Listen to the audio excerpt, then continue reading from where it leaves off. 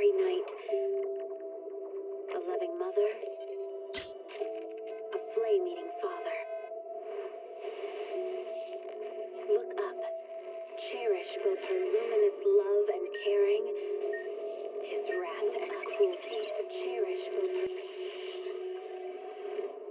Yet the Father, devouring all flame and glare, never graced the sky.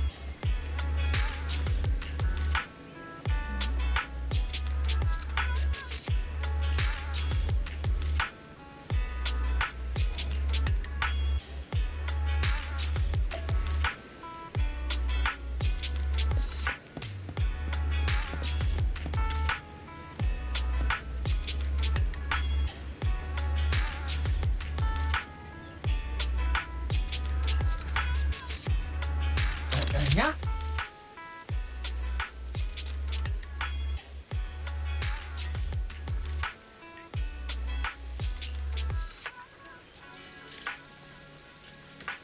Да, вот да.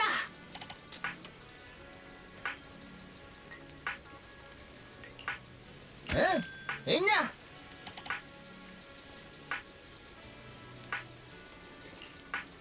Да, вот да.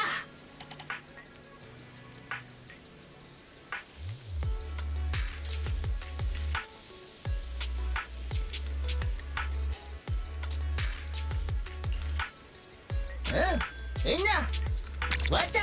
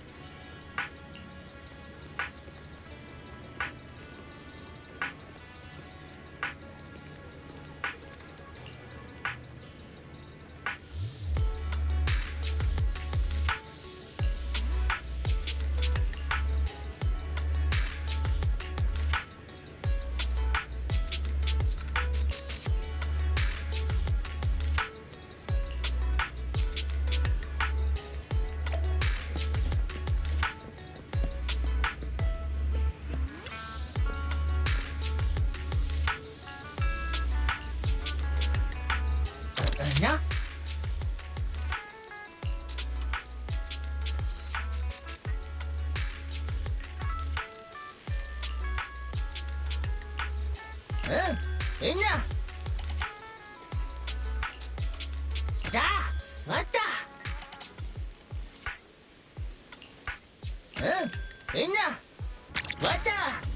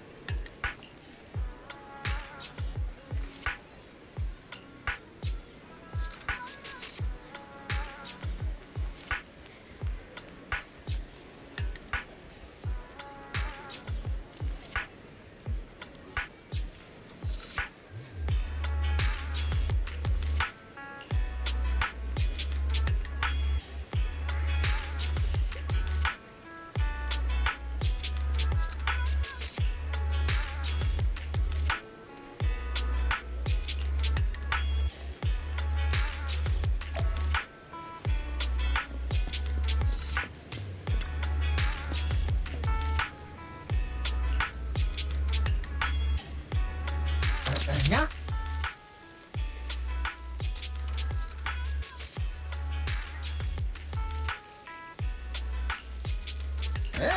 みんな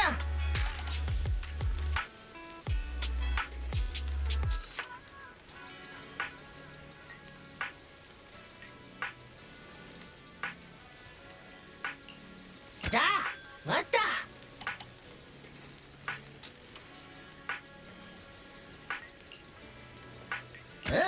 みんな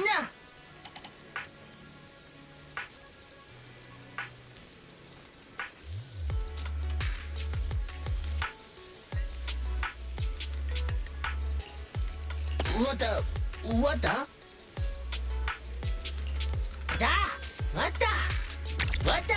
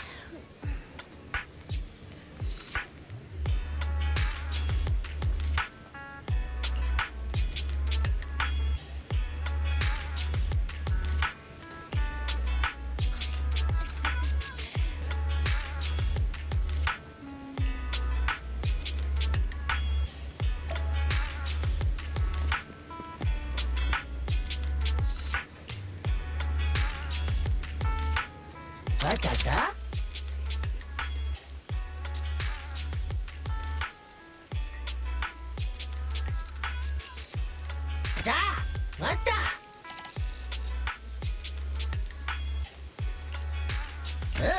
みんなだ待ったみんな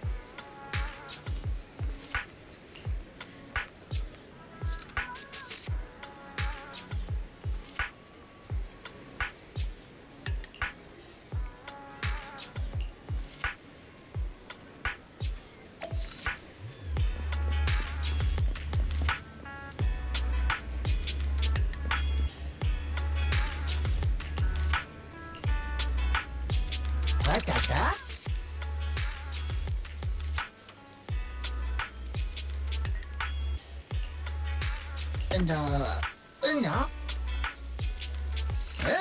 있냐? 자, 왔다.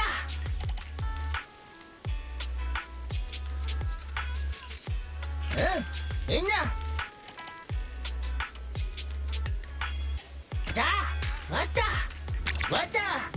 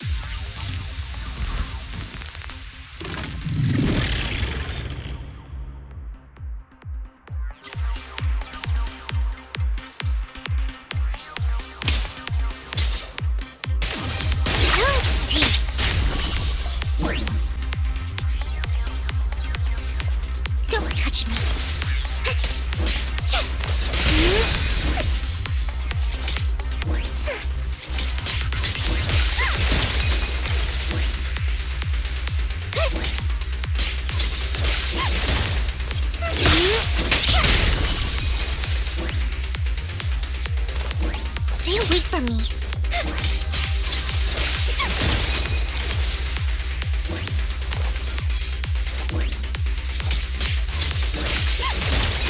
Keep your filthy hands off.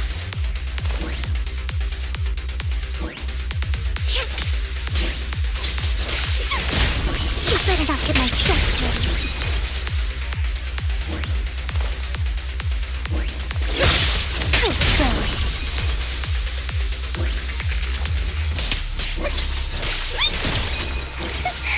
Idiot.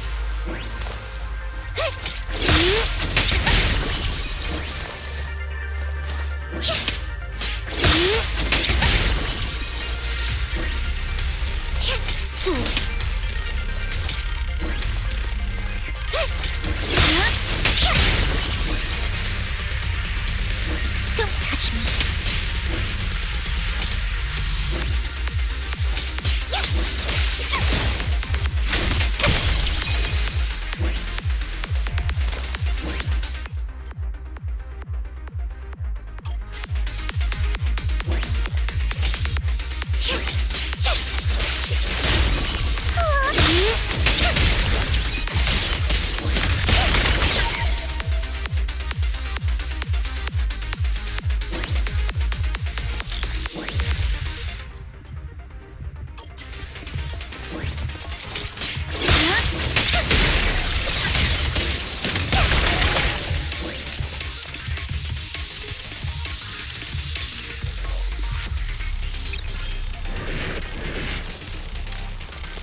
Who dares get between me and Lord Satan?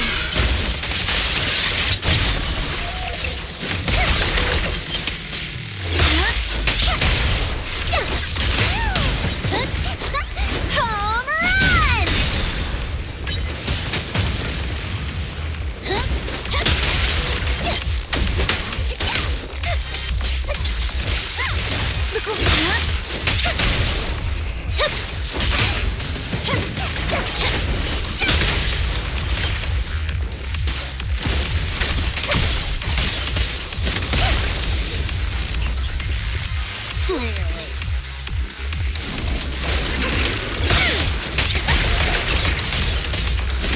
Okay. Every effort counts!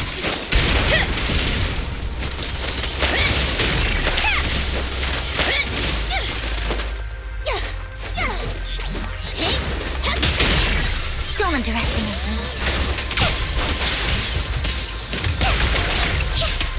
Careful!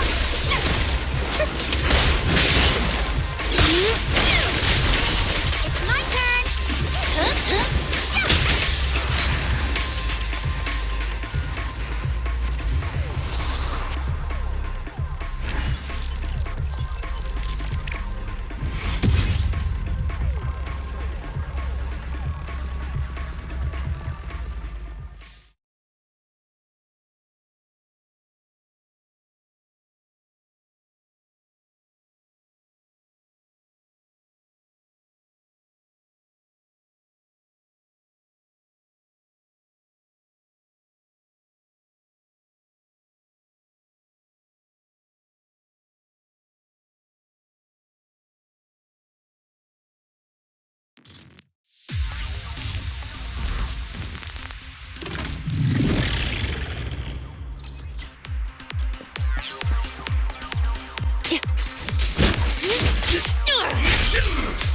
Move it! Keep it!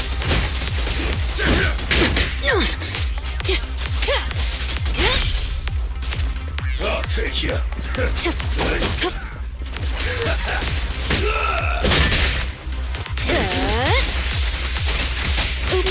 sorry.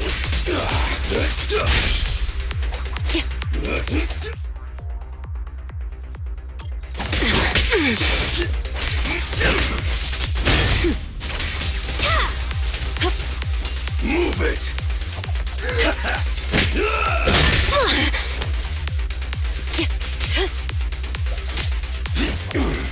Out of my way!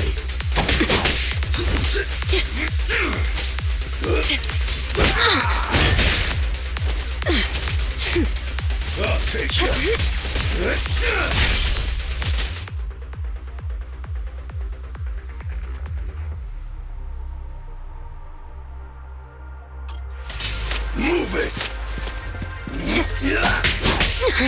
Watch your blind spots.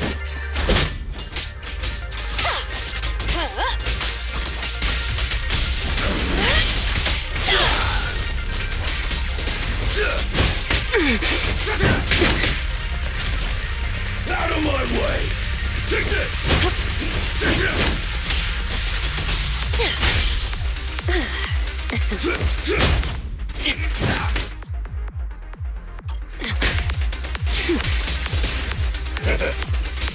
Out of my way! No escape.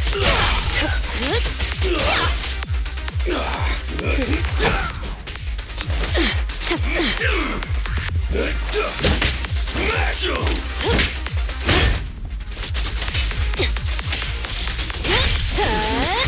Want some more?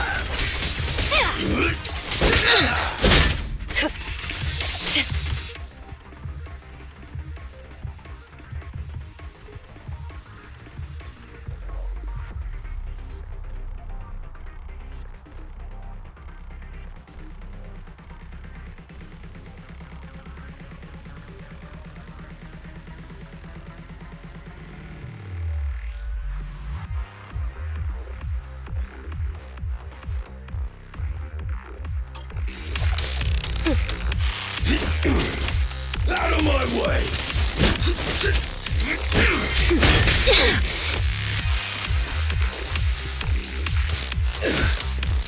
Move it! Out of my way!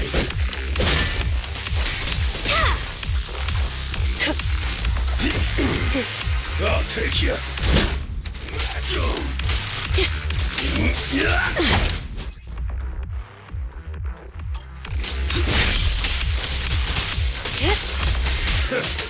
Now, you're the prey. Eat this! Out of my way! Take this!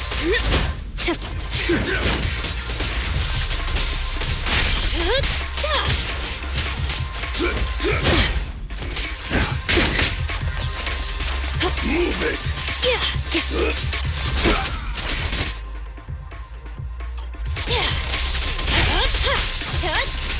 Move it!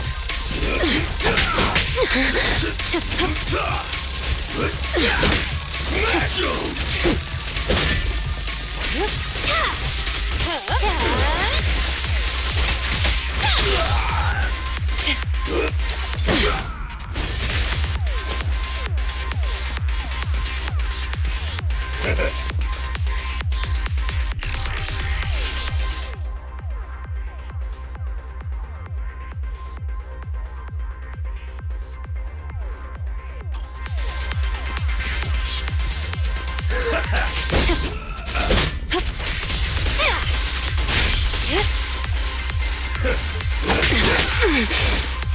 Out of my way!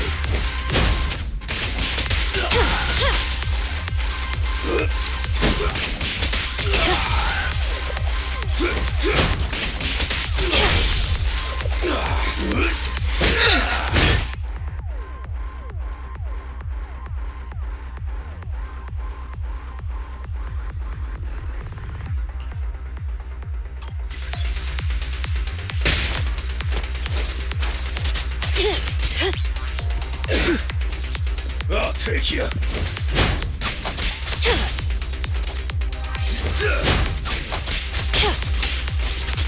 I'll make it painless.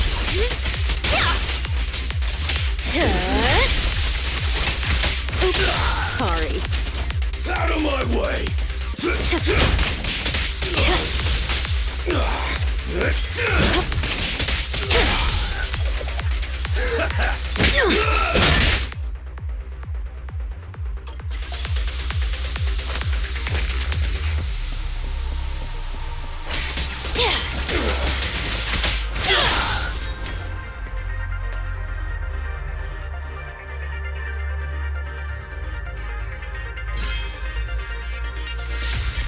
Here's a taste of the abyss. Let's make this quick.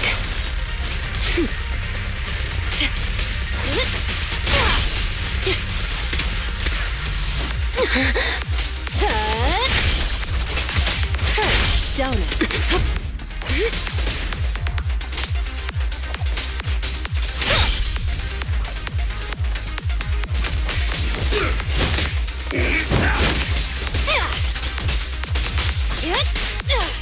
I'll make it painless.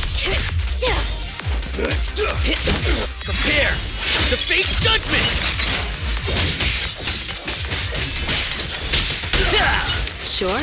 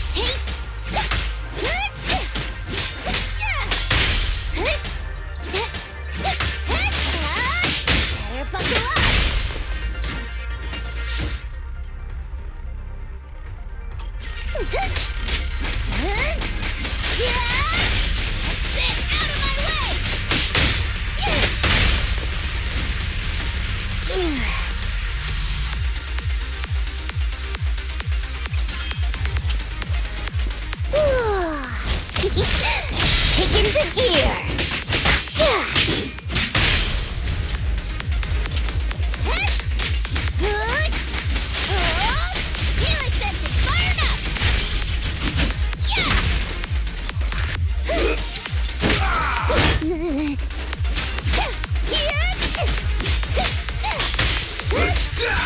Get one!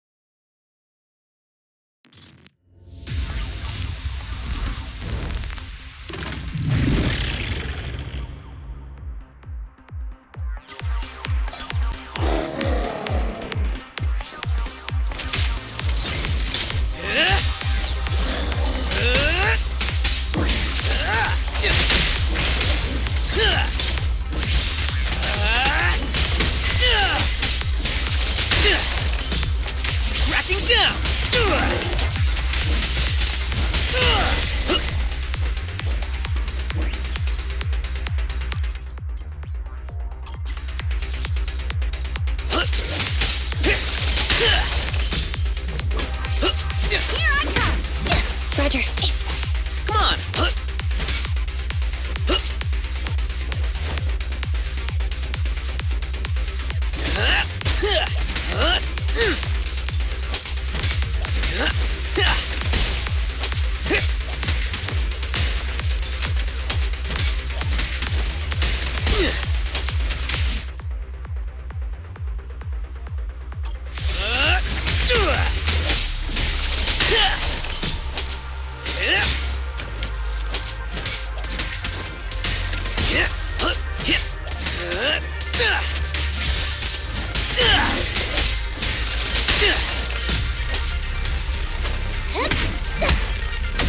Copy that. Thunder. Accept your punishment.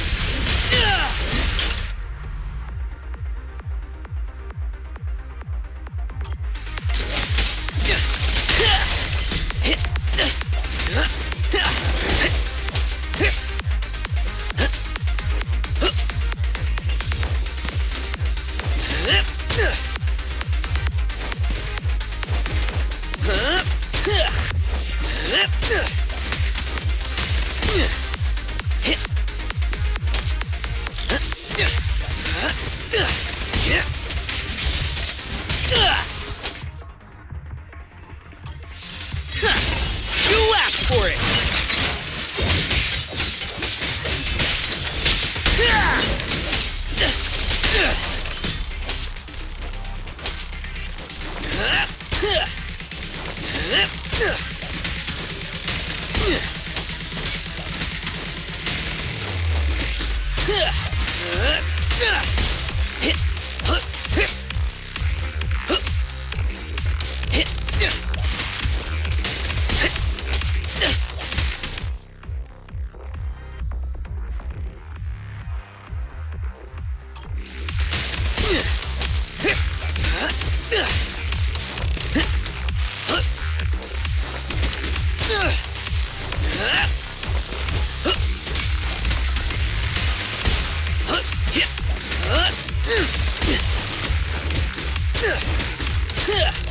Standing by. Roger. My turn!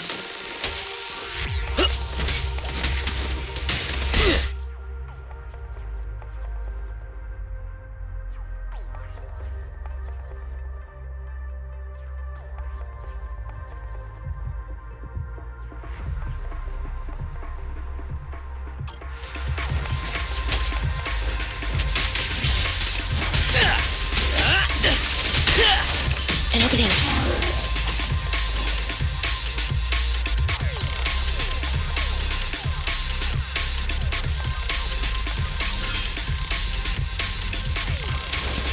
Don't get comfortable just yet.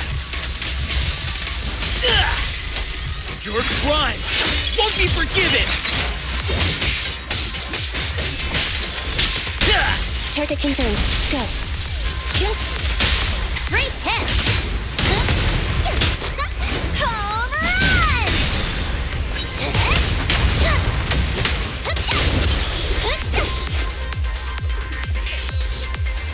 Eliminating target. Solid hit! They're exposed. Evade now. Great hit! An opening.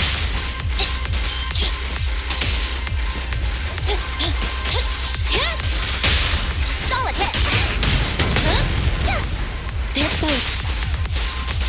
Come on!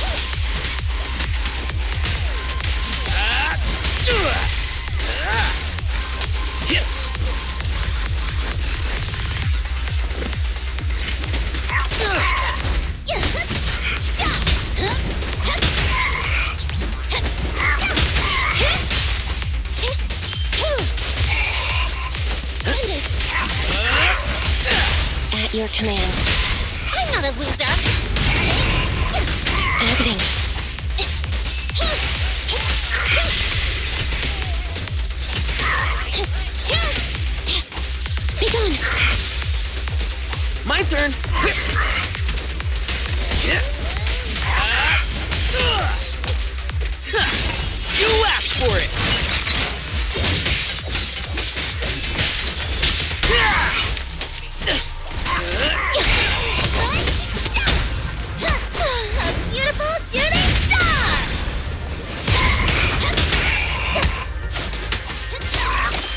choice. Great hit! Electric charge.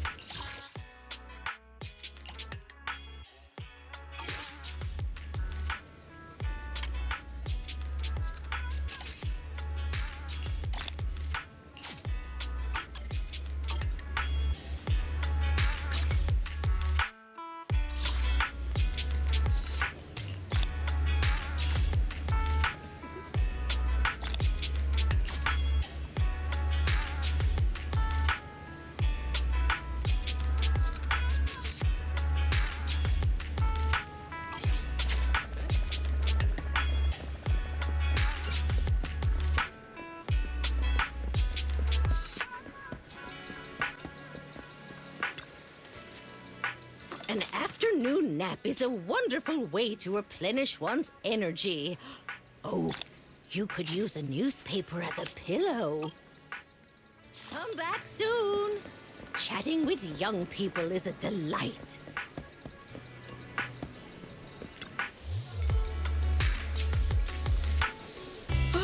Having coffee in the evening is the purest form of enjoyment.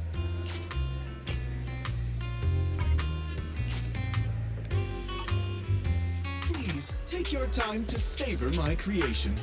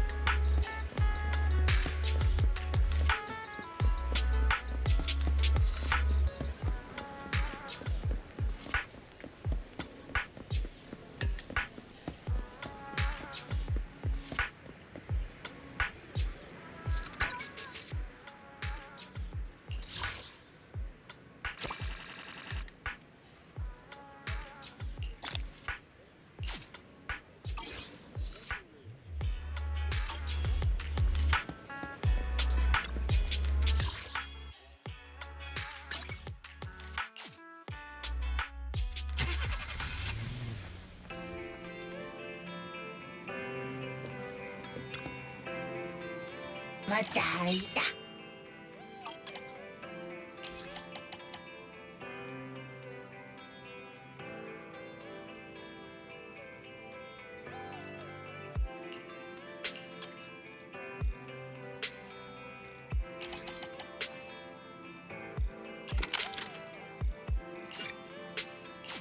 またうんだ。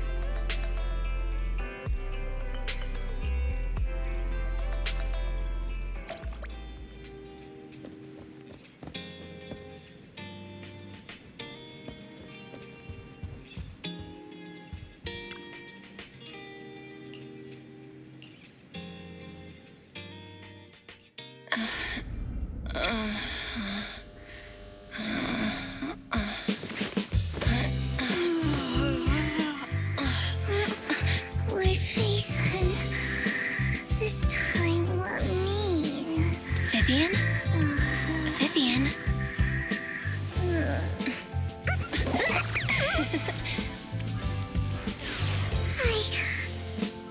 I didn't disturb your sleep, did I?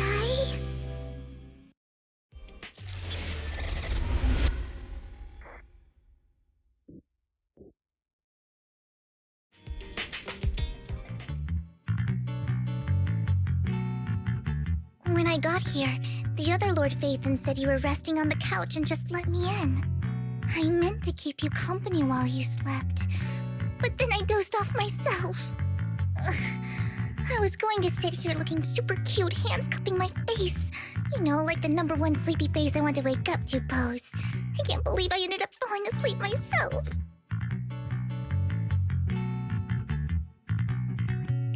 What sleepy face? What pose? That was a lot of words in one breath. Are you sure you got enough sleep, Vivian? No, Lord Phaethon. I was just worried that I had disturbed your rest. Just being able to see you sleeping peacefully is already the highlight of my day. No, my entire month. Though it is a bit late, but... Good morning, Lord Phaethon.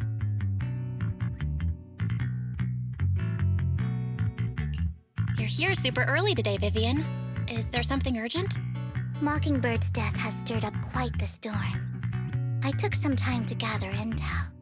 It seems someone deliberately leaked the story that Hugo is an illegitimate child of the Ravenlock family, but I haven't found the source yet.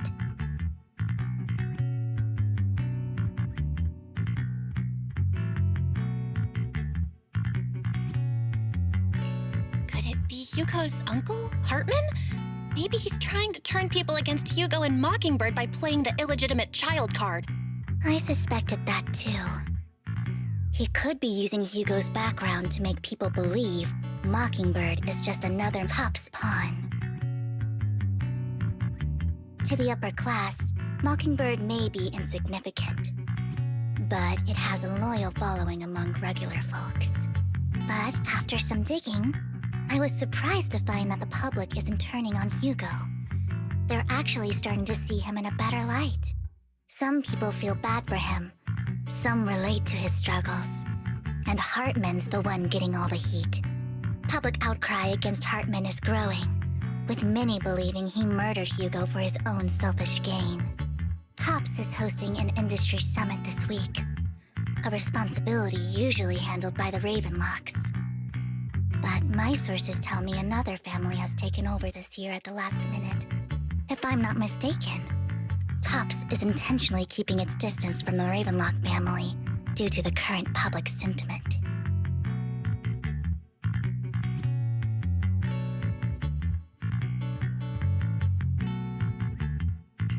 Sounds like Hartman's in a pretty bad spot right now.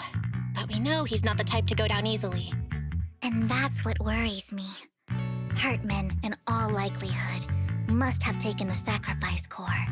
And now that he has this bargaining chip, who knows what kind of deal he'll strike with the Exaltists. Sorry for interrupting, Vivian, but I need a quick word with Belle. Oh, no problem at all. I'm sure you have important faith in matters to discuss. Take your time. I'll just be waiting outside. We can't make our guest wait outside. Belle and I will step out instead. Oh, don't mind me, Lord Phaethon. I wanted to browse the videotapes anyway. I'll be right here. Just let me know when you're done. Belle, Lycon's outside the video store. He knows Vivian is with us, so he's hesitant about coming in. He's stressing over what he did to Hugo in front of Vivian, but he really needs to talk to us. Maybe you should go speak with him first. I'll go talk to Lycon. Honestly, neither he nor Vivian is at fault. As proxies, it's our job to be the bridge between them.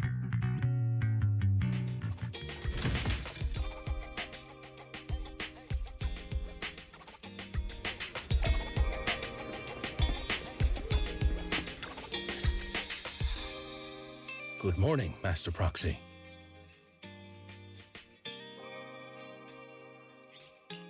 Good morning, Lycon. Wise mentioned you wanted to talk to us and Vivian about something? Yes, it's an urgent request from the mayor, one that directly affects New Eridu's safety. However, before we get into the details, as a former member of Mockingbird, I'm concerned about Miss Vivian. Hugo made many mistakes and betrayed the principles of Mockingbird, but I'm certain he didn't intend to put Miss Vivian or you in danger. I don't know Miss Vivian very well, and I was the one who took her companion's life.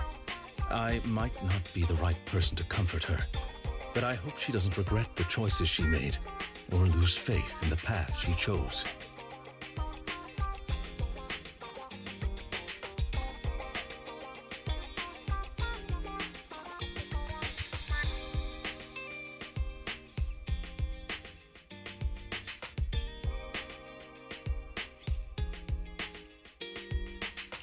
Vivian's doing just fine. She's actually been gathering intel and has a clear understanding of where things are headed. She might be tougher than you think. If you're really concerned, why not just talk to her directly? If you'd like to apologize, it should be face-to-face, right? That's reassuring to hear. I trust your judgment. You've always had a sharp eye for people. Would you mind coming in with me? I'd like to apologize to Miss Vivian in person.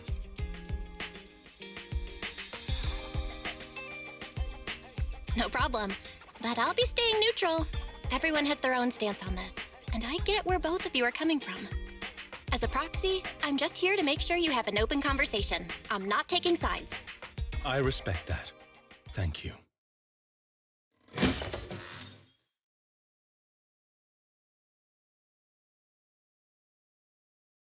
Miss Vivian, I'm very sorry about Hugo. You don't have to explain anything. I'm also part of Mockingbird. Mockingbird stands on more than just gain, so it won't fall when fortunes shift. Hugo had his fixations and ambitions. I also have things I must see through. I'm determined to get to the bottom of the Exaltists and the sacrifices. Miss Vivian, as a former member of Mockingbird, you have my deepest respect.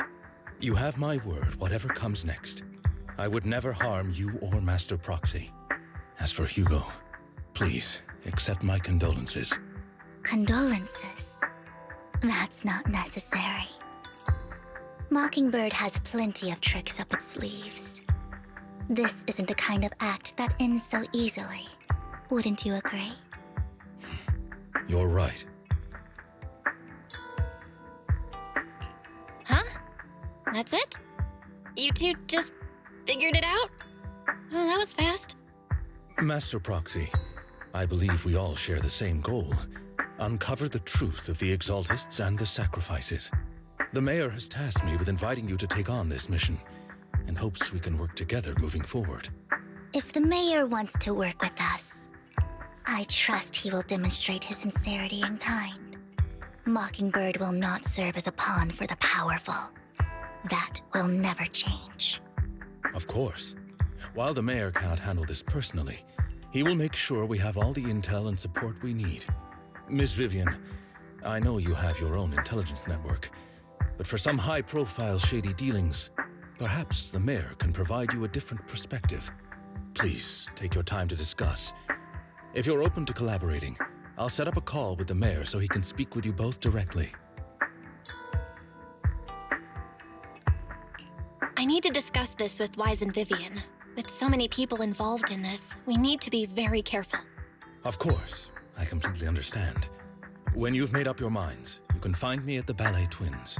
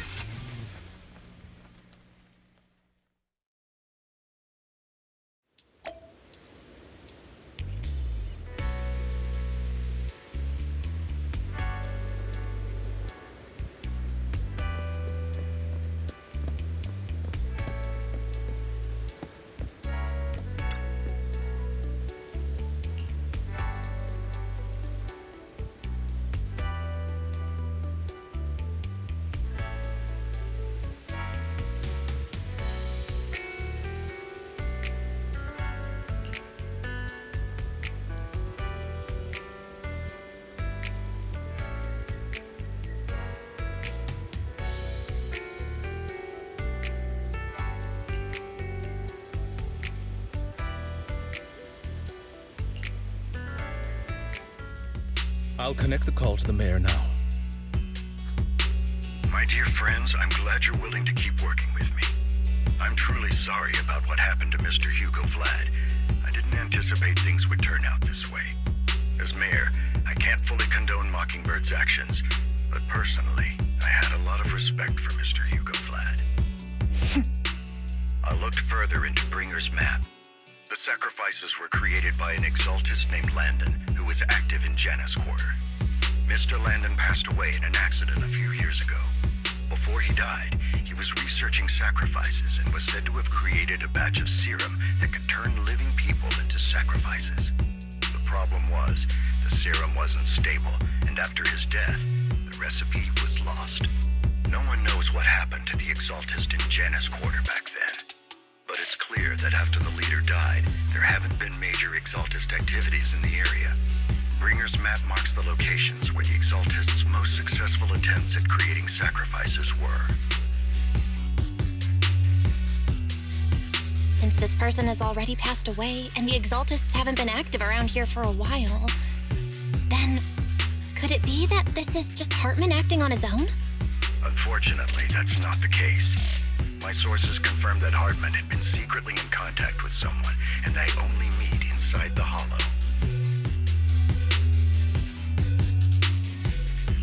Is it possible it's someone from TOPS? TOPS is a huge alliance of corporations.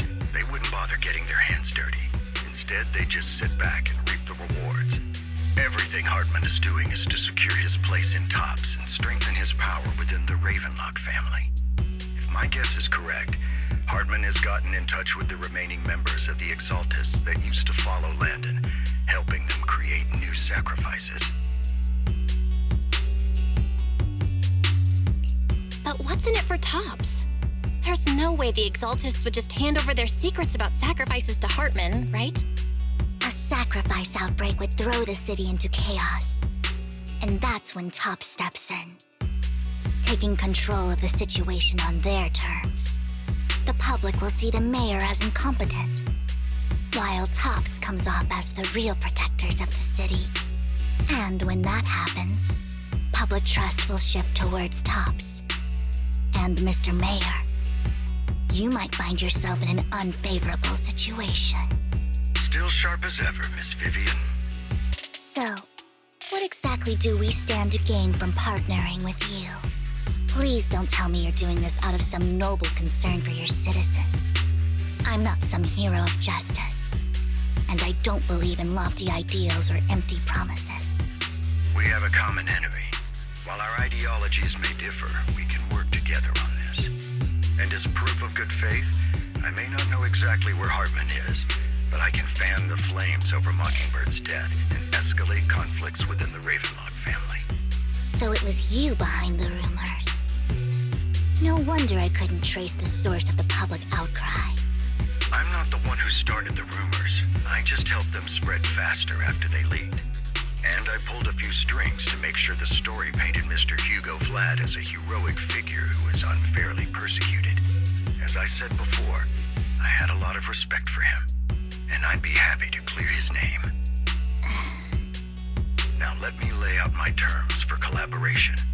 After looking into it, I found that the dormant sacrifice you discovered wasn't the only one. There are more places where sacrifices might be lying dormant.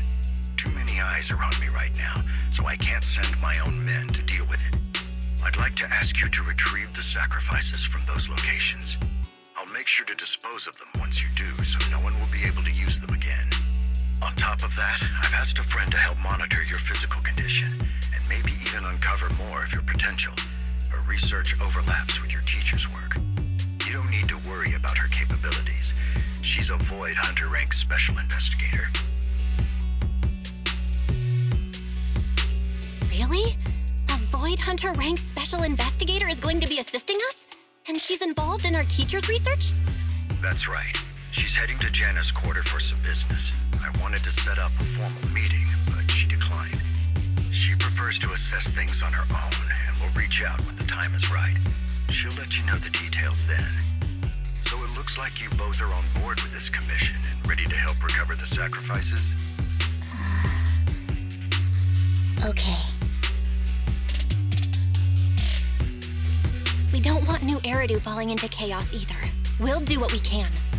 I know you won't let me down. Given our positions, we might not be friends, but we're definitely not enemies. I'll leave the rest to you then. I've got to go. Goodbye.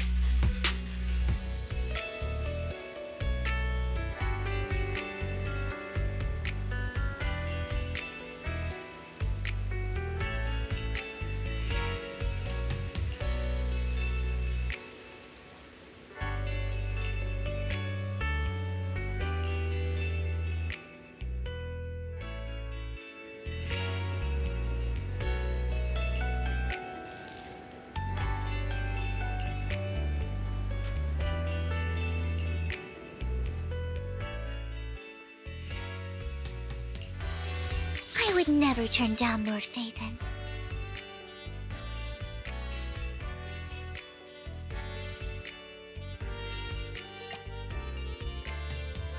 Huh?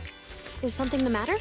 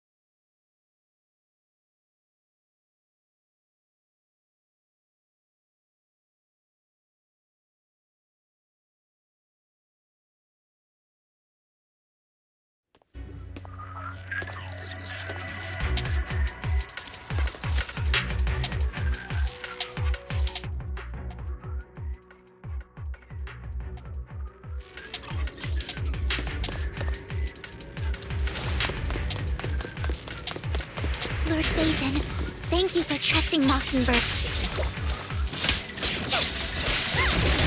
Don't look around.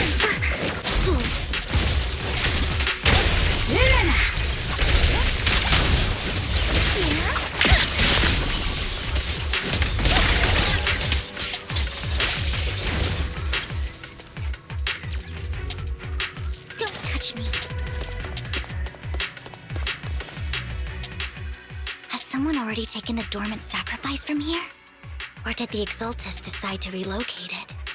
No. If these dormant sacrifices aren't handled carefully, they could awaken and turn against anyone nearby. She wouldn't risk moving them unless it was absolutely necessary. Did she realize the mayor was looking into this?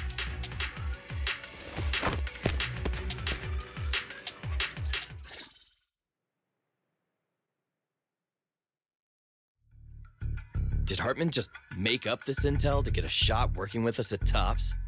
I've been walking around forever and haven't found a thing. The Ravenlocks have always been a shady bunch. No surprise they've gone downhill over the years. I heard they were pretty loaded back in the day. What kind of business did they run? No clue. On the surface, their businesses seemed legit, but who knows what was happening behind the curtain. Probably something with the sacrifices. I mean, how else would he know about the dormant ones left around here for years? And he was so sure that even if those original sacrifices didn't work out, he had a backup plan. Backup plan? What could that be? Well, that's beyond me.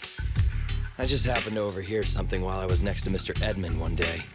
What's Tops planning to do with all these sacrifices, huh? For research? Do you think we'll ever have a normal life in the Hollows? Don't ask questions you shouldn't be asking. All right. There's nothing here anyway. Let's leave the Hollow and report back on what we found. And we'll make it just in time to clock out for the fieldwork shift. Let's get out of here first.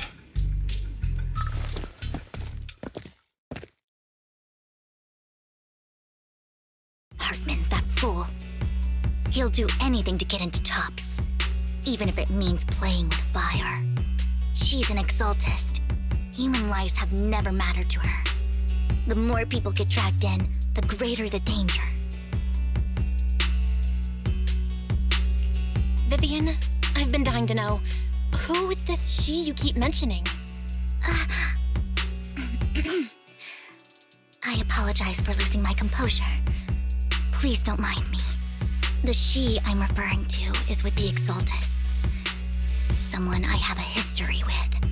That's why the moment I heard about the sacrifices, I felt compelled to uncover the truth. I never meant to hide anything from you.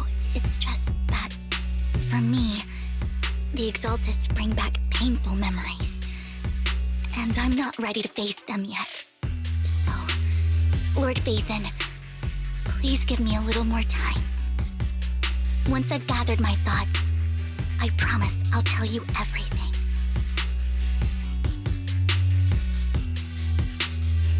Sure, I won't pry anymore. Everyone's got a past, and you don't have to dig up old wounds if you don't want to. I can see the Vivian I know now is super brave and kind. I believe you've really put in the work. Lord Phaethon, if we weren't in such a hurry, I'd spend 3 whole hours singing your praises. I'll make note of this and make sure to get it done before bedtime. First things first, let's track down those dormant sacrifices. The Exaltists have probably realized someone's after them by now. I wish we knew what Hartman's backup plan is. I just can't shake the feeling that something bad is about to happen.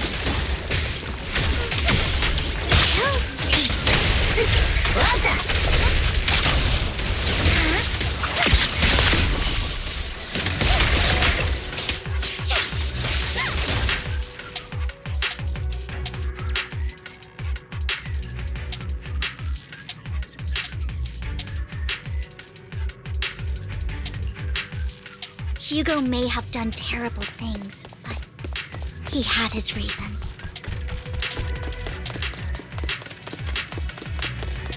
Mockingbird might be seen as the bad guys by a lot of people, but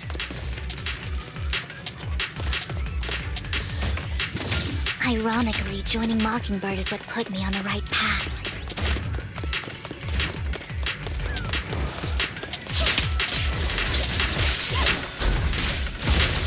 For the first time, I'm needed for more than just my curse.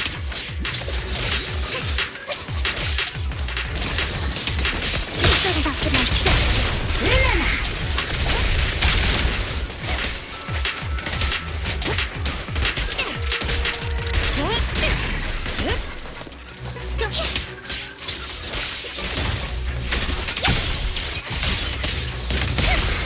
Nothing here either.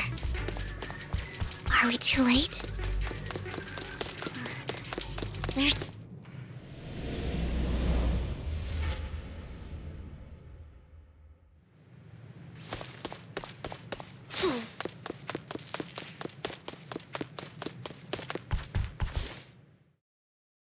I knew it was you, Vivian. Camille! What are you doing here, sis? Are you destroying the dormant sacrifice? Vivian, don't call me sis. I'm not your sister. Are you trying to stop the Exaltists? I never left the Exaltists. You know what Landon did back then! Lord Landon did it for the Creator. His methods may have been extreme, but they were necessary. Back then, you walked away. You should do the same now. We didn't meet today. Take your friends and leave. What's wrong? Are you being forced into this? I can help you. Help me? Like how you helped her? Vivian, you're crying. You see me, don't you? No, You haven't changed a bit, Vivian. No need to hide your tears. I know exactly what's ahead for me. You've made your choice, and I've made mine. One last piece of advice. Stay out of this. She loathes you. I won't tell her we met today. Don't show yourself around us again. Camille!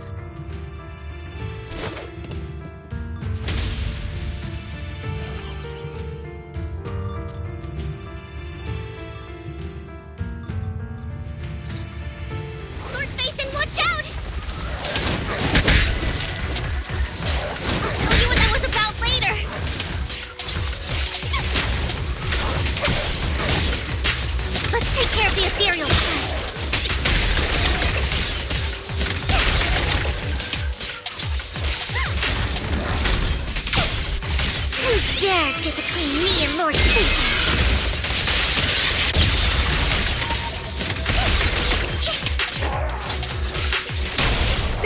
What's that? Stay where you are!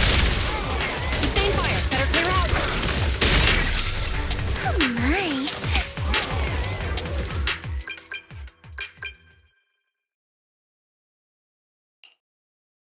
You two took longer than I expected.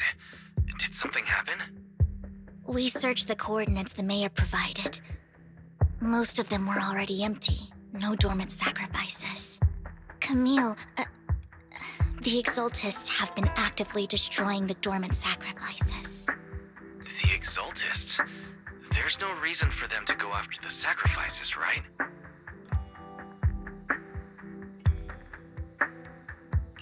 Vivian is telling the truth. I saw it too. And one of them is someone I once knew. I thought she would leave the Exaltists after Landon's death. But she stayed. Do you have a history with the Exaltists, Vivian? When I was a child, I stayed with the Exaltists for a while. Back then, Landon was one of the most respected figures among the Exaltists in this region. A lot happened. And after Landon died, I left. I can't turn a blind eye to the sacrifices. I know all too well how many lives have been lost bringing them into existence. Ever since I learned a sacrifice had appeared in Janus Quarter, I haven't been able to stop worrying. I won't let history repeat itself. That's why I asked Hugo to investigate, starting with the Sacrifice Corps. Vivian. Please stop. I'm not looking for comfort. I'm just recounting the story for you to understand the situation. We've got bigger things to focus on. But when I do need comforting, I'll come straight to you. I hope you'll make time for me, Lord Phaethon. Just so you know, I'm not the easiest to console. No worries. I'll totally have your back until you're feeling better. Okay, back to the matter at hand. That conversation between those two TOPS employees back in the Hollow is still bothering me. They said Hartman had a backup plan, and that got me thinking about some news that was quietly swept under the rug. Lately, there have been mining accidents in Ravenlock-controlled areas. Many workers have died. The families were paid off with huge settlements, way more than usual.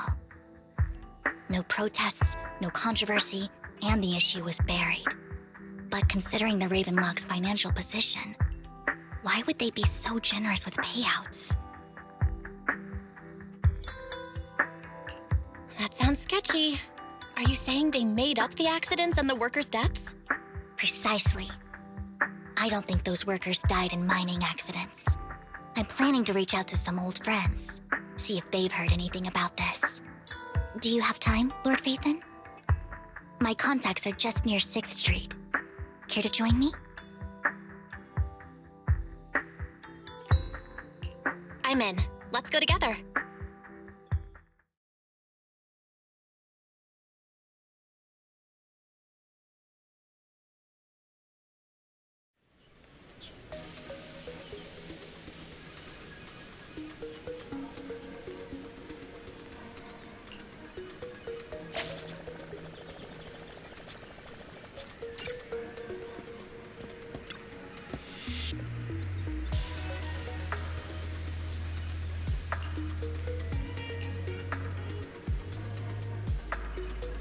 An old friend of mine said she has some new intel.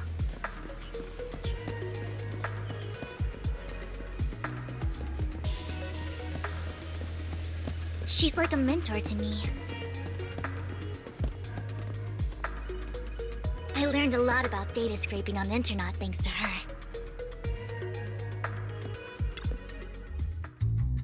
Rain! Long time no see. Yeah, it's been a while. Rain? You two knew each other? Yeah, Phaethon. Long time no see. Rain, you actually know that Lord Phaethon is Lord Phaethon? No, I mean, you actually know Belle is Lord Phaethon. I didn't know right away. One time, I needed a favor from Nicole. I only found out after meeting them. I mean, who would expect a legendary proxy to be running a video store for a living? Oh, by the way, your idol... Rain, let's not bring up old stuff. Lord Phaethon wouldn't be interested in that. Why are you all tense? Right! Lord Phaethon lives on 6th Street too, and might know your idol. Remember when you traced that post on Internaut to 6th Street and actually went to check it out? And you came back all bummed, spouting nonsense. Like there was only a black cat at the location, and maybe your idol is actually a talking cat. Or something like that.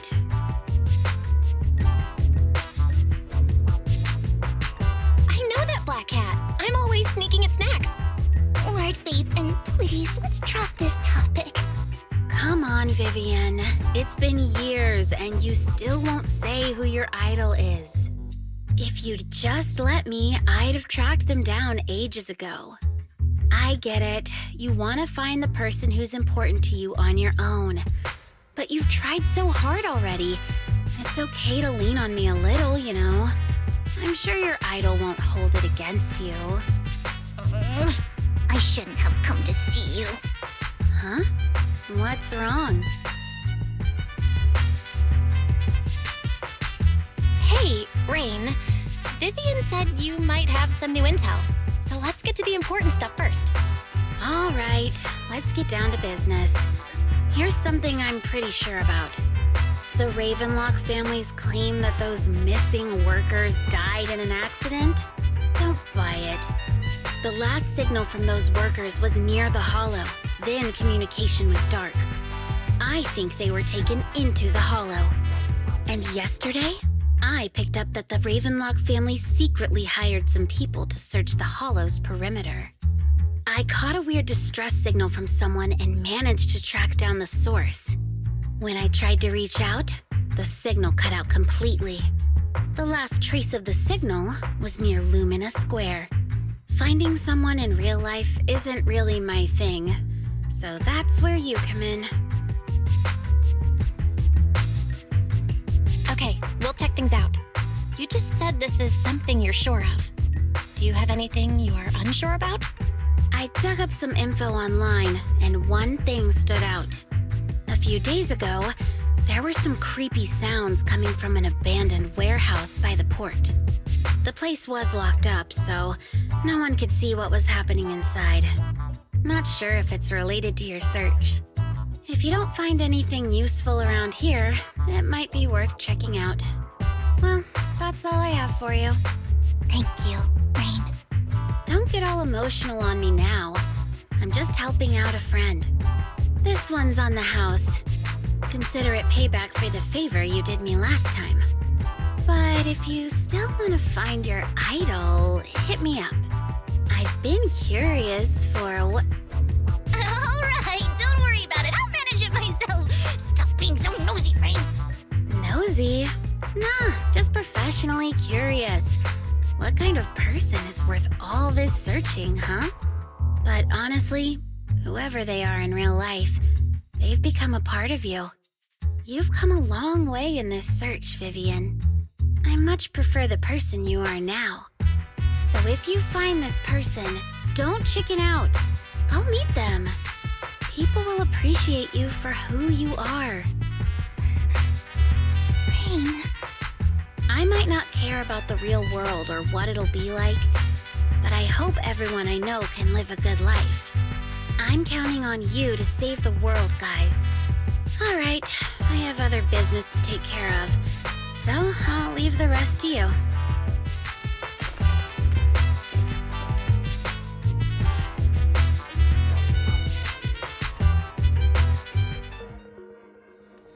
Lord Phaethon, please pay no mind to what Rain said.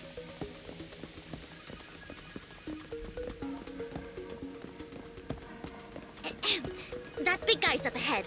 Let's hurry.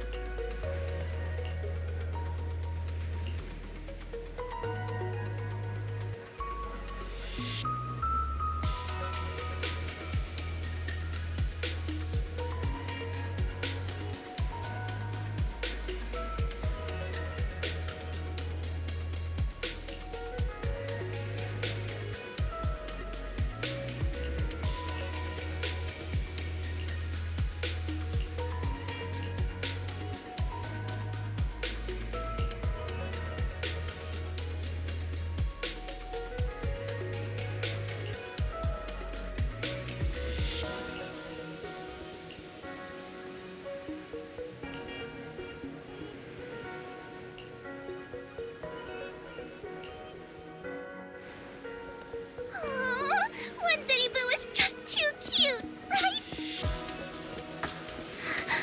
I didn't know you helped it too. I knew Lord Phaethon was the best in the whole world.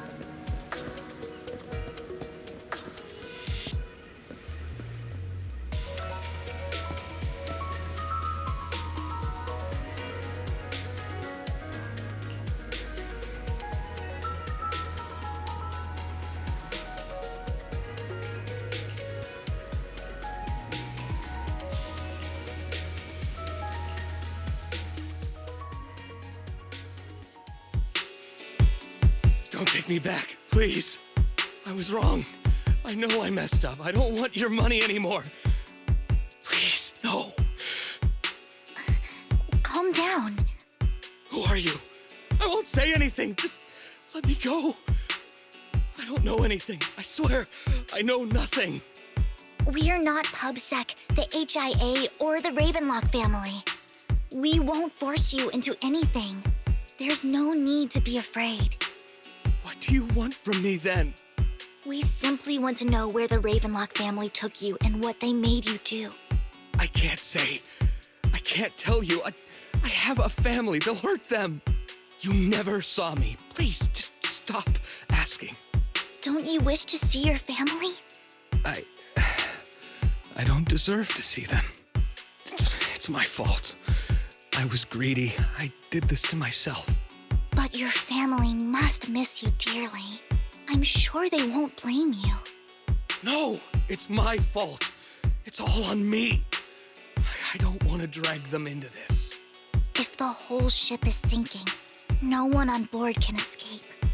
I'm just a nobody. And right now, there's nothing I can do to change anything. If you care about your family and friends, now is your chance to stop the disaster before it's too late. Even a butterfly flapping its wings can send a tsunami surging across the ocean. No one knows how this will turn out. But if you do nothing now, the only thing waiting for you at the end will be regret. We're not here to turn you in, and we won't force you to confront them. You'll be safe with us. I'll help you return to your family. But you must tell us precisely what happened. Hartman offered a huge amount of money, looking for workers to go into the hollow to guard something. The money was way too good. We all kind of figured something wasn't right. I thought it was just smuggling or guarding some kind of illegal ether resources, so I signed up. After we sent in our applications, Hartman's men took us into the hollow. The first place we went, there was a strange box. When we got there, they handed us some pills, saying they'd improve our aptitude for ether, for us to last longer in the hollow. But after I took them, everything went fuzzy. Something was definitely off about those pills. When I woke up, I saw my coworkers dead in front of me. And there was blood all over my hands. They said something about me being a good experiment, moved me somewhere else, and locked me up. They wanted to inject me with something. I got scared and didn't know what was gonna happen. But then a blonde guy found me, gave me a carrot, and let me go. So I escaped. I didn't want to kill anyone. I don't know. It wasn't your fault that your coworkers died. You were just a tool in their hands. Do you remember the place they first took you? Do you know what was in that box? I only remember the first place was like a rooftop. I think it was on top of a tall building. What exactly was in that box? I can't remember. I'm not lying. Those pills they gave us, they make you hallucinate. I took just one and my mind felt like it wasn't my own. My memories turned into a blur. I'm telling the truth. I'm not trying to run from my mistakes. I just really can't remember what happened. I know you're not lying. We'll arrange for your protection. You can rest easy and recover, and your family won't be dragged into this. Once this is all over, you will be able to reunite with them.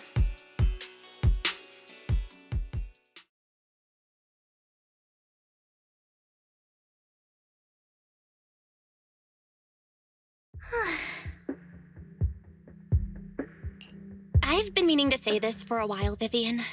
You're just so calm and decisive when things get tough. Totally different from the impression you gave me at first. Actually, I wasn't always like this. I used to run away when things got tough. There was even a point where I just wanted to disappear. As if my very existence was the source of suffering. I wondered. Perhaps leaving it all behind could put an end to the pain.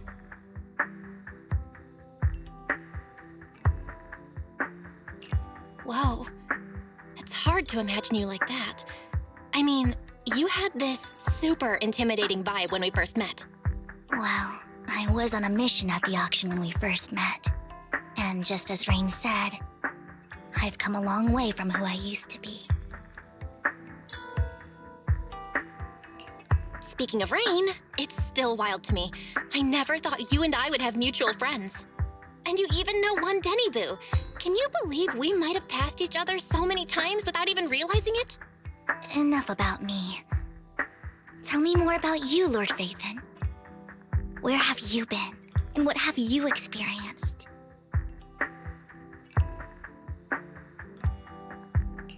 Looking back, I feel like I've been through a lot lately.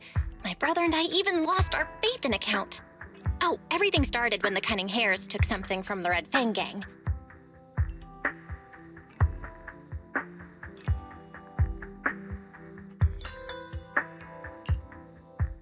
I remember it should be around here. That store's been sitting in my favorites for ages.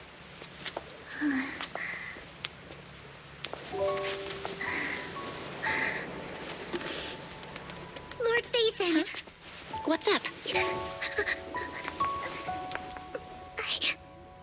I've seen that black cat on 6th Street. That harmonica in the outer ring you mentioned. I've heard it before, too. I've even been to the monument outside Hollow Zero. But none of that was a coincidence. It was me.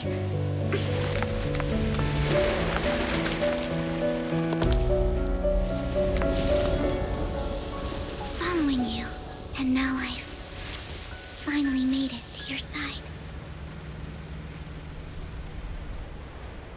Ever since I was little, I had been seen as the bringer of bad fortune.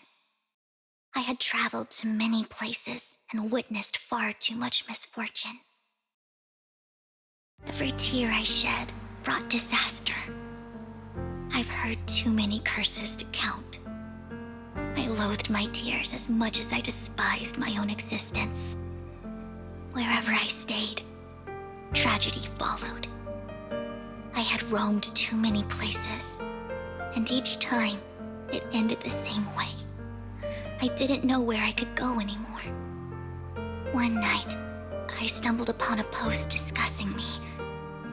Whether they knew me or not, everyone seemed convinced that I was the source of the curse. Some mocked me with cruel intent. Some wished I would vanish, and others speculated maliciously. really seemed that my very existence was a disaster. In that moment, as darkness enveloped the city, I saw lights flickering to life all around New Eridu. So many lights, and not knowing where to go, I thought, if only I could disappear into those lights. I made up my mind, and right then, my phone rang. I decided to take one last look. I wanted to know who left me my final message from this world. It was you, Lord Phaethon.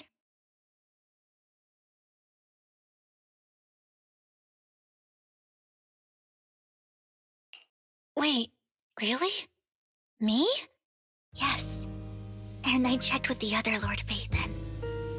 You were the one using the account at that time. But I know you probably don't remember it. After all, it was just an ordinary day, with an ordinary post and meaningless comments online.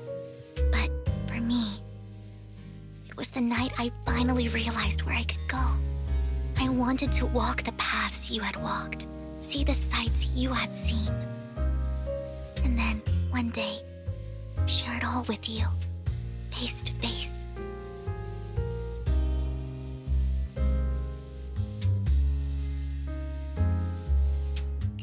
What did I even say in that comment? I can't remember off the top of my head.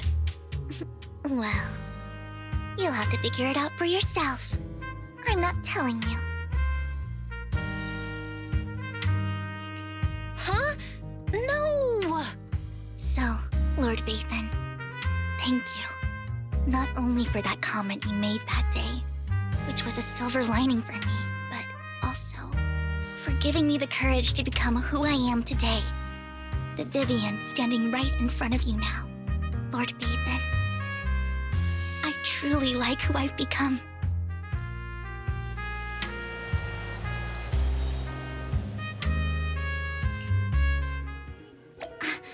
Lycon just sent a message. There's an update. Let's head back to the video store and go over the details together.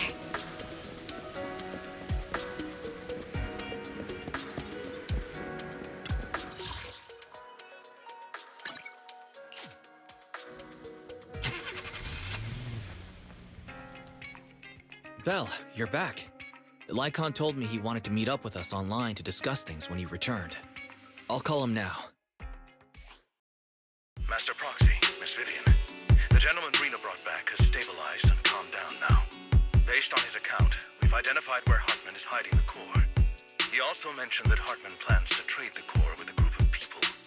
We suspect that this group consists of members from the Exaltists. I knew it. Now that we have the location, it would be splendid if we could seize the sacrifice core before they do. Precisely. We hope you can head to the location as soon as possible to secure the sacrifice core. We've got this. I have other matters to attend to, so I'll leave the retrieval of the sacrifice core in your capable hands. The mayor's friend that he mentioned before will also be assisting you this time. The target coordinates have been shared with her, and she'll meet you there. Please ensure your safety, and I wish you all the best.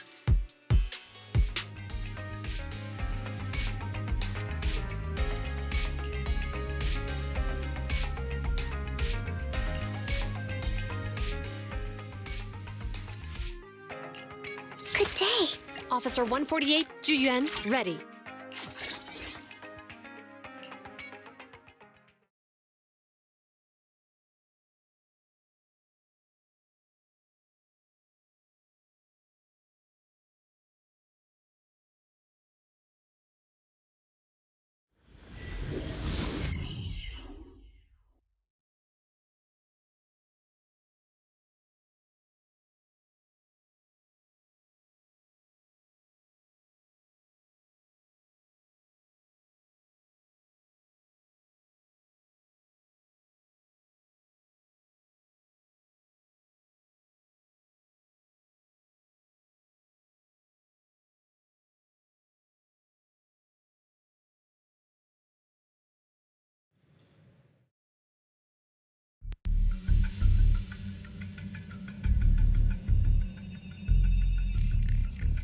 Where's the sacrifice core? Camille, you really think I'd stroll around with something this important? Plus, even though the Ravenlocks and the Exaltists have been working together for ages, I've hardly even met Lady Dina. I'm the one offering the sacrifice core here. I'm curious what Lady Dina's got lined up for me in return? I'm just here to verify that the core you mentioned is real. Once that's sorted, Lady Dina will give you a proper response. Our partnership isn't just talk. We need to be sure you have what we need before moving forward. Sure thing. I'll take you to where I keep the core. Once you verify it's legit, have Lady Dina come over. We'll lay everything on the table face to face. All right, lead the way. It seems Hartman is trying to bargain for more. What a greedy and insatiable man. It's just that... why would they only send Camille for something as important as the sacrifice core? And I can't shake the feeling that Camille doesn't want Hartman and Dina to meet. Why is that?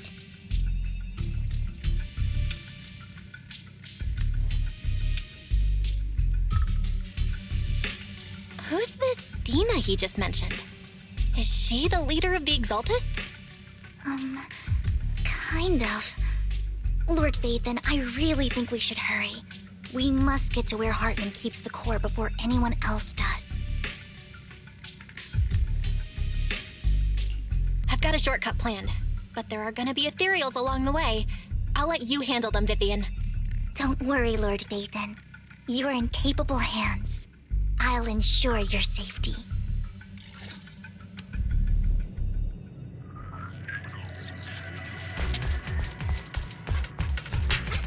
Ethereal! Stay away from Lord Phaethon!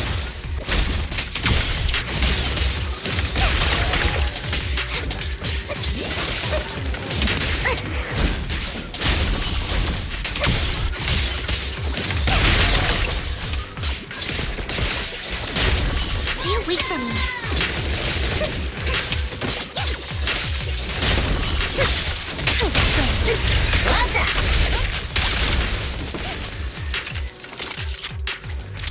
Oh my. Looks like Hartman's trying to negotiate for more leverage.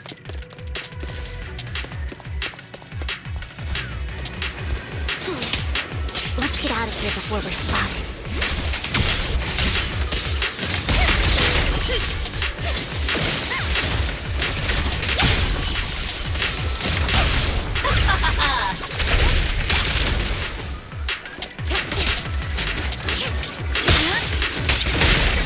Let's keep moving, Lord Phaethon.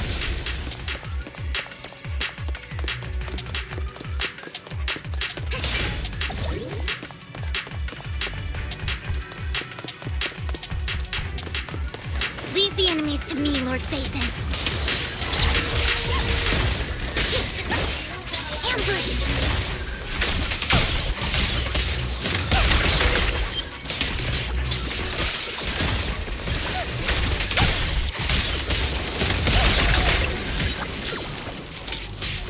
Standing by.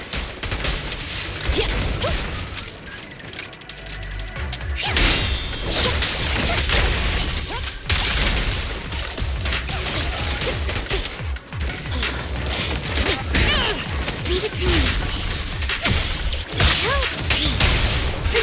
They're still over there. It looks like they're arguing. Hello, me. This is our chance. Let's hurry.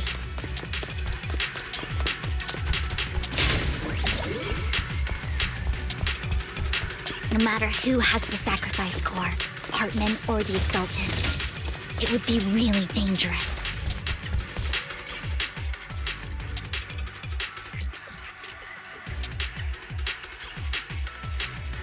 Hand over what's in the box.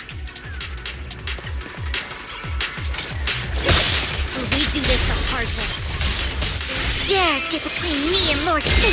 You sure talk big, girl. Let's hurry and secure the sacrifice core.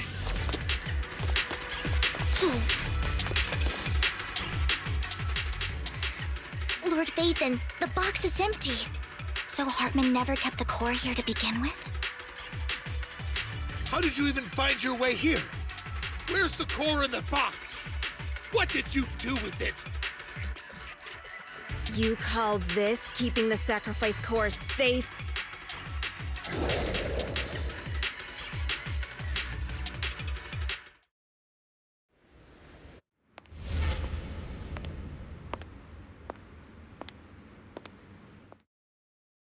Vivian, it's been ages. Dina! Oh my, you actually remember me. So sweet. Look at you, thriving. I thought you'd totally forgotten about our past. So, tell me, do you ever dream about the people you've killed? Are they crying in your head all night? Back then, I had no idea. You had no idea? While you were soaking up all that love from Daddy and everyone else, you had no idea what was going on? I wasn't... Lady Dina, Miss Vivian didn't actually... Camille, when did I say you could meet up with Hartman today? I just wanted to make sure the sacrifice core is legit. I was worried Hartman might try to pull a fast one on us. Really? So loyal. I thought you'd be more like the old days. Just a few words from Vivian, and you'd be plotting my demise. Just like what you did with Father. I won't, Lady Dina. Don't even think about betraying me, Camille. You owe me for what went down back then. However, I do understand your worries. This core, it's fake. No way! I got this straight from Hugo! It can't be fake! How can you just claim it's fake without any proof? Ugh, seriously?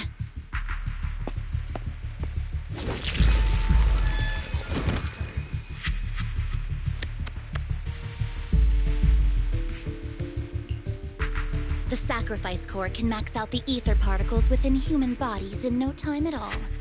But look at your little subordinate. How uncouth. He's making noises like some animal. Can you shut him up? So annoying.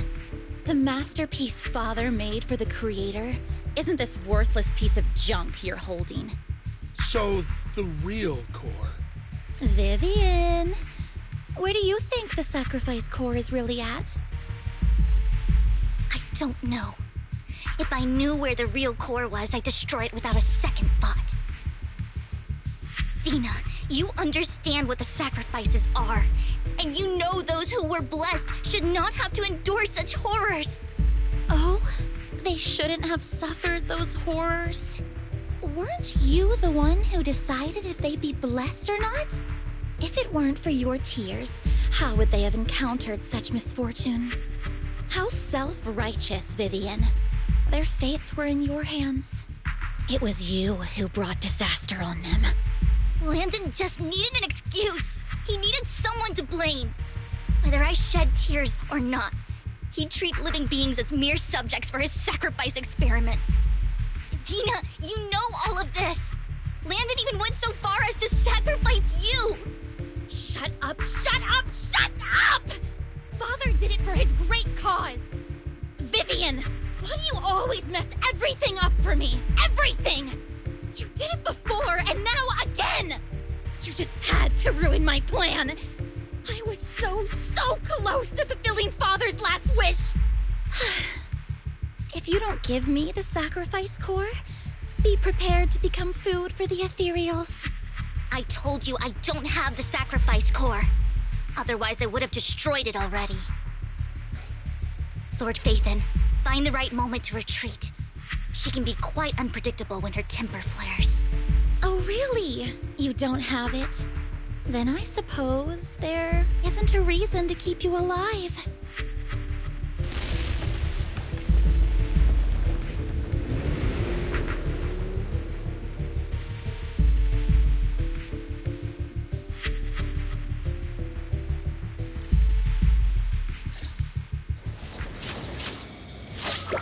More cereals are coming.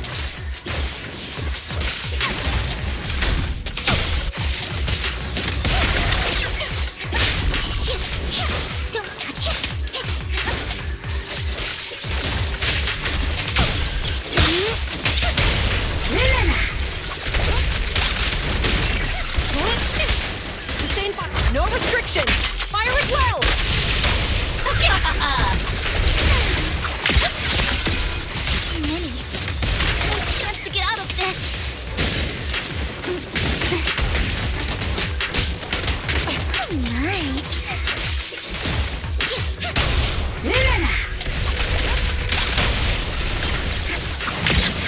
Your filthy hands off.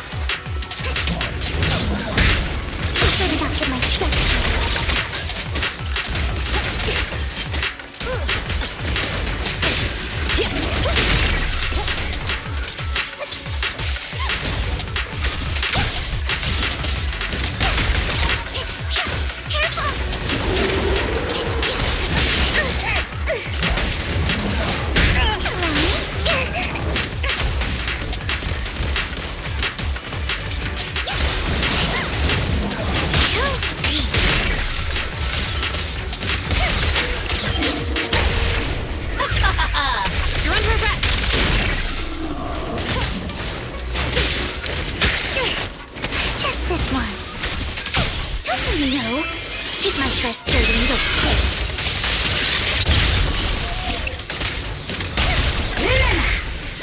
Persisting.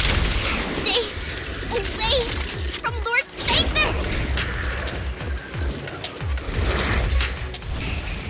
There are so many.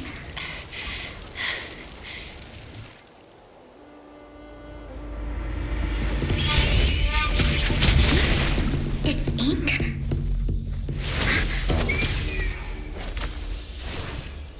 Shun Palace, good fortune, closed gate, safety.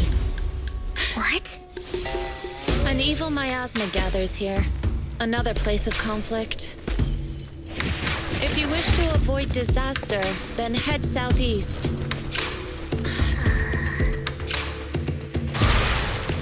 Now! Thank you.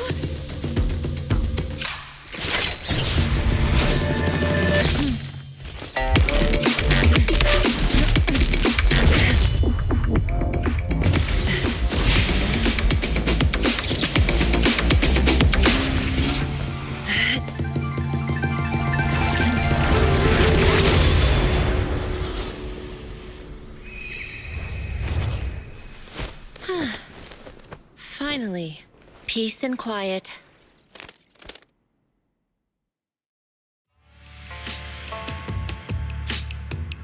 You must be Belle, right?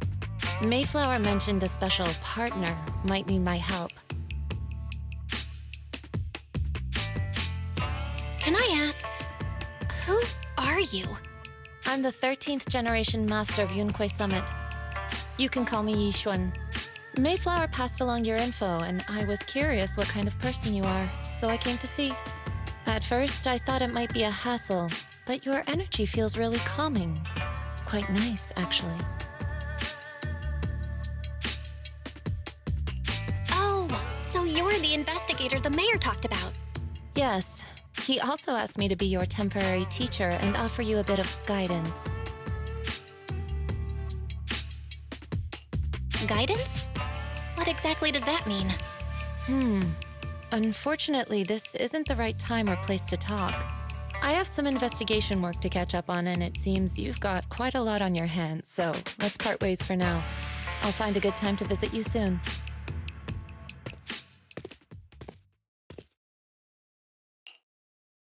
I'm so sorry, Lord Vathan. I'm just not feeling very well. I think I'll head back for now. I'll investigate the sacrifice core and reach out once I find something. You definitely need some rest. Let's get out of the hollow.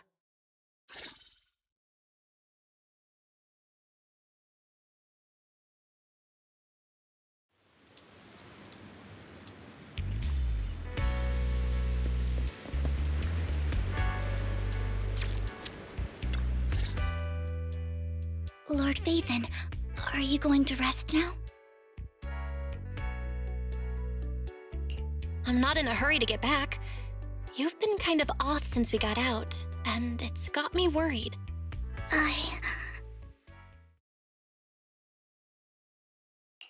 If something's bugging you, just spill it if you want to.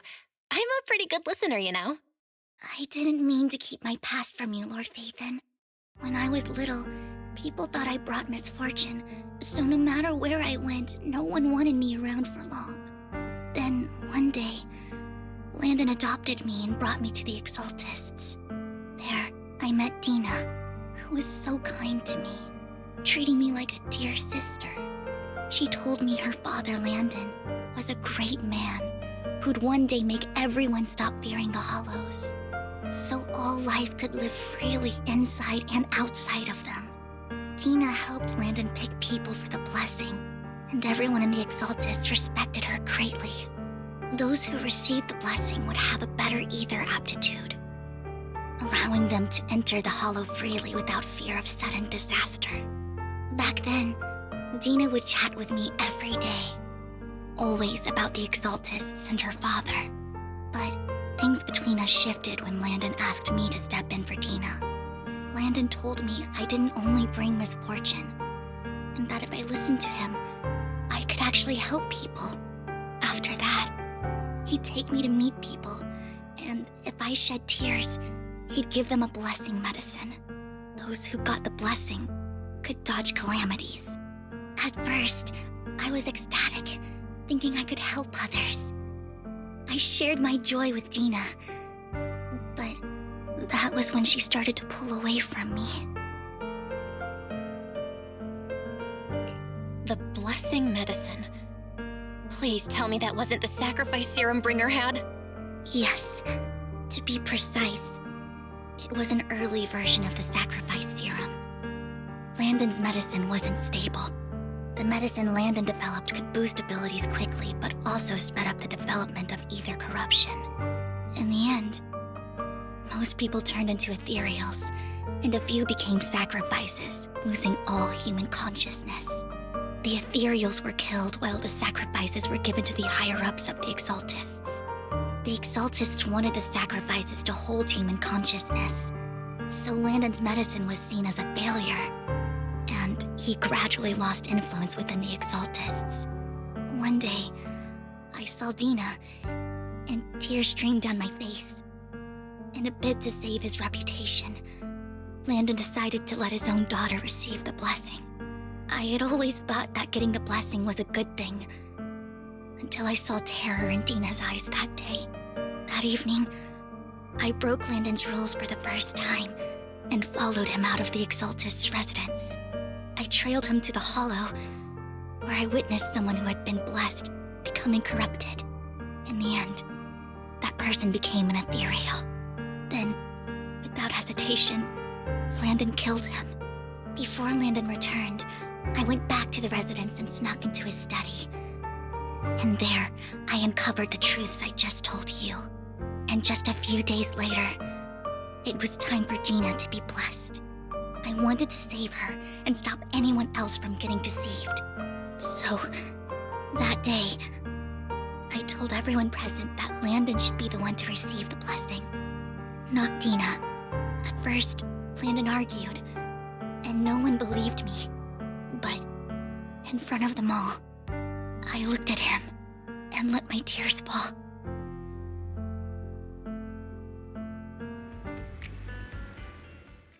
Lord Landon, please accept the blessing.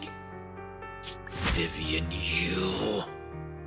Why won't you accept the blessing? Were you lying to us? Ungrateful fools! You have no use anymore! Liar! Run! Run! Dina!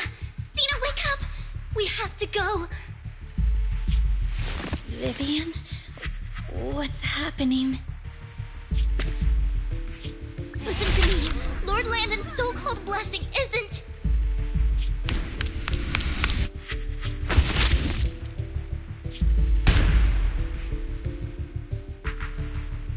Father!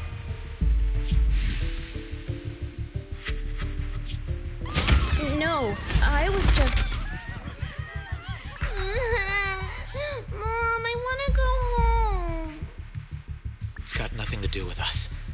This is just what happens when you don't accept the blessing. Vivian, was this you?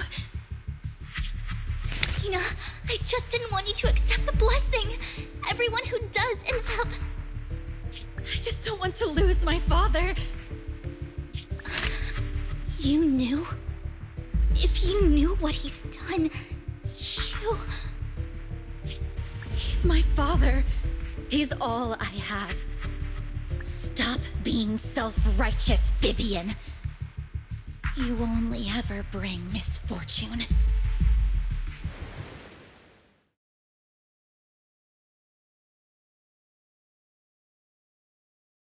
I thought once Landon was gone, Dina would leave the Exaltists. I never expected her to continue his research, or that Camille would stay. Camille lost her entire family in a hollow disaster, so she's always supported the Exaltists. She's not a bad person. She's just someone searching for hope. She joined the Exaltists very early on, and even watched Dina grow up. That day, she was just so desperate to save Dina that she... All these years, she's been following Dina, taking care of everything out of guilt, I think. But I didn't just fail to save Dina. I trapped her. I see misfortune approaching, but I can never change its course or avoid the bad ending. Maybe I really am a bringer of misfortune.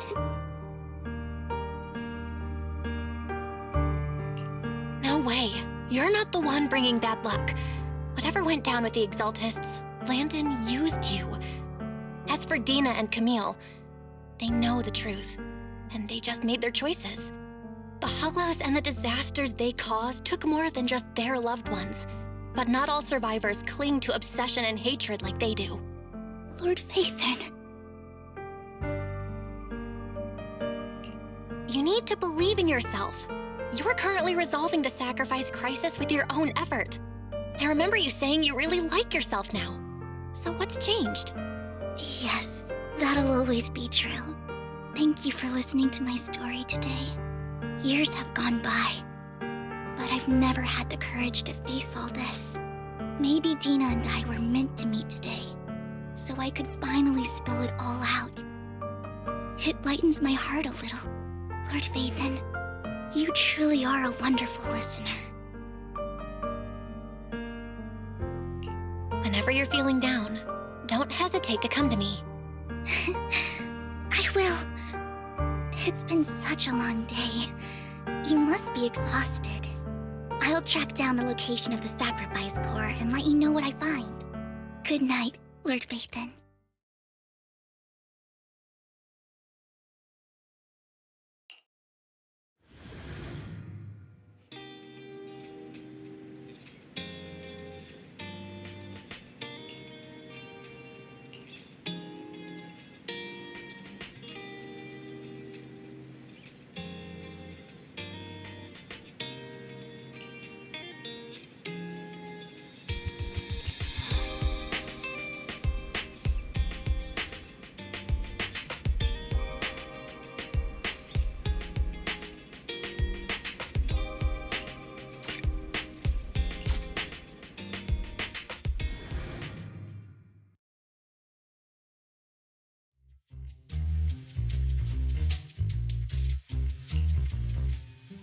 Shawl, I didn't expect you to be working here.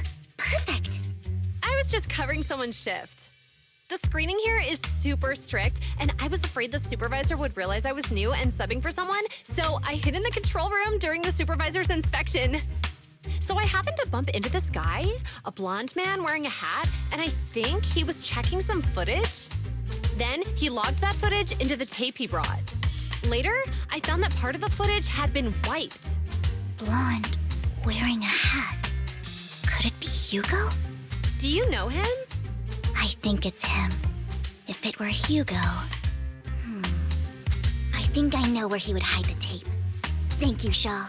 You were a big help. Great! You also helped me a lot when I started working. I used to make mistakes all the time.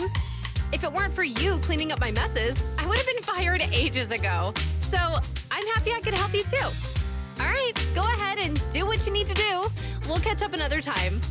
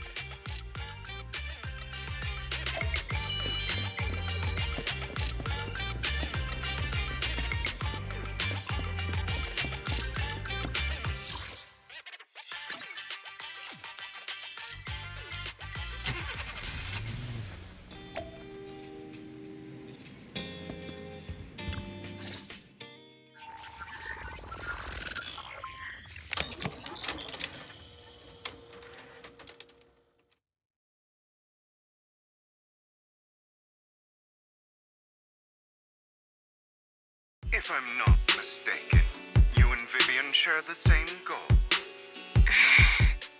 Silence is no good for negotiation. I just don't want Dina to reach a point of no return. Hasn't she already reached that point with what she's doing?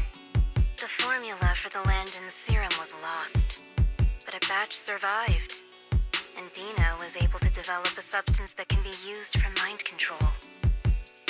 She's trying to combine the two to make sacrifices that would obey human commands. If the dormant sacrifice and the remaining Landon serum are destroyed, we can put an end to this. Dina's concoction can't create sacrifices on its own. And the sacrifice core? That belongs to the creator, not her. Although I find Landon's methods despicable, I can't deny that the Exaltists and the creator are leading us in the right direction. I just don't want Dina to spend her life trapped by her father's mistakes. I mean, no offense, but I find your protectiveness rather weird. I will confirm the location of the dormant sacrifice and find the chance to relay the information to you. I do not want any of my people to be going into danger. As for the sacrifice core, I can only guarantee that it will not fall into her hands. As for how things will ultimately play out, The creator will guide me.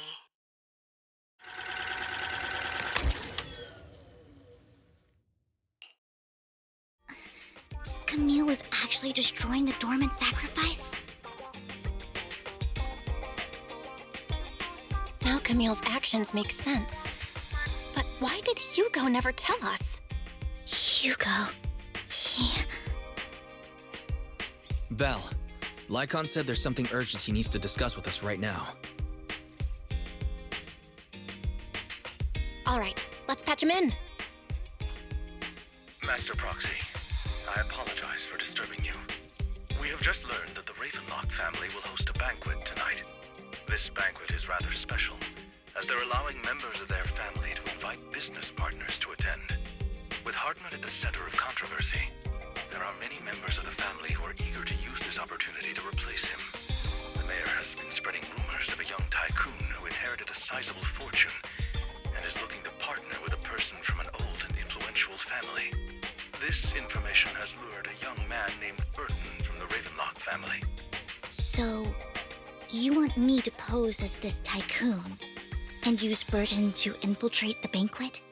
Correct. And Hartman's study is also located within the venue. I see. Hartman's study might hold valuable information. So, what should I do? You can attend as her +1. +1? Lord Phaethon, please go with me! Master Proxy, it seems Miss Vivian requires your presence, so... Yes, just your presence will help me immensely!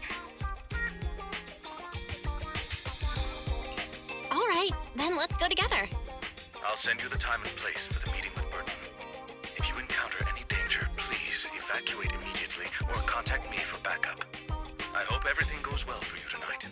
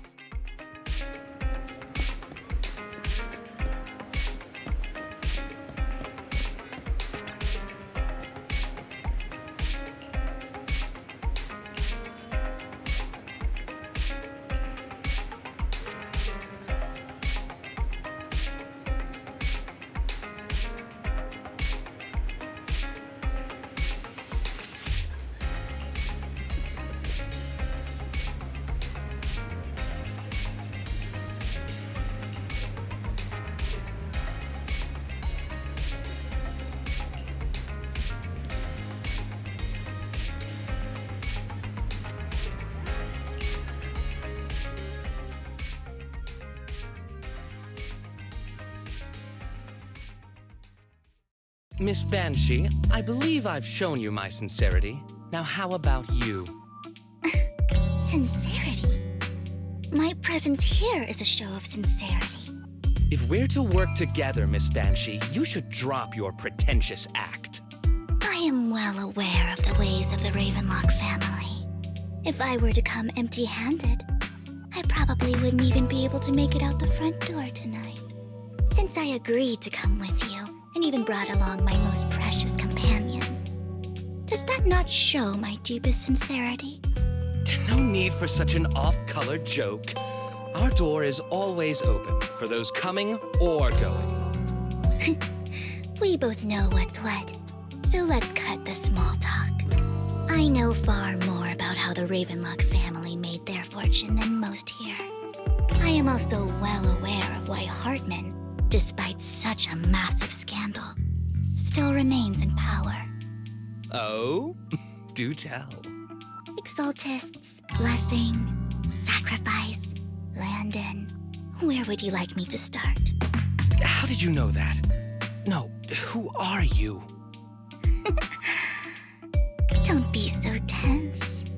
If I'm not mistaken, it's about time the banquet began. My companion and I are practically famished. Is this how you treat your guests? By letting them starve?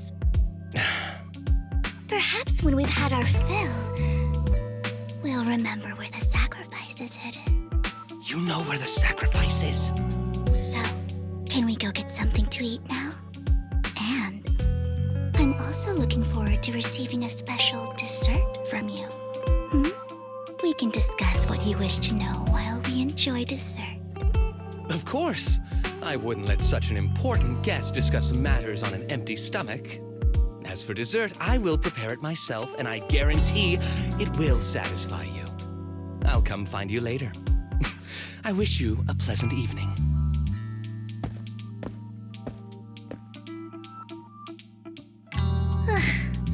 These kinds of people are exhausting to deal with. I really don't know how Hugo used to put up with it.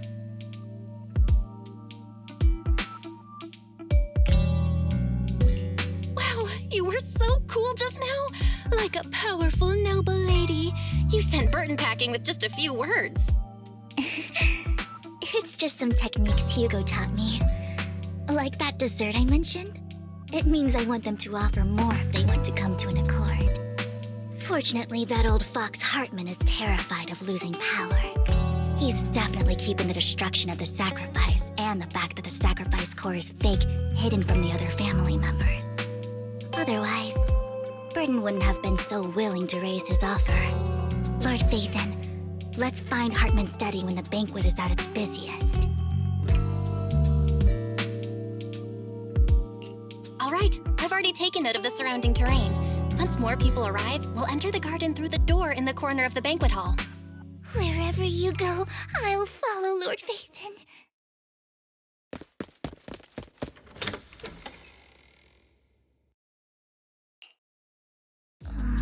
Isn't this going a bit too well?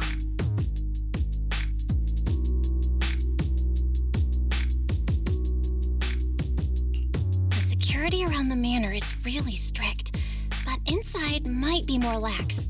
But just in case, let's tell Lycon. Right. Having some backup would be safer. Let's check Hartman's recent correspondences for clues. I still have concerns about the sacrifice core. Right. Though the core he gave Dina was fake, Hartman might have left a trick up his sleeve and hid the real one. Then let's split up.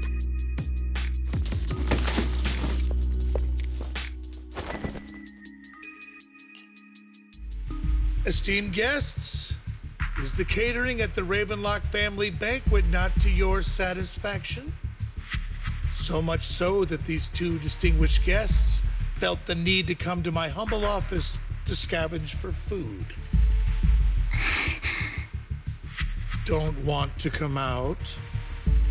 Well, after all, you don't have long left. Burton, that greedy idiot, fell for the mayor's trap. But I never expected that he would bring you into my territory. I suppose I should thank him. Otherwise, I would have had to go to great lengths to eliminate you. Vivian, Phaethon, give Hugo my regards. Tell him I shall be taking the wealth and power of the Ravenlock family for myself.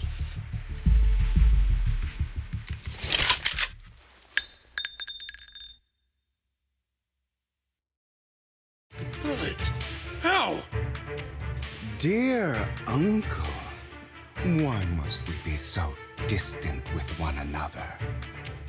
You can just tell me what you want to say directly. Hugo! Impossible! You're... Uncle, you must know a Ravenlock will never stop until they get what they want. Did you really think I would be defeated so soon? When I have yet to trample you into the dirt. You filthy bastard! You only know how to resort to these petty tricks!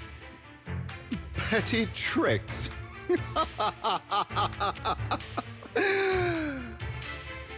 Perhaps you'd like to know what I managed to accomplish using this faked death of mine. My dear Uncle.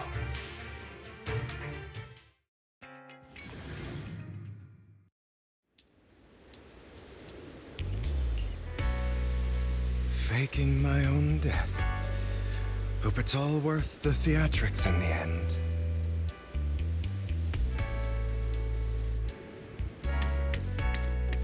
It was just to keep Hartman off my back, but maybe I went a little overboard.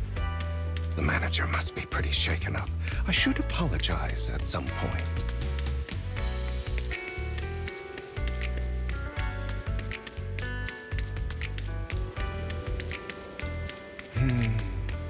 Guess I'll also bring Lycon along.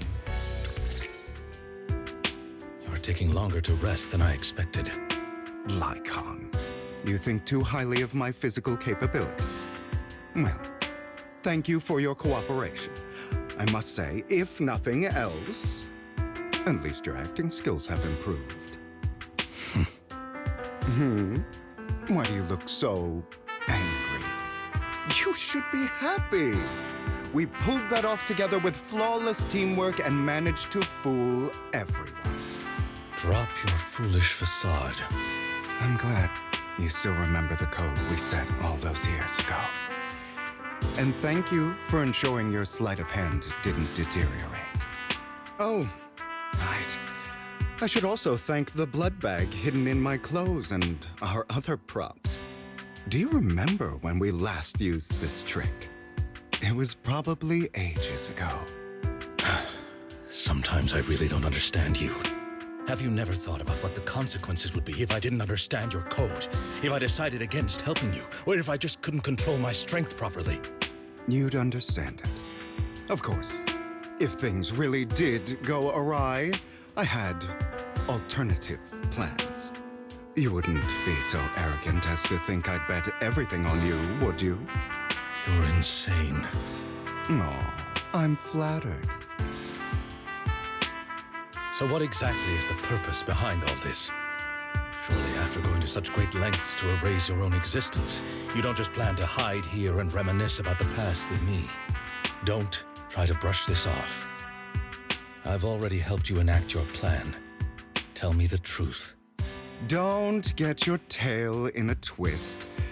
I have more plans that require your assistance, so naturally I would not hide anything from you. Simply put, as things stand, whether as Hugo Vlad or as Mockingbird, I am doomed to die. Seems you've made quite a few enemies. As a member of the Ravenlock family, I negotiated with Edmund and managed to obtain resources from Tops for my future plans. I also confirmed what attitude they held toward your master, the Mayflower family. Meanwhile, I used my identity in Mockingbird to strike a deal with Hartman and gather information on their collaboration with the remnants of the Exaltists. That's where I got my intel on what Bringer left. Oh, by the way, the crime declaration letter that your dear mayor received, that was also sent by yours truly. He's probably figured that out by now, right? Though I'm not sure if he told you. The mayor learned about the sacrifice attacks through his own means, but lacked an opportunity to take action. That warning letter was precisely what he needed. You aren't hopeless yet. How delightful. In short, I'm more well-informed than your lot because I get around, dealing with all these different important figures. But of course, it comes at a cost. It's only fair. After all, you can't hide the smoke from a wildfire. Rather than trying to carefully tame it and risk setting yourself alight, it's better to let it burn free.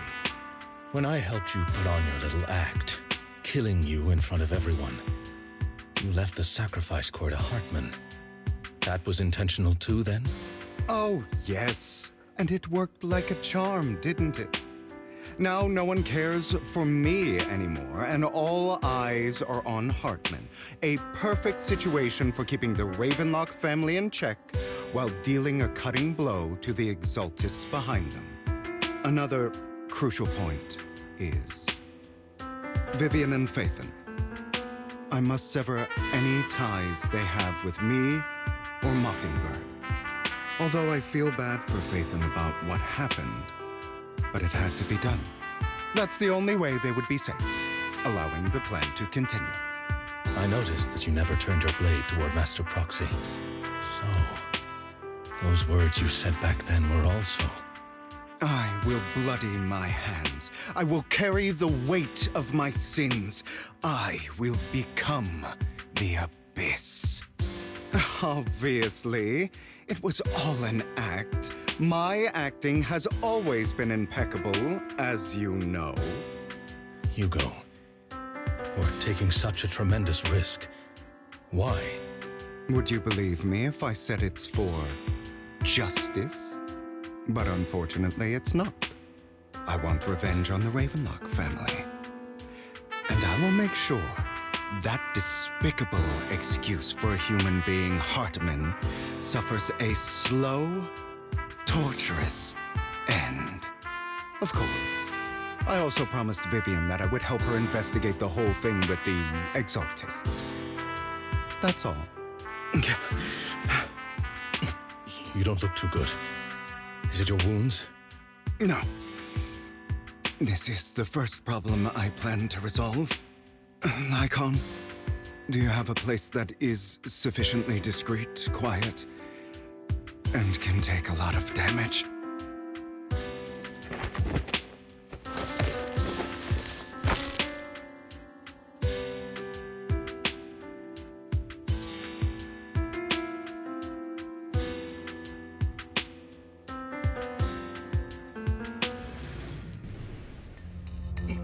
What exactly are you doing? Don't look at me like that. If I didn't have to do this, I wouldn't. Hartman recently obtained a bizarre substance, most likely from those crazy Exaltists. After use, it allows control of the victim's mind. To some extent. You were dosed with it. To be more precise, Lycon, I deliberately allowed Hartman to put this drug in my cup to facilitate our previous collaboration.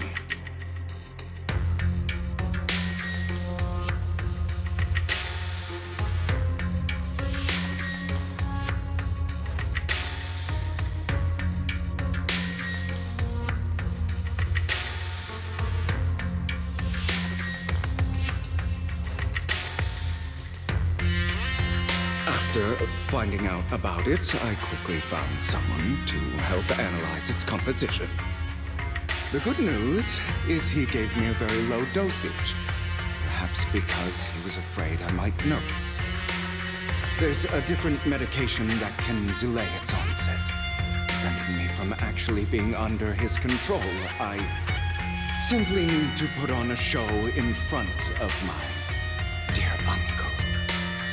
The bad news is that currently there is no antidote. When I delay those effects, however, they will accumulate and erupt when my body reaches its limit.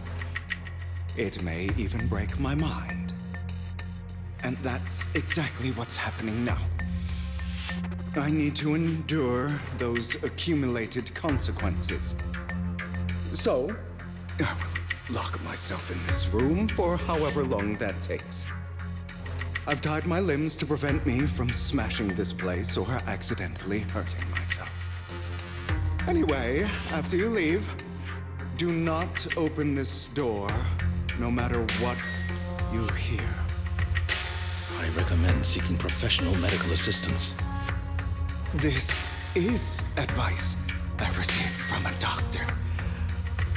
Or are you saying you don't believe I can make it? So, Icon, come find me here at the scheduled time. All you need to do is smile and await my victory. What if I want to stop you? You know you won't succeed. You never have. And you never will. Well, time is short. Let's begin. I understand. Don't die, you stupid bastard.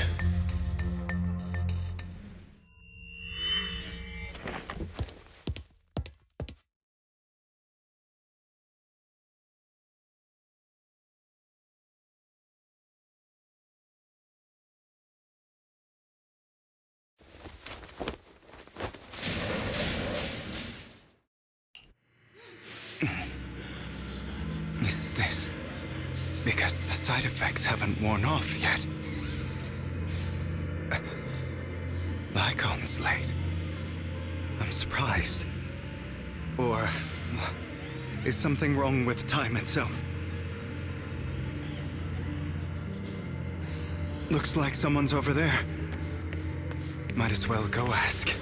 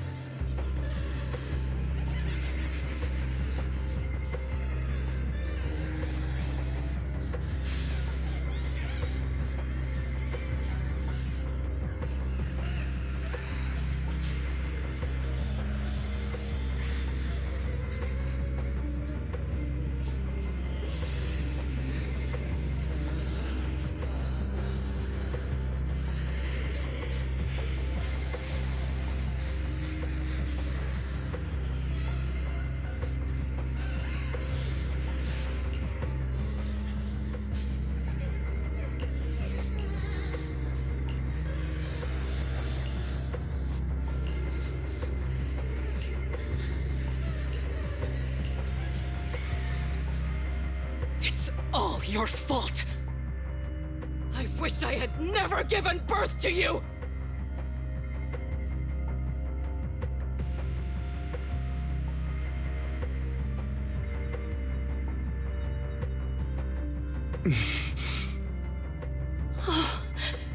Everything will get better if you just die, right?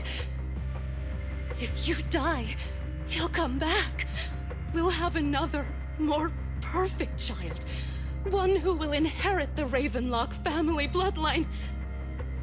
Then I'll be able to escape this pain. So, Hugo, for the sake of Mommy's happiness, just die, okay?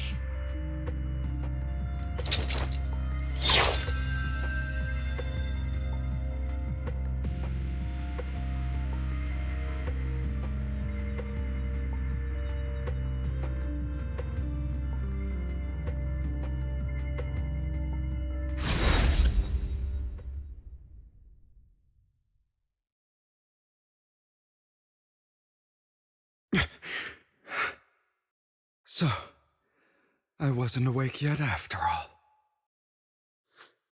That's because you don't want to wake up again. Who are you? I am you. Hidden deep within your heart. Your most true self. You want to kill her, don't you? Your so-called mother. Every time she beat you without reason, when she tried to gouge out your eyes, when she sold you into that hell, laughing all the while. You wanted to be the one to end her life. Why not admit your hatred?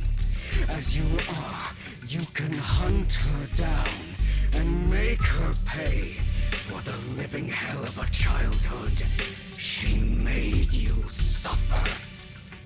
Yes, I hate her. I hate her because she was foolish and shallow, greedy and stupid. I hate her because she doesn't deserve to be a mother. She did everything she could to try and get into the Ravenlock family, believing she could live a life of luxury without having to do anything and never realizing she was a pawn, discarded from the very beginning. So she chose to blame me. Blame me for my heterochromia. Blame me for my very existence. But I won't kill her, because I know it won't change anything. She was incapable of loving me, just as she is incapable of loving herself. Have you been brainwashed by that dog? Keeping up the act of being some magnanimous and forgiving fool? Don't compare us. I've simply come to understand love or hate. I make my own choices, and they have nothing to do with anyone else. She sold you to the Ravenlock family for a huge sum of money. She used that money to start a new life without you. While she was indulging herself, you were going through hell in the Ravenlock Manor. Does it not torment you? Do you not feel the hatred? Do you not want to demand answers? Kill her. Only by killing her can you be truly free. For a long time, I thought the same way. But now, well, I want to make a different choice. Stop lying to yourself. You never had a choice. This weak-minded thinking will only lead you to failure. Like before, you'll be nothing but a worm, trampled into the dirt by those so-called elites. Do you still not get it? This is how the world is, and always has been. Hesitating will be the victim. If you don't grab your knife first, you'll end up being on the other end of the blade. If you want to change anything, you must first become the one who makes the rules. Just like that woman. The only reason she could treat us that way was because we were weak. So listen to me. Find that woman, kill her, and prove to this world your strength. It's what she deserves. Why forgive them? They don't deserve it. I'm not forgiving them. Or rather, I don't care about them. They don't even matter, at least not yet. You know, Perhaps the person I hate the most, the one I truly cannot forgive, has never been someone else, but rather my weak, powerless past self who could do nothing but hide inside a closet and cry. I hate myself for having neither the strength nor the courage to resist. I hate myself for begging for so-called familial love, even after being treated so terribly. I hate that despite the pain of my wounds, I still hope to receive the carrot and not the stick. And that means you, correct? So, I forgive you. I forgive myself. You'll regret this, fool. Your pretty words mean nothing. You will ultimately return here to me.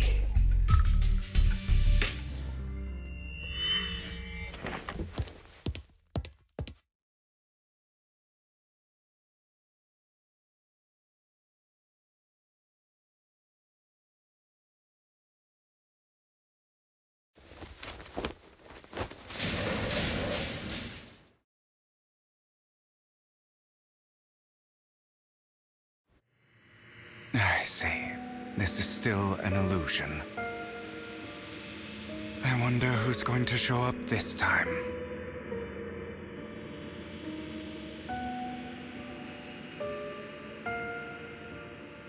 Brother! Hugo, let's play hide and seek! I'm already hiding! You'll find me, right?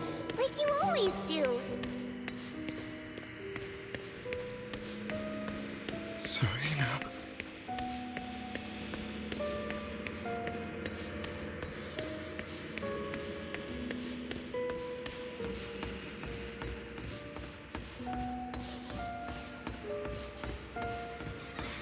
You're looking in the wrong place.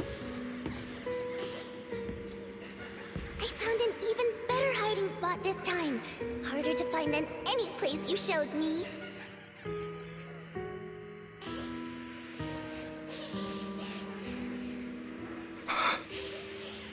Hey, Hugo. Do you ever wonder why I had to die? It was because of me. That's right. It was because of you. It's all your fault. If only you didn't exist, I wouldn't have had to suffer.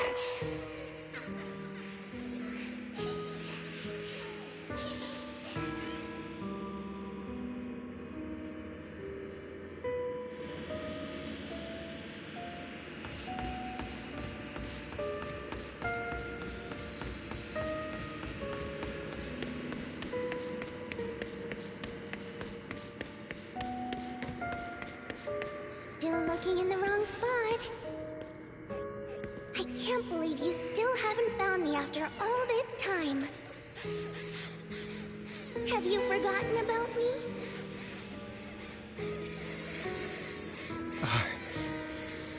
I haven't forgotten. It's okay. I'll forgive you. I'll still be nice to you, just like before.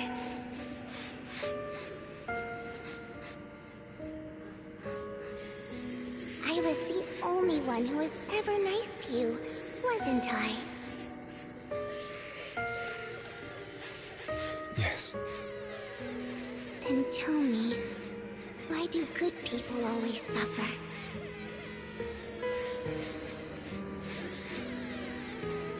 Why is kindness always punished instead?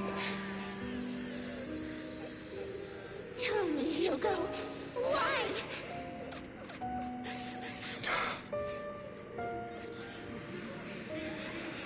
Hugo, are you lost? Go back the way you came.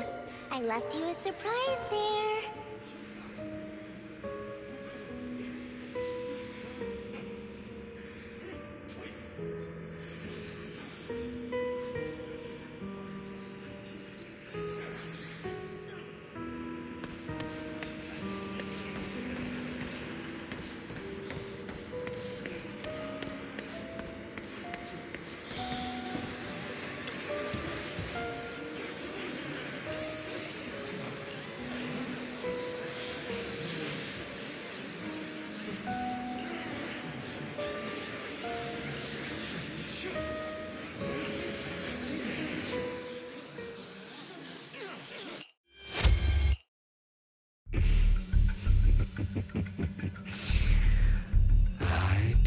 you that you would eventually return.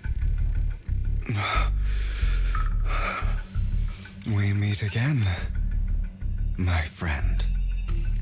I told you, I am you. The side of you that you've always tried to deny existed. Of course. I know. This time it's about Serena. Right? Yes, your half-sister.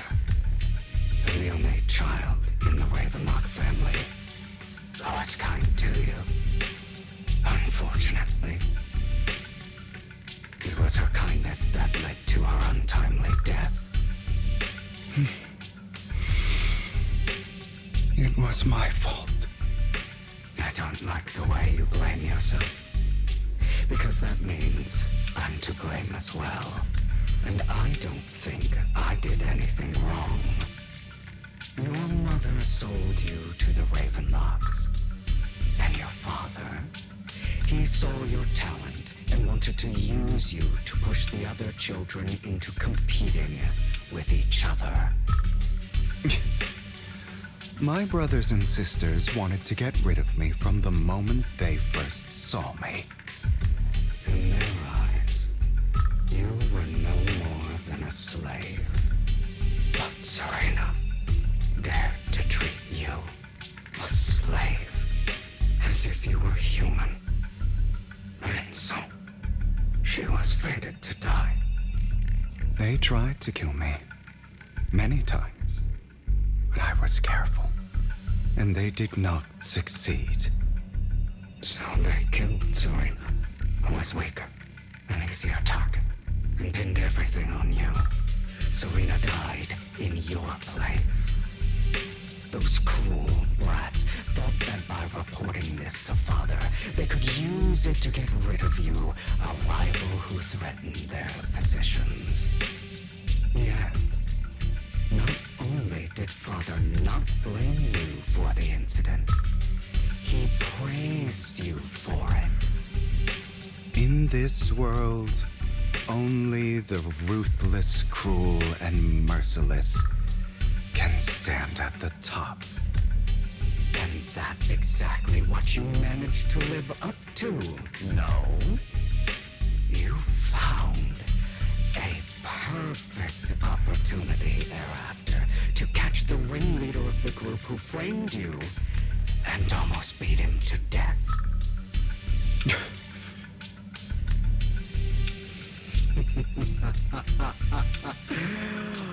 Oh, you should have seen the expression on your face back then. Oh, crazed and manic with utmost delight. I don't remember that.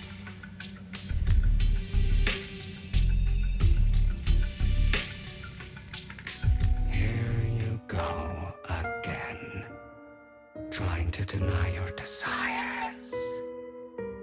Deep down inside, you've always wondered, asking yourself why these evil people never got the punishment they deserved. Why the world is so unfair. Don't you want to rip them to shreds? Just like that day when you beat that boy's face into the dirt until he was barely recognizable. His disgusting blood staining your fists. Recall your exhilaration, your cathartic release of rage, that outpour of hatred. That victory belongs to you. You deserve it. Those brothers and sisters of mine are all dead. I cannot take revenge against the long deceased. They died by Hartman's hand, dying in the power struggle to become the Ravenlock family's heir, rather than by our scythe. Boring. Boring. I I find it hilariously ironic. Children who would murder their own kin for scraps of power dead at the hand of their uncle who followed their example. Is that not karma? Power struggles pitting kin against each other, betrayal, suspicion, and hatred between people of the same blood. It's like a curse written into the Ravenlock family's genes. Laughably stupid. Don't forget, my dear, that the same blood flows through your veins.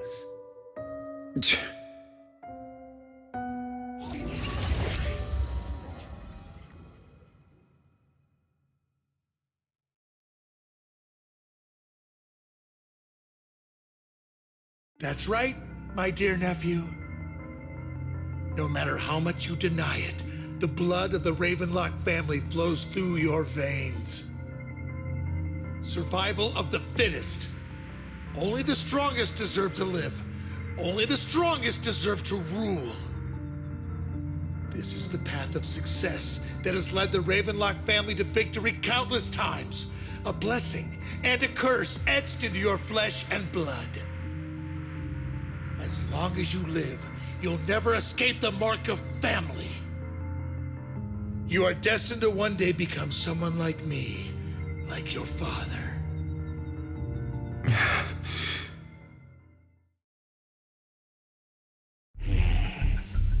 Is that fear I sense?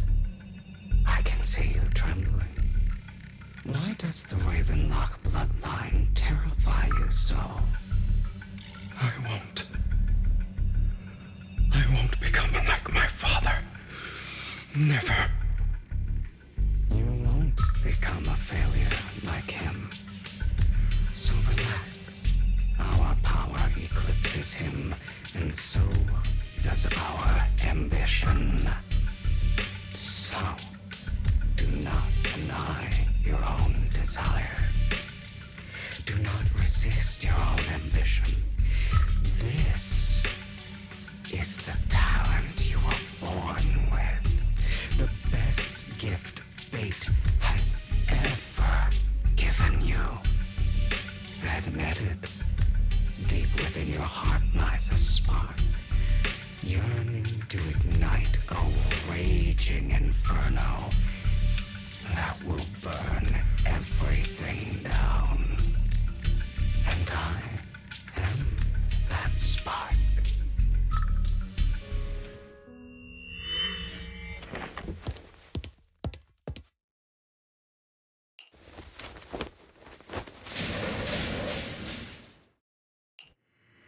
Lygon. Never thought I'd be this genuinely thankful to see you.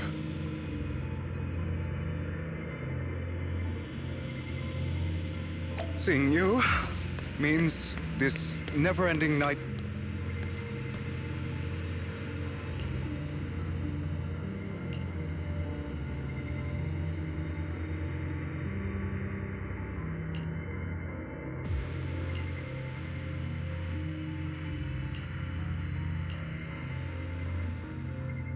I don't want to hear something like that from you.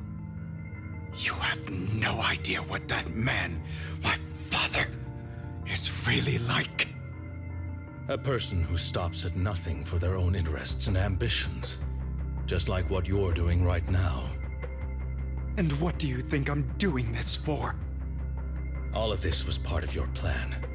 You knew where the Ravenlock family was going to be, so you set Mockingbird's target there. To seek revenge, you plotted to assassinate your own father, but he was too vigilant, and you failed. After almost being assassinated, your father was furious and locked everyone in the hall, but was unable to find the assassin. And what a coincidence that a hollow disaster just occurred in the vicinity. So he used it to eliminate all the unfamiliar faces there, turning them into victims of the hollow, an easy feat for the Ravenlock family. So, The one who killed innocents was my father, not me. You knew what choice an extremist like him would make, and you used the chaos to once again attempt an assassination. This time you succeeded. You killed your own father at the cost of innocent lives. Admit it, Hugo. You don't care about anyone else. The only thing you care about is your revenge. How is that any different from your father? Enough. I'm tired. I may hate him for betraying me, but he wouldn't say something like that. What? You aren't Lycon. You're the other me, hidden deep within my heart.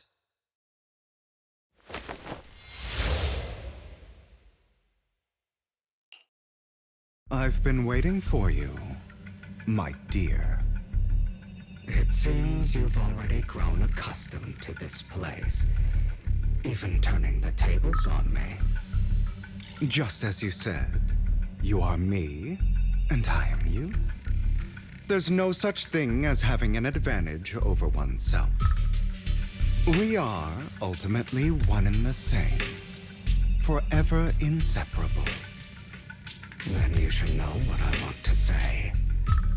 When you and Lycon split, you didn't even try to clear up the misunderstanding, didn't deny or argue against what he said. Because you realized that deep down, he was right about you. You just hadn't acted on it yet. Some people live only to bring more suffering into this world. Sometimes, murder is what brings justice back into this world. For that, I must stain these hands in blood. That's right. Just like what you said before you faked your death. Were those words really just an act? To slay the dragon, you must first become one with sharp claws, rending fangs, and strength enough to destroy anything. You know the truth better than anyone. If you hadn't hesitated and instead seized the first opportunity to kill your father, none of what followed would have happened. Innocent civilians wouldn't have died. Your partner wouldn't have lost an eye and both legs trying to save people. And Mockingbird would have never gotten to that point. You can save more people. Save good people. Save more lives than the evil ones you take. I've spent countless hours in regret over that incident. So why not submit to your true nature? You want to be the judge, jury, and executioner of this world. And you can. I wasn't responsible for Father's death. The true mastermind is my uncle, Hartman. His schemes to kill the head of the family were all so he could take control. Mockingbird was simply unlucky enough to get caught up in it.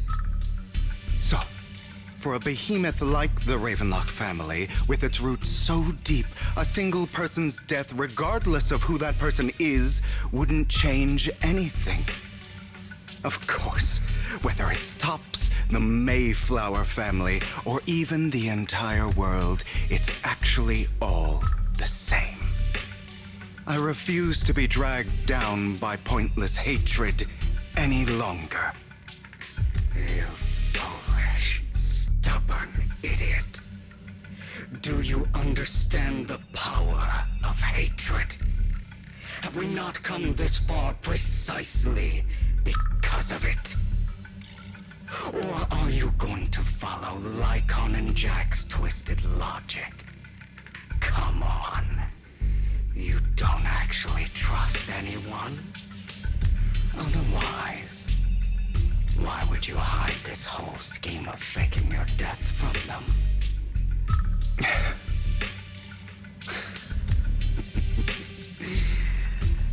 You've built an impenetrable wall around your heart, keeping everyone out. Of course you are right to do so. No one in this world can be trusted. Always. All you'll receive is hatred from your own blood and no love. Suspicion from your companions, and betrayal that comes all too easily. But the most ridiculous thing is that you want them to trust you. You stay silent and long for them to notice your suffering. You yearn for your companion's understanding and trust. Idiot. That's why you are incapable of exploiting them for your own ends. You care about their safety even more than your own. But remember, only the weak need companions. And we are children born from hatred. We are different from them. I will never be like them. And I don't need to be. Come. Let me show you what powers we can wield. But you are me. And I'll never lose to myself.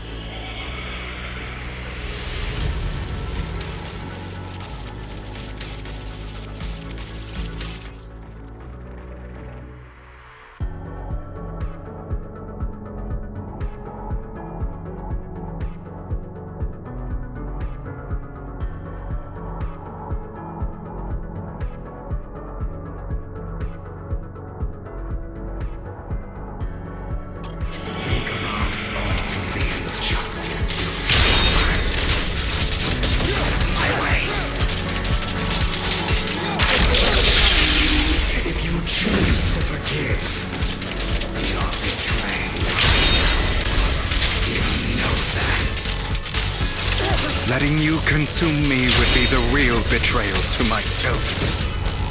Pathetic!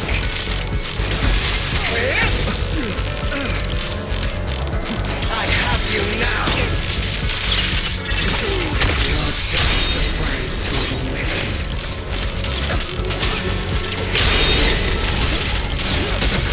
Wait! Beg for mercy!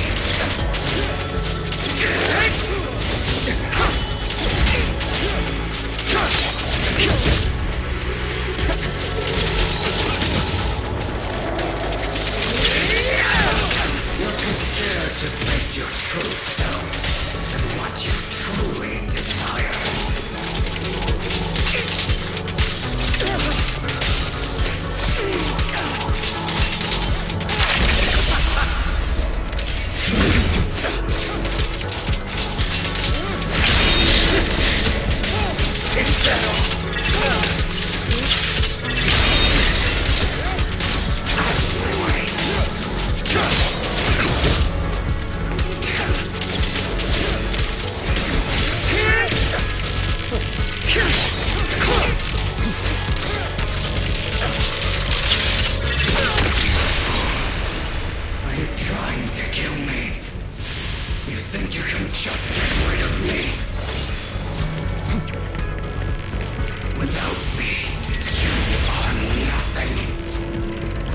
For what it's worth, thank you. Don't be afraid. You and I are inseparable. You're part of me, just as I am part of you.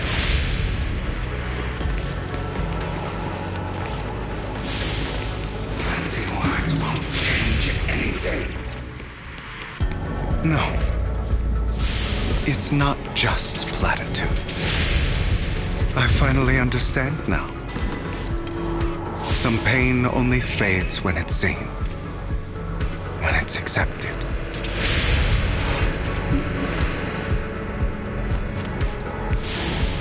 So I won't fight you anymore. I won't hate myself anymore.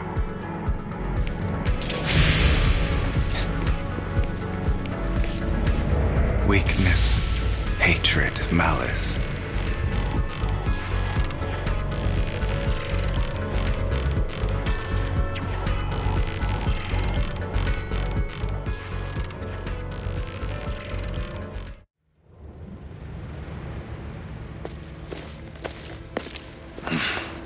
Hugo, it's time.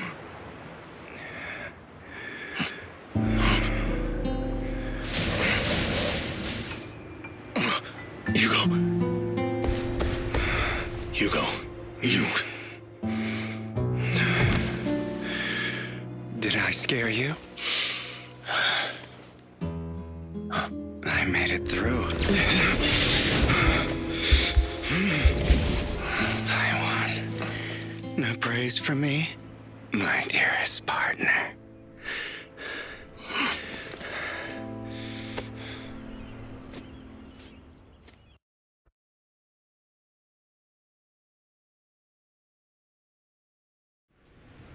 This is just like what I saw in my dream.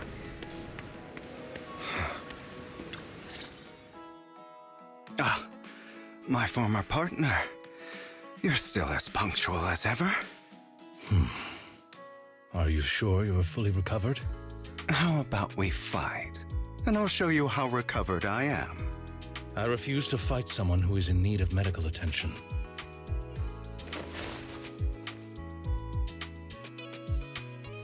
How thoughtful. I'm touched. Or perhaps is this simply part of Victoria Housekeeping's professional care? I'd rather you not starve to death.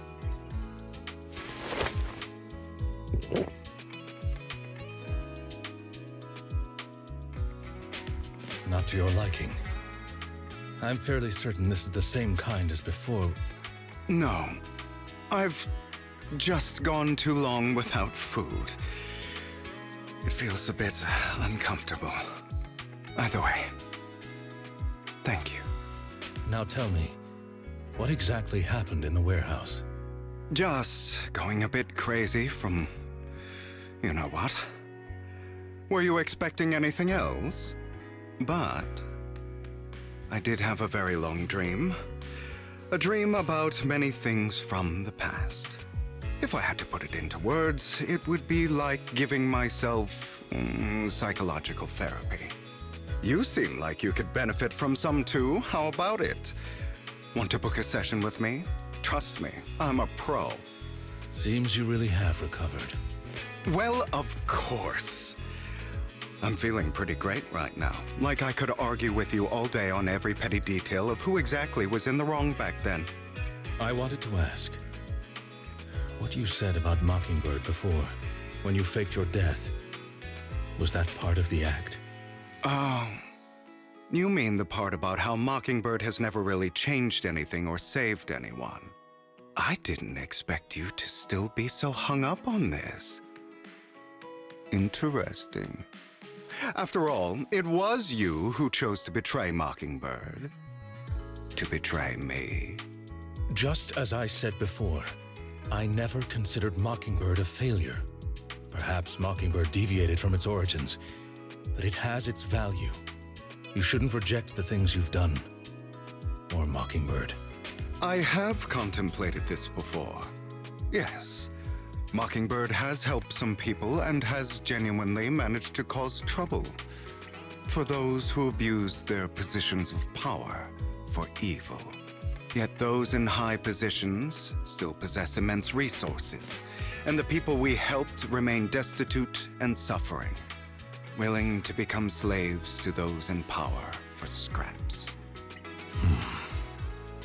But just as you said, even if what we did was childishly idealistic and flawed, as little as we actually achieved, even the slightest change is by no means meaningless.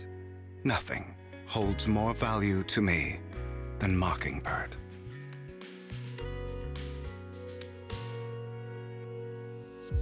All right, let's catch up later. I still have things to do and need to wrap up my plan. I thought you would rest up first. As much as I would prefer that. My dear uncle and the Exaltist fanatics likely would not give me such an opportunity. If all has gone to plan, the fish will have taken the bait already. And if everything goes very well, I'll soon have solid evidence of the Ravenlock family's crimes. Well then, thank you for your assistance, former partner. Let's part ways here. I'll go with you. Lycon, surely you don't think that because I just recovered, I'm too weak to deal with those useless fools. Hartman's actions will disturb the safety of New Eridu. As I serve the mayor, I should intervene. Very well, whatever. Let's go. And don't slow me down.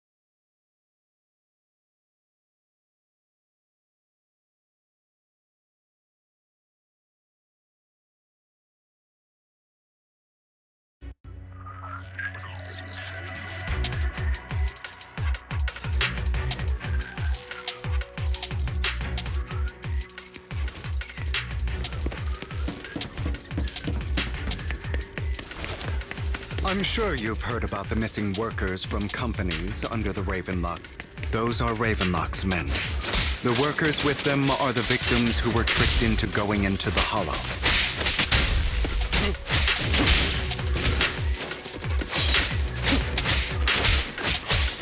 Come on, let's get them out of here.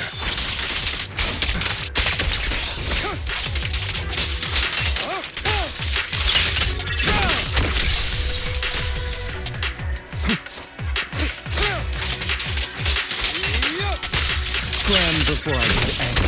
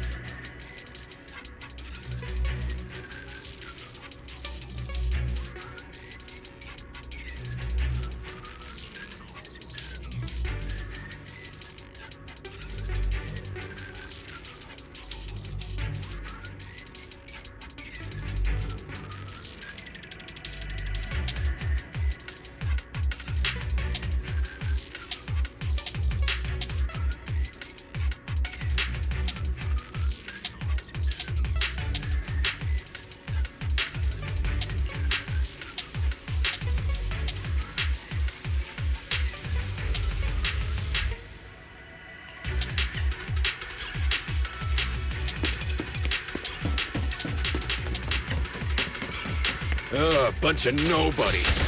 Annoying as hell. Kill them! You're welcome to try. Yep.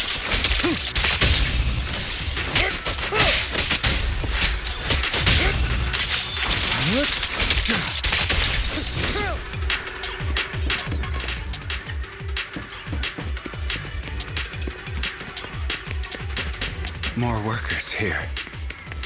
And quite a...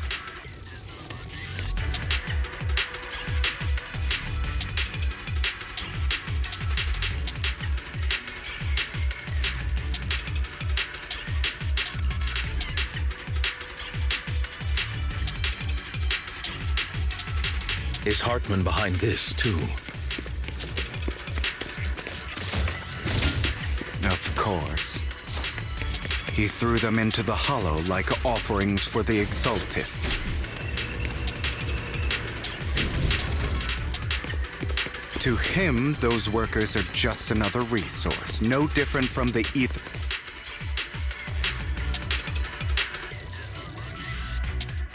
There's more over there. Let's hurry. It's different this time. Don't rush in. Let's listen in on what they're saying first. I still need more direct evidence to ensure the plan is absolutely foolproof. The compensation you promised, it's all real, right? All we have to do is follow you into the Hollow for some simple tasks, and you'll give us a huge sum of dennies. Sounds real suspicious. Shut your trap. You keep yapping and asking questions. If this is all so suspicious, why were you so eager to sign up for it? Because I don't have a choice. My daughter was previously caught in the Hollow disaster and suffered severe corruption. The treatment costs have completely drained our family's savings. So that's why... It's the same for me.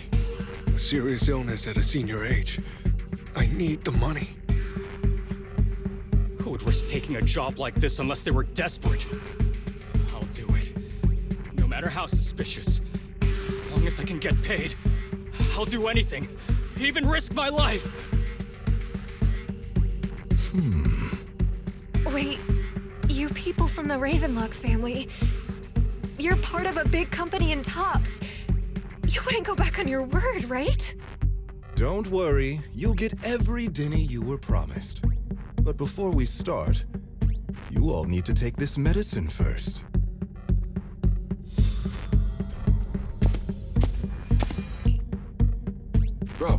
Should we really be doing this already? These workers keep talking. We're wasting time like this. And the sooner they take it, the sooner it'll be over.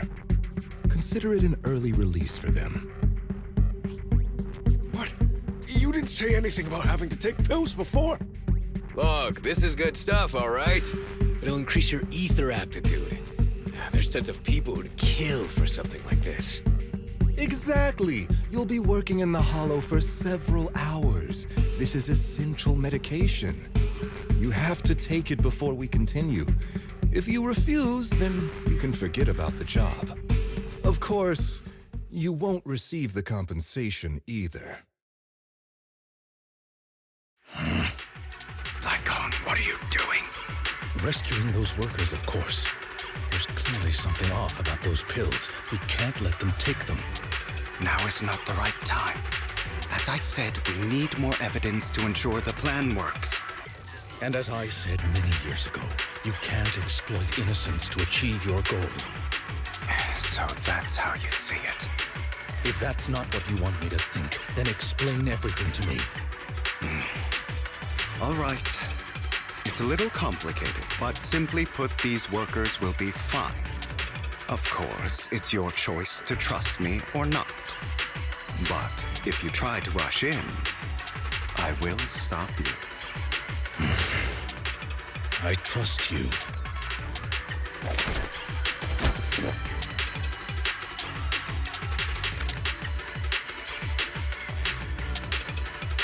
All right. That's the evidence. Now we can go and beat them into the ground as much as you want. Don't forget, you owe me an explanation. Also, don't overdo it and kill them. Even if they're the worst of the Ravenlock family. All right, Your Holiness, Saint Lycon. Who the hell are you? Why don't you take a guess? We're the ones here to stop you.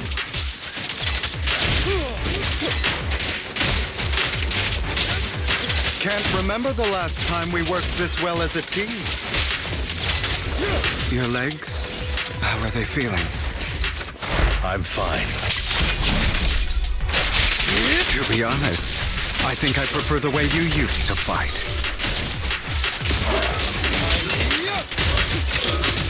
You had a lot more aggression.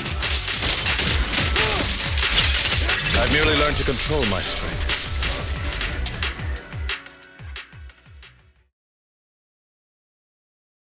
God damn it! Who the hell are you? How dare you mess with the Ravenlock family? Ravenlock. Savor the name while you can, for it will soon cease to exist. What's that supposed to mean? It means exactly what I said. I think this might be good for you. Sever your ties while you can. You still have a chance to walk your own path. The family's honor comes above all else. Is that really what you think? I saw the compassion on your face just now. You're not from the main family, right? That's why you were assigned to these trivial tasks. But in reality, there's no need for you to keep playing this boring game for them. I don't have a choice. From the moment I was born into the Ravenlock family, You always have a choice, if you're willing to act. All right, let's end the small talk here.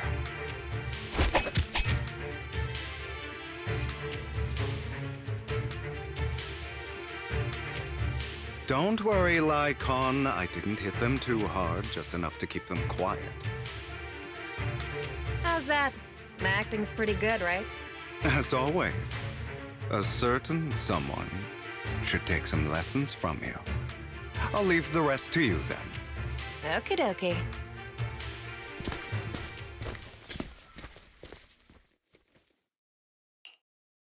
Okay, now can you tell me exactly what's going on here? As you can see, that worker just now was actually an informant of mine. The pills were swapped out with vitamin tablets. Outside of this batch, some workers have already taken the actual substance Hartman has. But But rest assured, the antidote for it is already in development. I've found the best in the field to help, and with the data I collected before, we should have results soon. I wanted to ask, the reason you decided to lock yourself in a room and endure the effects of the drug, besides getting evidence, it was also to collect data on this drug in order to create an antidote, correct? It seems you're not completely beyond hope. I thought you were just being stubborn. Sometimes I wonder if you know me at all. Then, I have one last question. Why did you never tell me any of this back then? The truth is, I heard everything. That entire conversation between you and Jack. Before he passed away in that small attic. When Jack called you aside and gave you those warnings. When he told me you might go down the wrong path? That's right. You never said anything. What would I even do?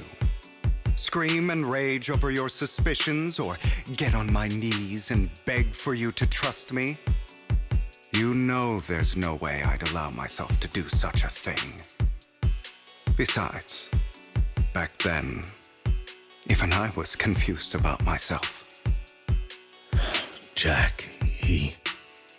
It's all in the past. You don't need to explain anything to me. Enough. We should get going. If we're going to reminisce over the past, we should find a more suitable location.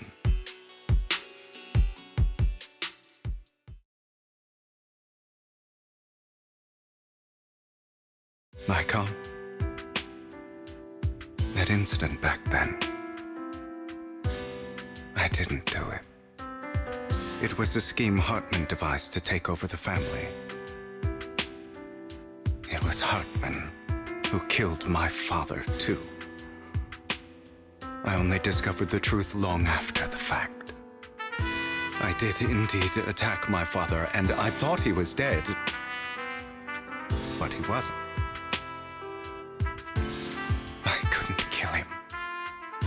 And even before that, if I hadn't hesitated, none of what followed would have happened.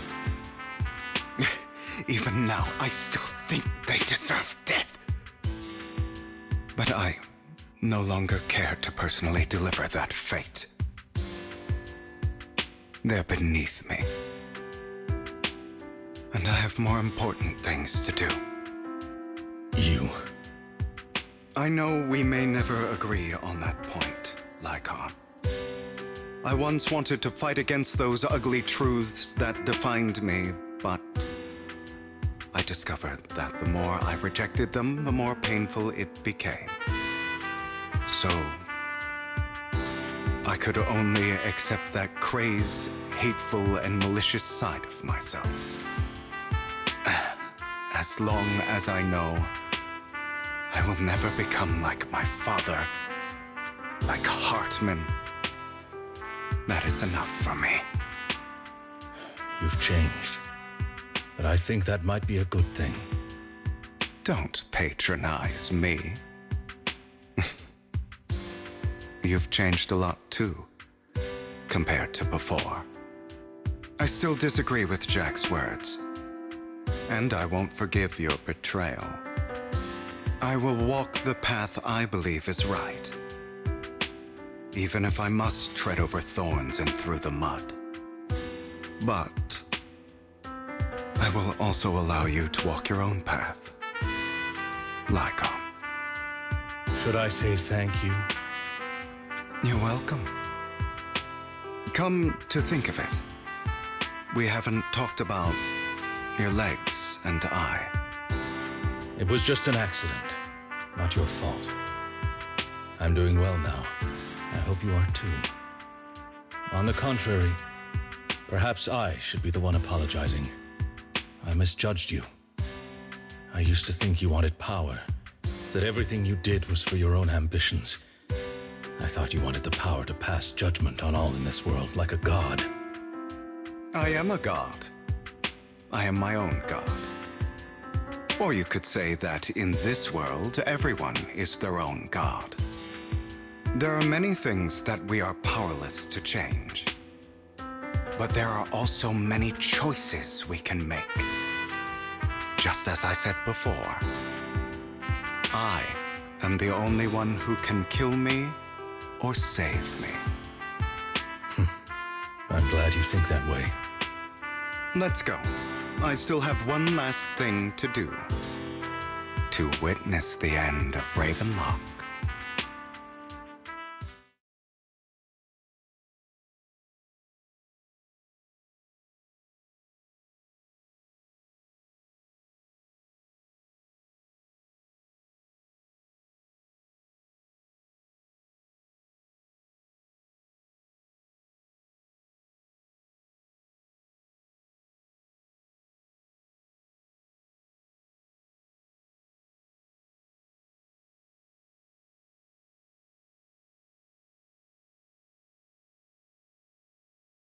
You really think you can take my place if I die? Never, you filthy bastard! Your little tricks mean nothing. As long as the Ravenlock family stands, I can still get back on my feet. You still don't get it, do you? This was never about avenging my father. And I don't care about taking your place. I didn't come this far just to kill you. That'd be pathetic. Right on cue. Why don't you take a look at this, Uncle? On behalf of TOPS, I'd like to clarify that we had no involvement in the Ravenlock family's actions. TOPS is officially terminating all partnerships with the Ravenlock family, effective immediately. We will have no further affiliation with them. Are you crazy? What the hell do you get out of ruining the Ravenlocks? You want to be a petty thief forever? Thief? Oh, Uncle. Allow me to reintroduce myself. I'm the name people whisper about. The one who robs the rich and gives to the poor.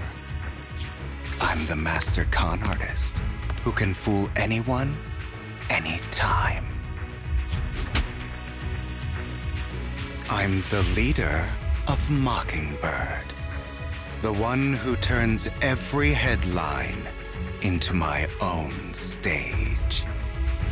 I have friends who'd catch me if I fall, partners who'd shed tears for me, and allies who always have my back.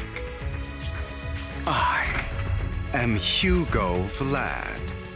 You're the one who needs the Ravenlock name. I never did. You ungrateful bastard! You should have never been born. You flatter me. Same goes for you, Uncle.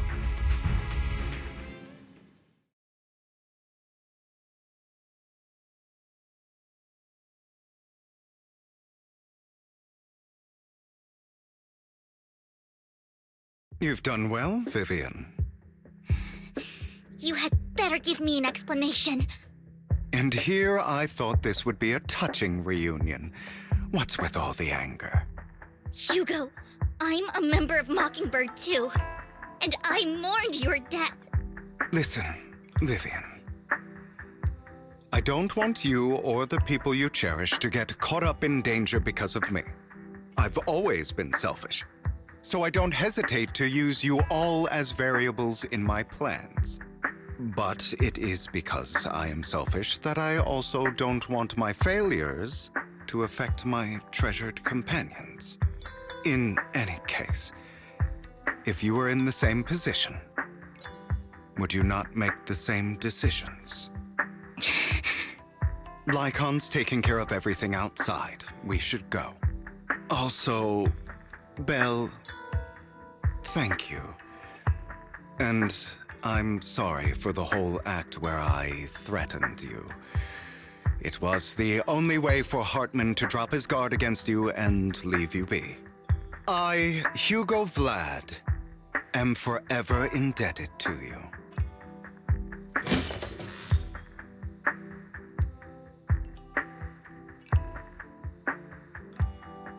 Master Proxy, although it is late, there is some important intel that I must give you now.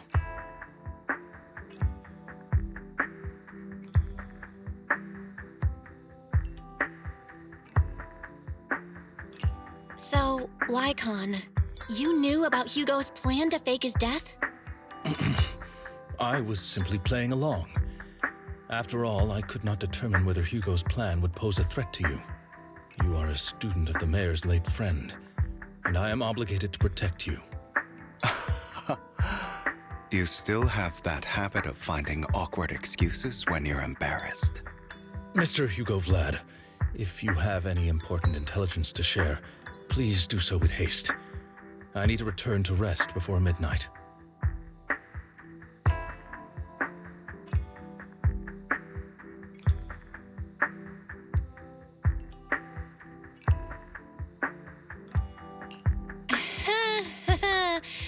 You two sure are close.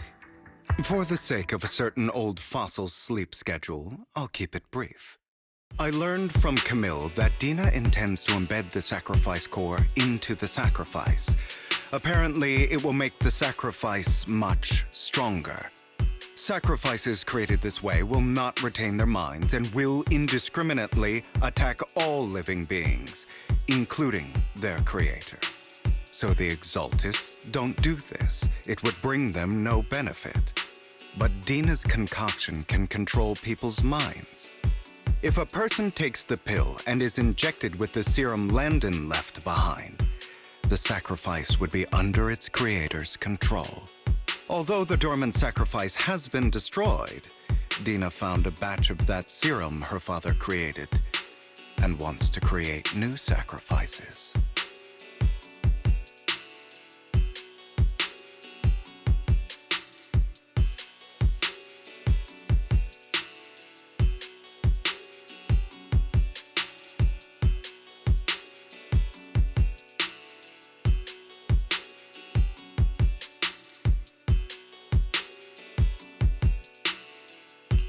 Never mind the sacrifice. Hartman's sacrifice core is a fake.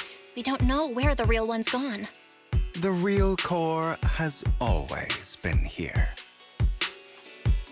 Here? In Lord Phaethon's video store? Vivian, do you remember when I suggested you give that collectible to our dear Proxy? I remember. But that was just an ordinary pendant. And I've met the person who submitted it. She has absolutely no connection to the Exaltists. How about our dear Proxy take out that pendant so we can take a look?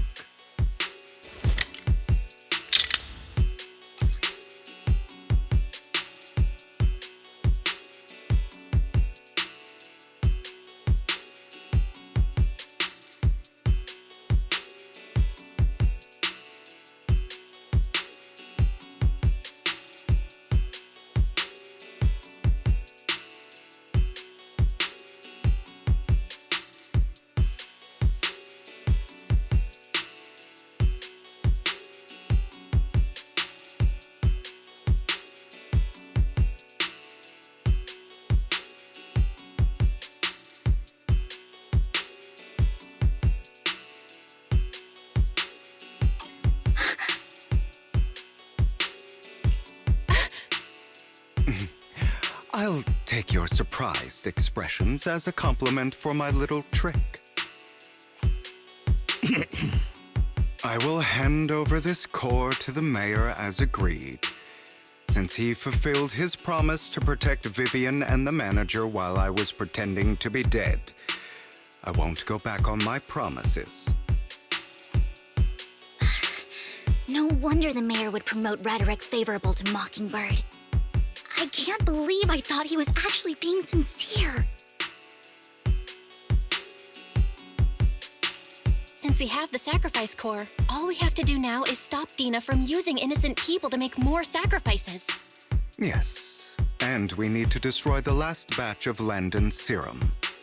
Hopefully with no options left, Dina will give up her obsession.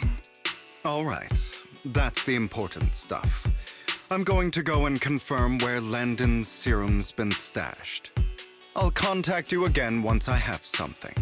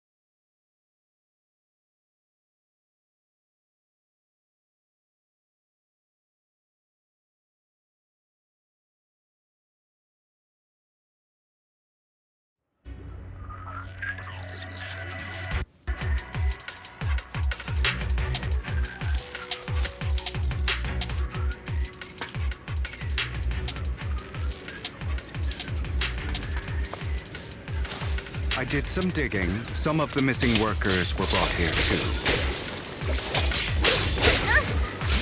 Dina's getting ready to make her move. In position, don't worry. We'll clear them out.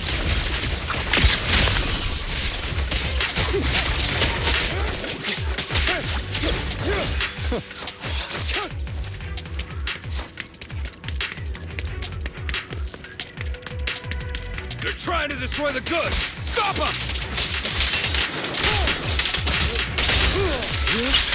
We need to take care of the guards first. Some of the serum is stored in this warehouse. You're not taking anything from here! I get angry. Hi. Hugo, get the guards first.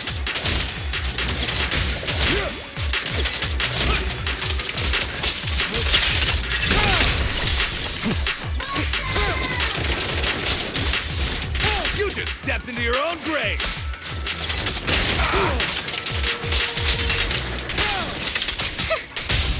Fools.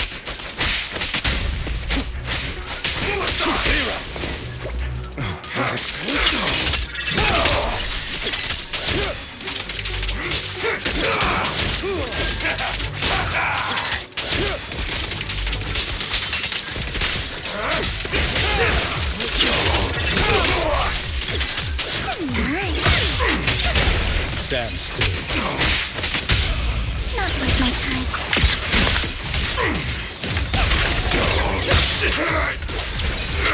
Out of my way! Say no more. I'm here. Prostrate yourself before the abyss.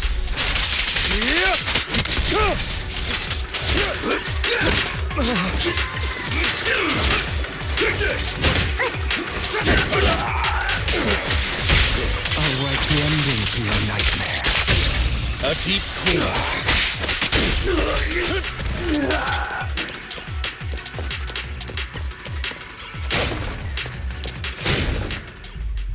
More of Landon's serum survives than expected. Fortunately, since they're still here, it means Dina hasn't executed the final step of her plan. There's likely a lot more stashed around here, and we have yet to locate the missing people. Our actions here won't go unnoticed. Perhaps they're making plans to deal with us on their side. With Landon and Dina's concoctions combined, she may be capable of creating a sacrifice that obeys her. If it comes to that, this will get far more troublesome. How about we split up? Hugo and Lycon will destroy what remains of the substance around here, and Vivian and I will go search elsewhere. Very well. Let's go with your plan. But be careful if you encounter Dina and her people. According to Camille, she's absolutely obsessed with completing her father's dying wish. Who knows what she may try? Let's part ways here for now. And perhaps the other manager could use EOS to guide us. Sure. I've been feeling better these past few days, so just follow me. It's only now that I realize how fortunate we are to have two Lord Faithins. Although, I feel like our work's doubled. In the past, Belle and I would only ever work on the same route. Greater power means more responsibility. And in any case, I'm sure the mayor would be able to provide double compensation. He's a very generous person, after all. Right, Lycon? I will request additional compensation from the mayor. Compensation is just one aspect. It's one thing with Belle being in the Hollow in person, but now with us working on separate routes, I can't help but worry even more for her safety. Oh, but I trust in your abilities. I'm just not quite used to this.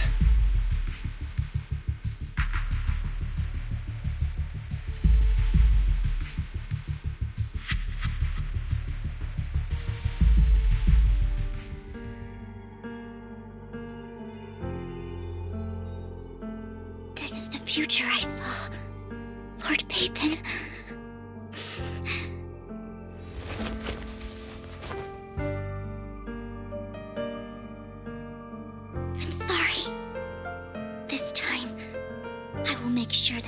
I saw does not come to pass. I don't want to bring you misfortune. That's all I wish for.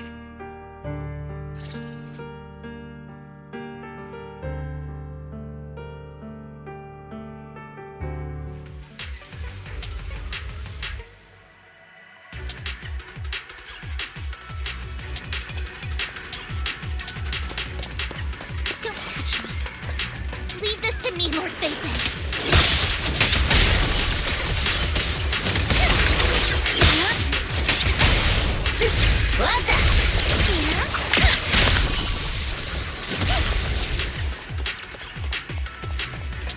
Lord Phaethon, there might be more serum here. How dare you steal from Lady Dina! Notice me. I'll try to go easy on you. No promise. Don't touch me.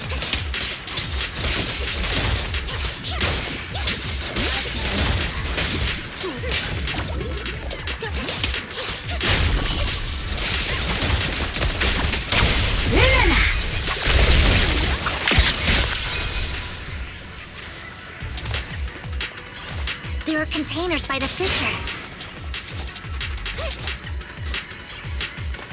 There's got to be something inside. Let's try opening them.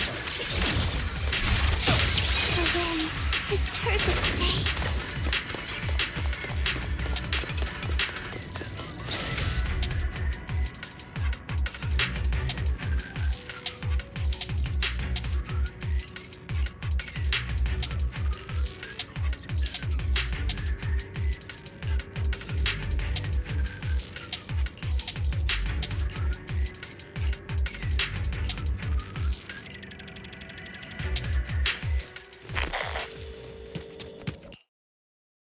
It must have been tough for you to find this place. Vivian, if you had stayed out of it, I wouldn't be so eager to get rid of you. Those people have been taken to safety. You're all out of options. They're just mere test subjects. So what if they get away? There will always be people consumed by greed, and therefore, they will come willingly to me. In any case, what are a few sacrifices in comparison to the completion of Father's grand ambition? Dina, you deceived those people. They didn't come willingly to you. You tricked them, just like Landon did back then. Deceived?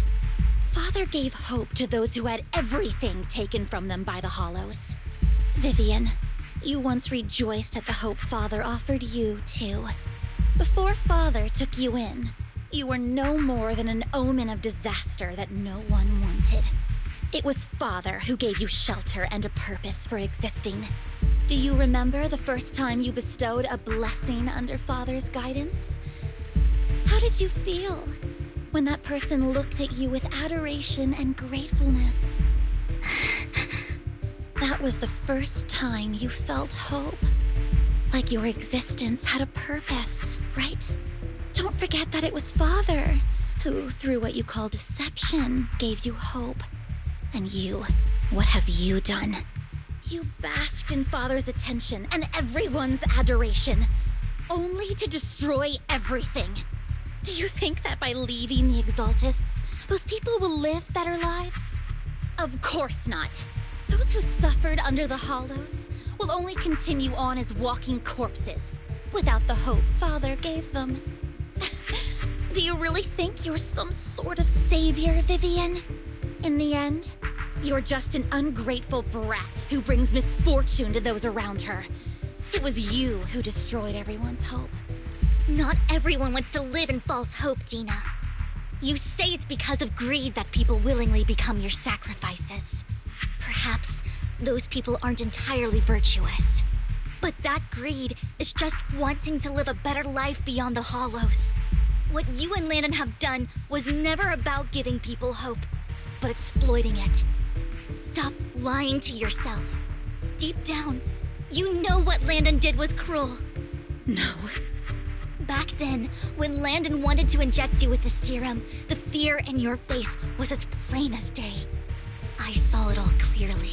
If all of this is as righteous as you claim, then why did you make such an expression, Dina? Don't look at me with such pity! Father did nothing wrong. All of this is to make something of the Hollows other than disaster. That's everyone's only hope. Dina, it's not too late to stop. Stop living in this lie. You know what would happen if a sacrifice loses control and escapes the Hollow. It's not the Hollows that are to blame for those people's deaths, but the hope you keep talking about. That will cause more despair and claim more lives. That is merely the necessary sacrifice to accomplish a greater goal. No one deserves to be a sacrifice.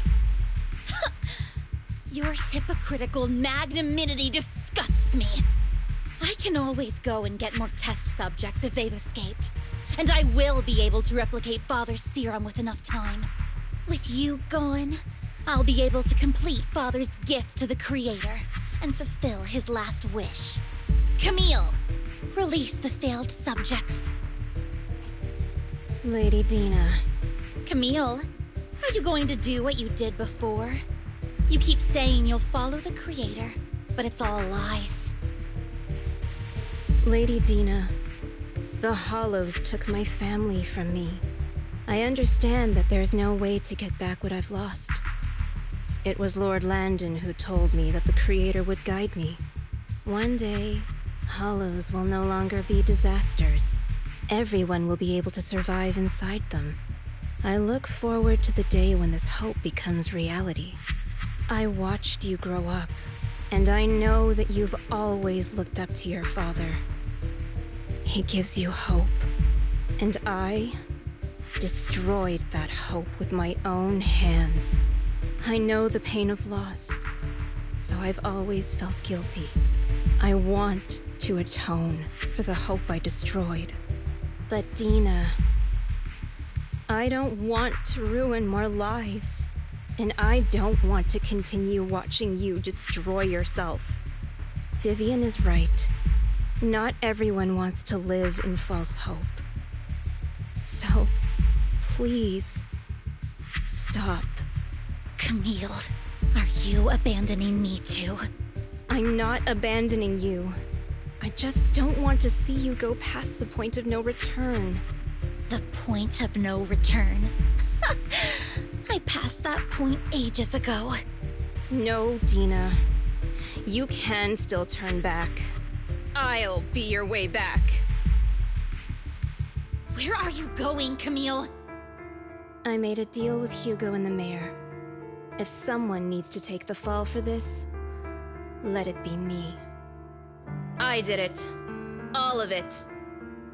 I've been forcing Landon's only daughter, Dina, to research how to create sacrifices.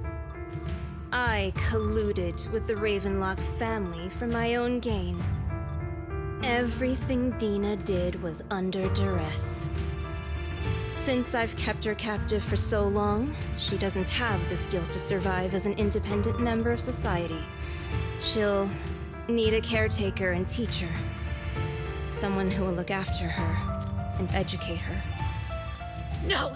I refuse, Camille! I refuse to accept this! Dina, I'm going to dispose of those failed subjects.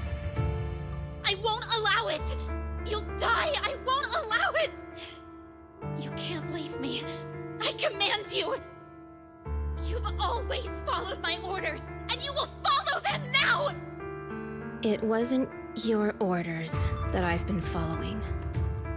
My younger sister, who was stolen from me by the Hollows, also had such beautiful red hair. When Landon told me the Creator could bring me hope, you were standing there, right behind him. I was certain, then and there, that this was the hope the Creator had given me. Start over, Dina. You still have so long, so much time. You'll make friends, find people who love you, and make many beautiful memories. That's not what I want! Camille, you're not allowed to die! I won't allow it! I won't allow it! Goodbye, Dina. And I'm sorry, Vivian. I'll leave the rest to you.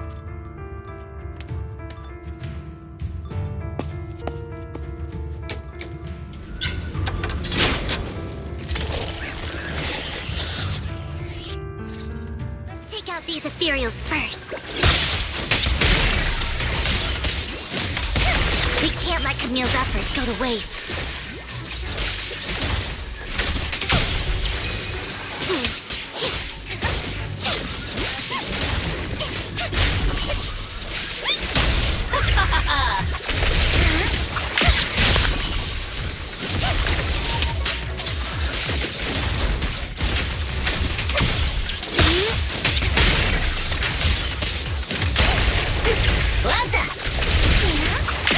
Let's go after Dina, Lord Mason.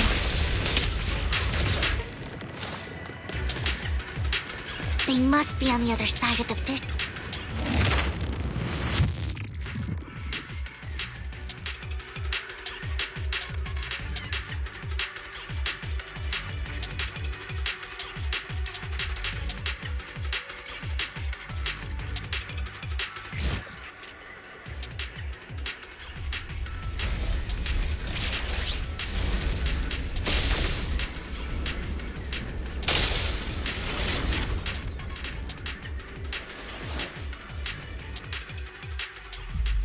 Are you satisfied now, Vivian?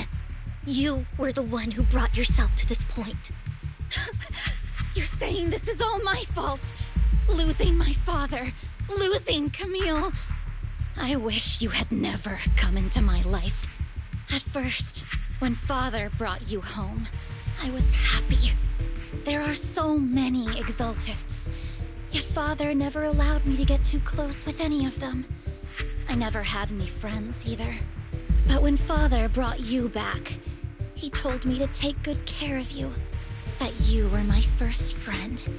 I was also so happy the first time you took my place in helping Father select a person to receive the blessing, because it meant you were different from all those other people. You could stay with me. But soon, I grew jealous. You took the attention that should have belonged to me. You even took Father's love from me. It's only because of my ability that Landon... I know, but... Vivian, jealousy is something you cannot control. Of course, the same goes for fear and hatred. I was terrified that one day you would look at me and shed tears. I knew if that day ever came, Father would not hesitate to force the blessing upon me. And when that day did come, I hated you for causing my father's death. Tina, you knew everything about what happened back then, so... why are you still defending Landon? And why didn't you tell me back then? If I had known earlier, maybe I could have found a way. Because it's the only thing that makes me more special than you, no? It proves I had Father's trust. I was more useful to him. Vivian, you said you wandered without a home ever since you were young, hated by anyone you encountered. You were happy to gain recognition from everyone and help Father when you were among the Exaltists. But in the end, you discovered you were being used, so you felt betrayed and hurt. Then, what about me? All I ever had was my father. I've never known a life outside of the Exaltists. Ever since I was young, my only purpose was to help Father select who was to be blessed. The only purpose I had was my father and the Exaltists. I've never been taught anything else, Vivian. It is what little value I have, and have ever had. In the end, you took even that from me, and completely destroyed it. You think you're doing good and fighting evil. You've only managed to affect a small part of your world.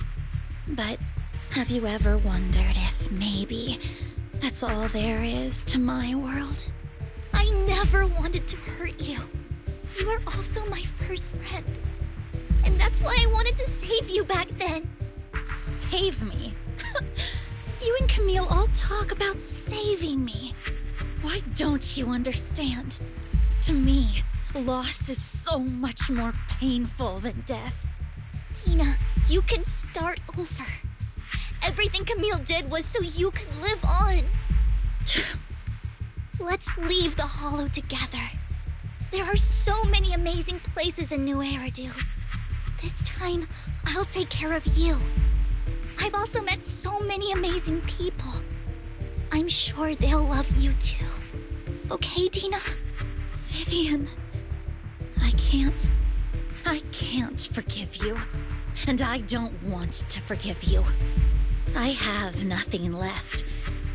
If what little hatred I do still harbor were taken from me, well, I refuse to be so pitiful. I won't apologize, Vivian.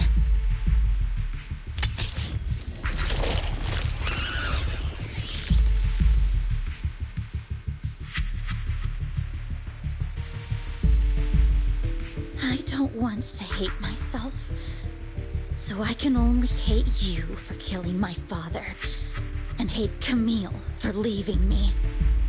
That's just the kind of person I am. Hateful and despicable. I refuse to owe anyone anything. I refuse to feel regret. I won't. Vivian, I will keep hating you. I will take all who are precious to you. I will also hate Camille, so I won't do as she wished and start a new life. Vivian, if you had never existed, if I had never, you would be... Lord Phaethon, please do not interfere. She was my first friend. I'm going to bid her farewell.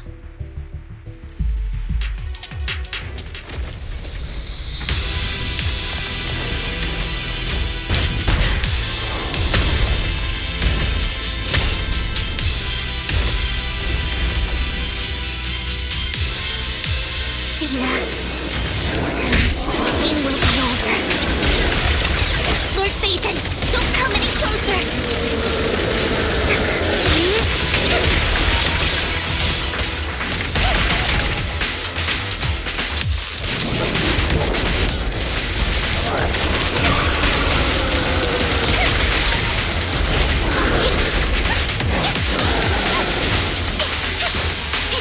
Who dares get between me and Lord Phaethon?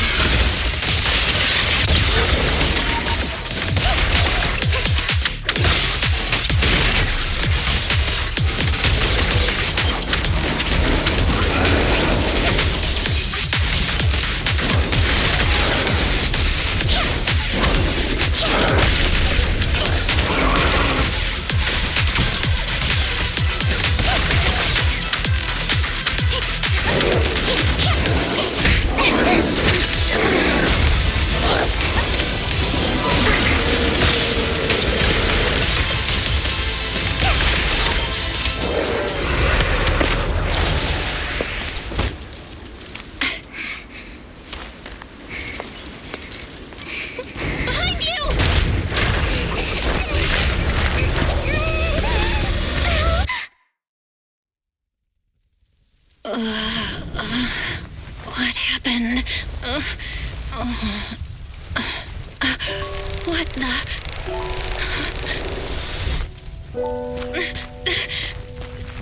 Vivian! Val, don't come near me. This is my own choice.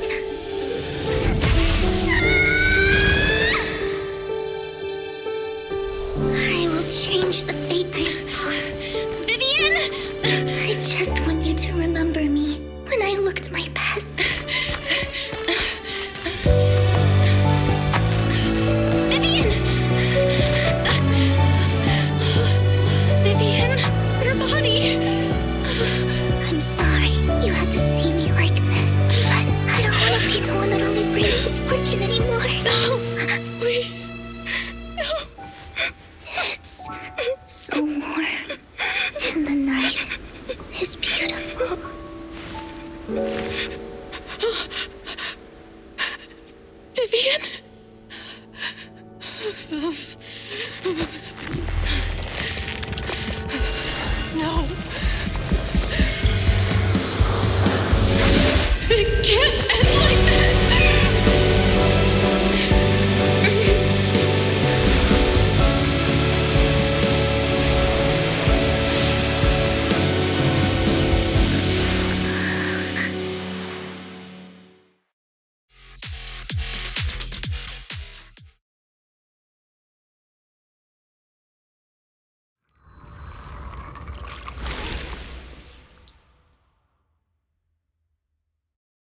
Belle, you're scaring me. Belle, I'm so glad you're awake. What happened? I remember Vivian and I... Wait, where's Vivian? She injected herself with Landon's serum! Hugo and Lycon brought you out of the hollow. You were in a coma and... I'm so glad you're safe. And you said Vivian used the serum on herself? But she looked fine to me, barring a couple of scratches. Hugo sent a message earlier saying he got her checked over, and she was alright. Can you recall what happened? The situation was dire, so Vivian used the serum on herself to defeat the ethereals. I saw the crystallization process starting to occur. And then I can't describe it, but I think I saw something. At the time, all I was thinking about was wanting to remove the crystals from Vivian. I don't even know what I did. But then I passed out, I guess. What happened after that? When I led Hugo and Lycon there, it was just you and Vivian lying on the ground. We didn't see anything else. Never mind that for now. Belle, do you feel any discomfort?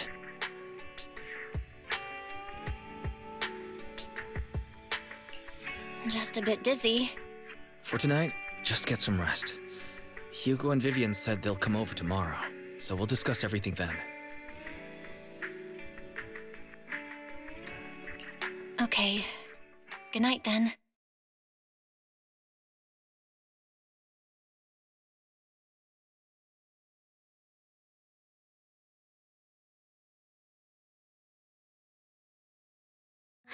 Lord Phaethon! How are you feeling? No headaches? Leg pains? Heart palpitations? Loss of appetite? Vivian? I was just so worried. Sorry. Anyway, Lord Phaethon, I'm so glad you're okay. What happened this time was all my fault.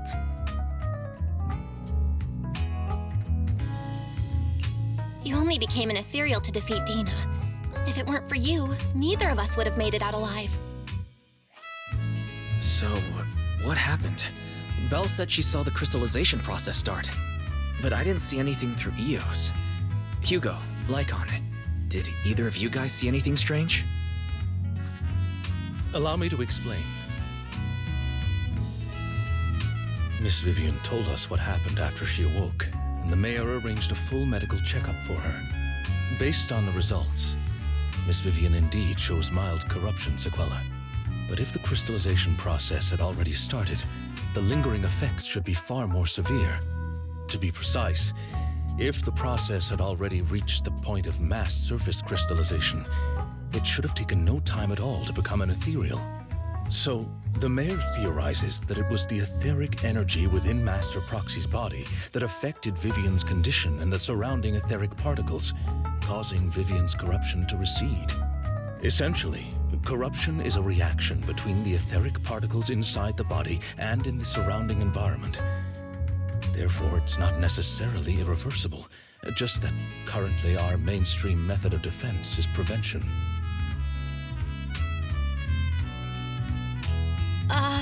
How come I didn't know I had this ability? How's it even possible for me to influence other people's etheric particles? That makes it sound like I can manipulate etheric energy at will. Master Proxy, you are special. This is a gift your teacher left you. Our teacher? So this has to do with her? I don't know all the details, so I cannot explain everything to you. My apologies.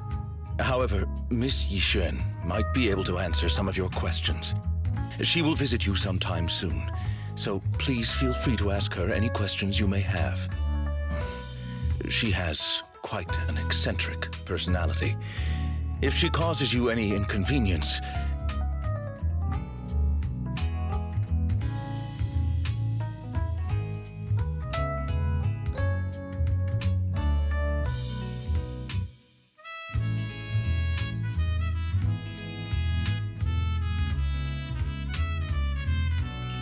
If she causes trouble, can I file a complaint about her to you? Master Proxy, you have always been a people person, so I trust you will handle things just fine. That just makes me more worried. In any case, the mayor has asked me to give everyone his most sincere gratitude. Unfortunately, the mayor could not come personally, but has promised everyone a favor. Provided it's within his means, he will offer his unconditional assistance once. There is no time limit on this favor. Unconditional, What if I wanted his position as mayor? If that is what you desire, then the mayor and his subordinates will be first in line to vote for you in the next election. As for the other votes, you'll have to work for them on your own.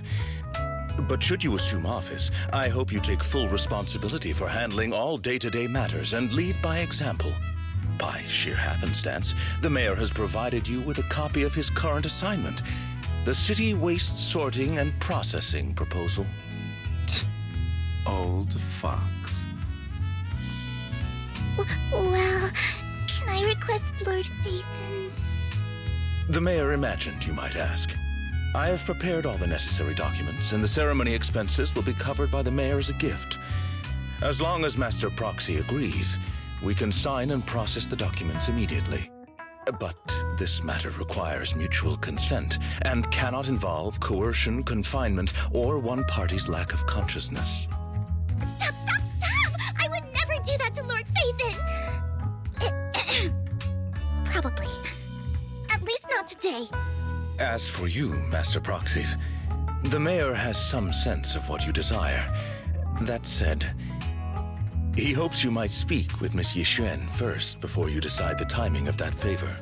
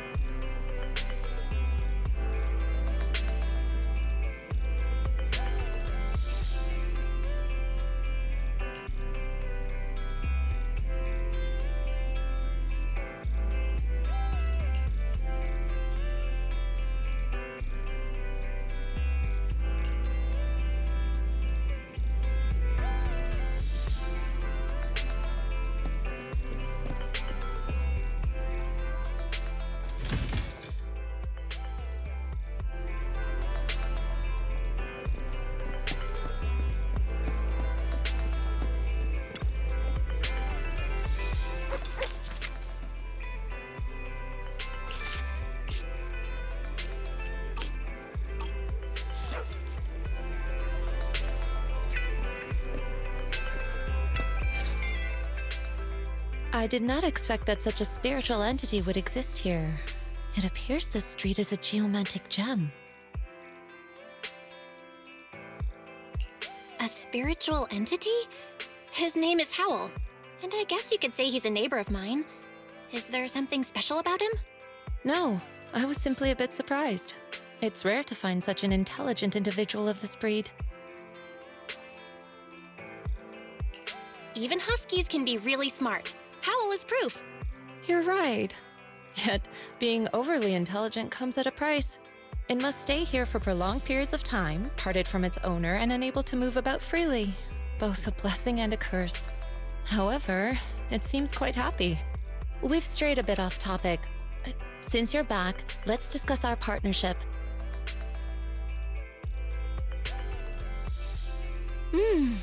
Nice job. Good air circulation, excellent layout. Very suitable for a business. Your bamboo here are also very energetic. It seems your fortune is good when it comes to wealth. Didn't expect you to understand feng shui. Thank you for your blessings. But who exactly are you? I suppose this is our first official meeting since parting ways in the Hollow. Now that both of you are present, allow me to reintroduce myself. My name is Yi Xuan, a mystic from Yunquei Summit. Wait, mystic? Like those people in movies who can tell your fortune and go around blessing people? This is my first time meeting one in real life. But what's Yunquei Summit? Just an ordinary sect of the mystic arts. Our disciples travel all across New Eridu and sometimes collaborate with authorities. Currently, I'm affiliated with the Hollow Investigative Association. Right now, however, I'm here to discuss a partnership in the name of the Mayflowers. So, what sort of partnership are we talking about? I have reviewed the documents provided by the Mayflowers. You previously underwent an implant surgery. After recent adjustments, abnormalities occurred. These abnormalities bear resemblance to the craft practiced by us at Yunquei Summit. If you are willing, I can teach you how to better control your abilities. To better control my abilities? It sounds great, but there's no such thing as a free lunch. Since you're willing to teach us your craft, Shifu, you must want something in return, right? That's right. Mayflower will have you join me for some investigations. Looking at my divination results, this will be a complicated and very likely dangerous matter. He's still going over the details, but should have more information for you soon. You can wait until then to decide.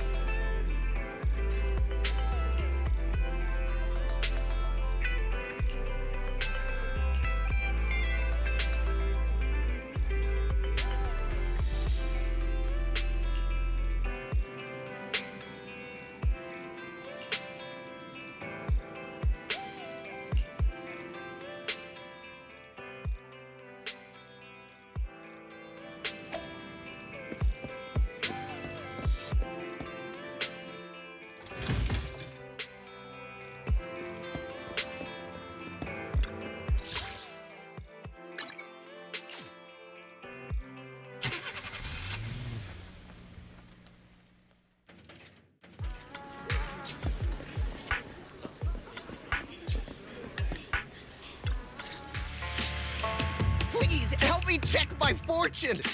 Here's my pop. Look, doesn't this thick wealth line mean I'm about to strike it rich? I've looked it over, and your fortune is decent. Huh? You barely looked at it, and you're already done? You have good fortune. What? You don't believe me? I do. Thank you so much. Next, it's my turn. Hey, wait, hey, quit cutting in line.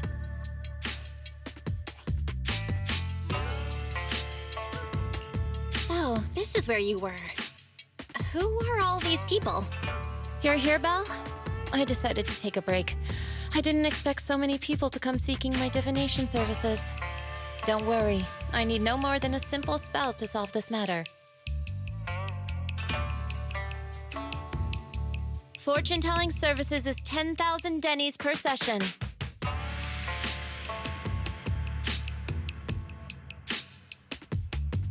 All gone? Good. It seems the Banish Wealth and Desire spell is still effective. Banish wealth and desire? That's a spell? This isn't the kind of craft you said you were going to teach us, is it? Our video store has a business license, and we'd get complaints if we charged unfair rates. Of course not. This is just a trick to deal with trouble. I'll take my time showing you the true craft of Yunkwai Summit. For now, let's find that shop.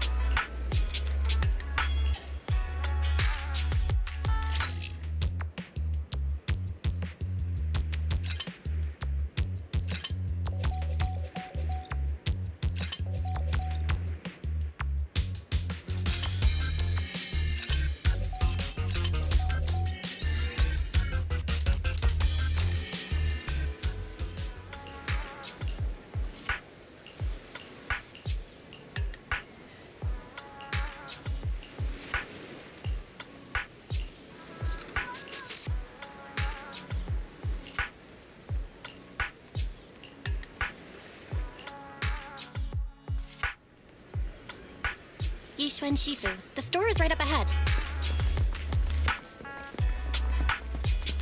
Yes, this is the place. Ah, this is the one. Seems it's closed. Another wasted trip. Not necessarily. 1 second, please.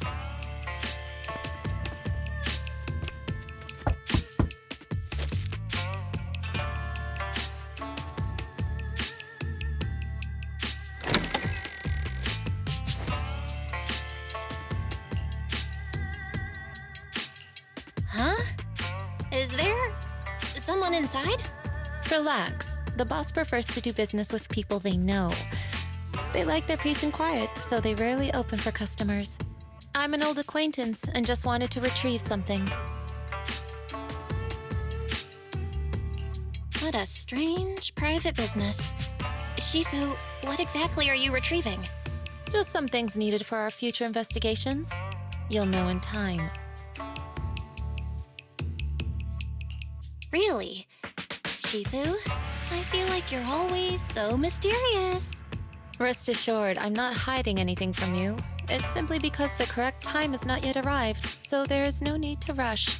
Since we've already obtained what we came for, let's part ways here. There will be plenty of time in the future. We will certainly meet again.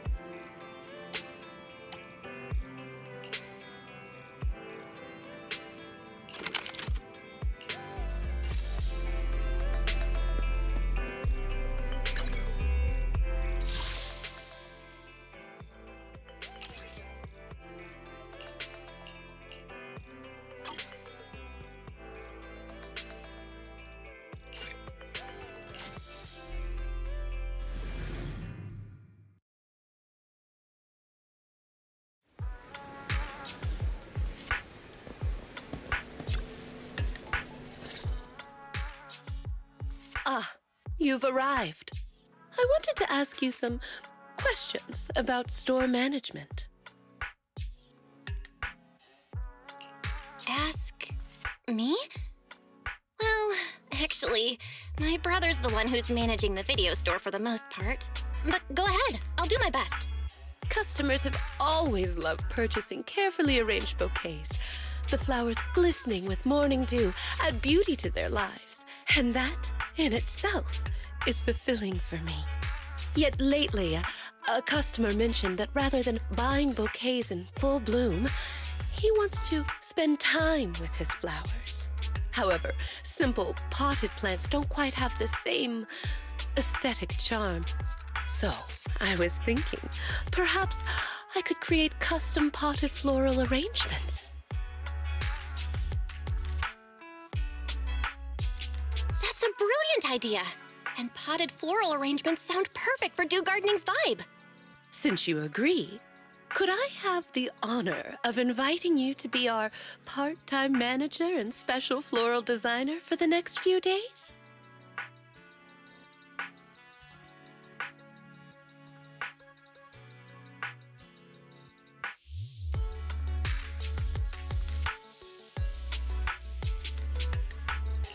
Huh? I certainly didn't expect that. Miss Orchidea, are you gonna be busy with something else? Yes. Spring is here. No self-respecting connoisseur of flowers would dare to miss this season. I plan to travel for a few days and find novel flora for my shop. But the floral arrangement project is just getting started. Pausing it now might let the customers down. As an experienced store manager, you must understand my concerns. So...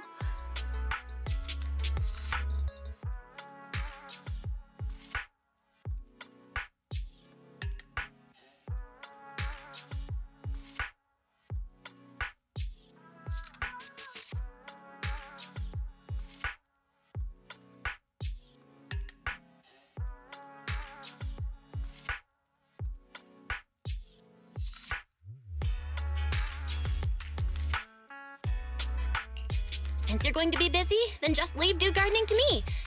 But maybe you could teach me what it is exactly that I need to do first. As a floral designer, you first need to understand why your customers want flowers and what qualities they're looking for. Some customers may already have a specific flower in mind. If you can guess it correctly, it'll make them even more satisfied. Well, it's a bit hard to explain. Let's do a practice round. I'll pretend to be the customer.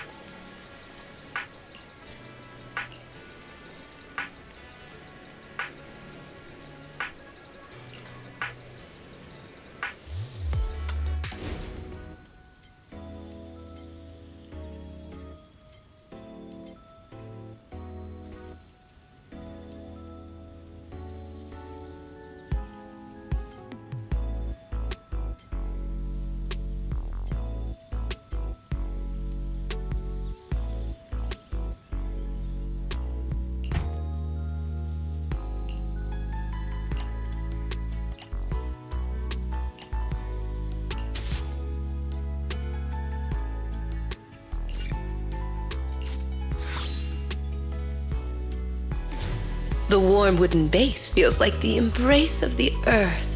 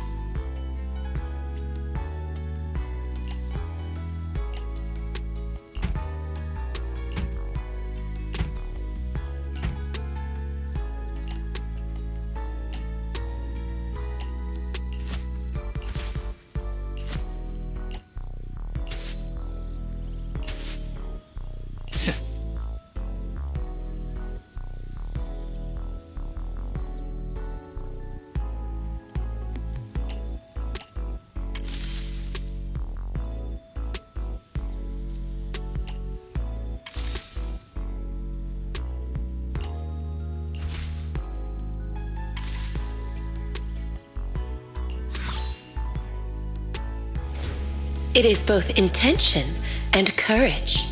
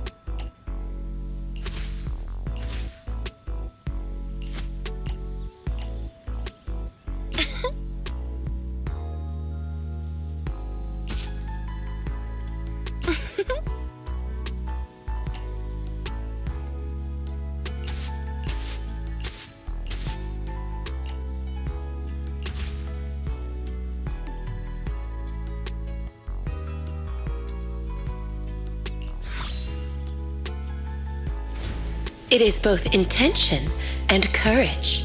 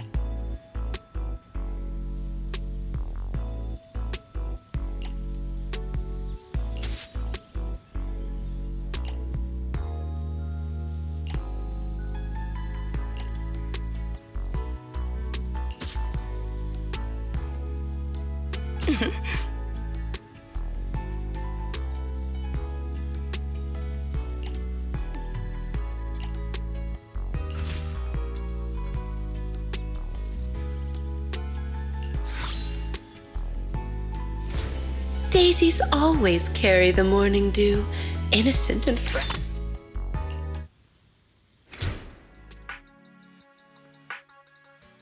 You certainly do have a natural talent for this.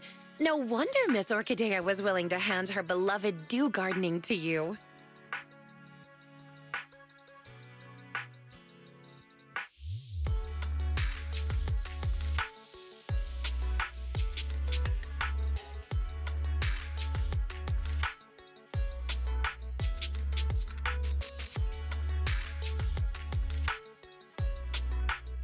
You think I have talent, Rena?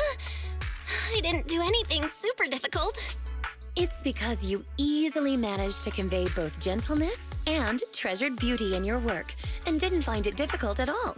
So you indeed have talent. After all, talent and skill are different. What you accomplished can be considered communication with flowers. Just as Orchidea wrote in her notes, a floral designer must feel the qualities and personality of each flower and arrangement in accordance with their own understanding, allowing each flower to radiate its own charm. This potted arrangement has achieved that.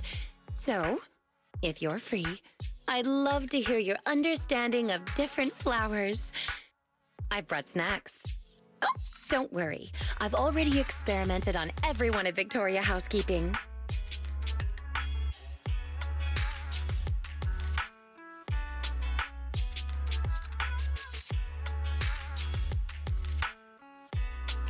All thanks to your guidance, Rena. And about the qualities and personality you mentioned, I'll practice getting a feel for that.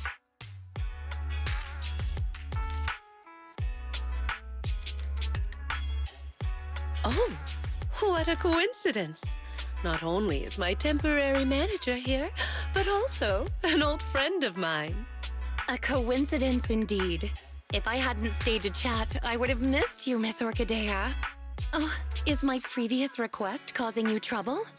It is a little difficult, yes. I've visited several old friends in search of the flowers you mentioned. However, a flower that only blooms in an area that has been repeatedly ravaged by Hollow Zero and then restored, and looks similar to a symbiotic ethereal. No one's ever seen such a thing, let alone attained one.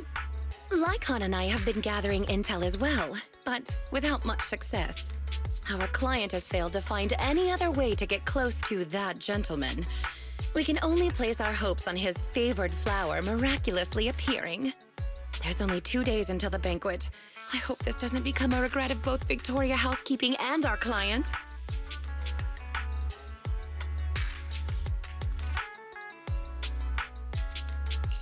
As expected of Victoria Housekeeping, you're so dedicated to every commission you get. Right. It's not easy maintaining a near-perfect completion record and reputation. I'll keep an eye out for you. Fortunately, I've already found a temporary manager who's highly reliable. You've seen Miss Bell's work already, right, Rena? With such a brilliant floral designer here, there's nothing I need to worry about. Agreed. You are truly astute, Miss Orchidea. Then I'll thank you and our dear guide in advance then. The banquet still requires more preparations. Please contact me if there are any new developments.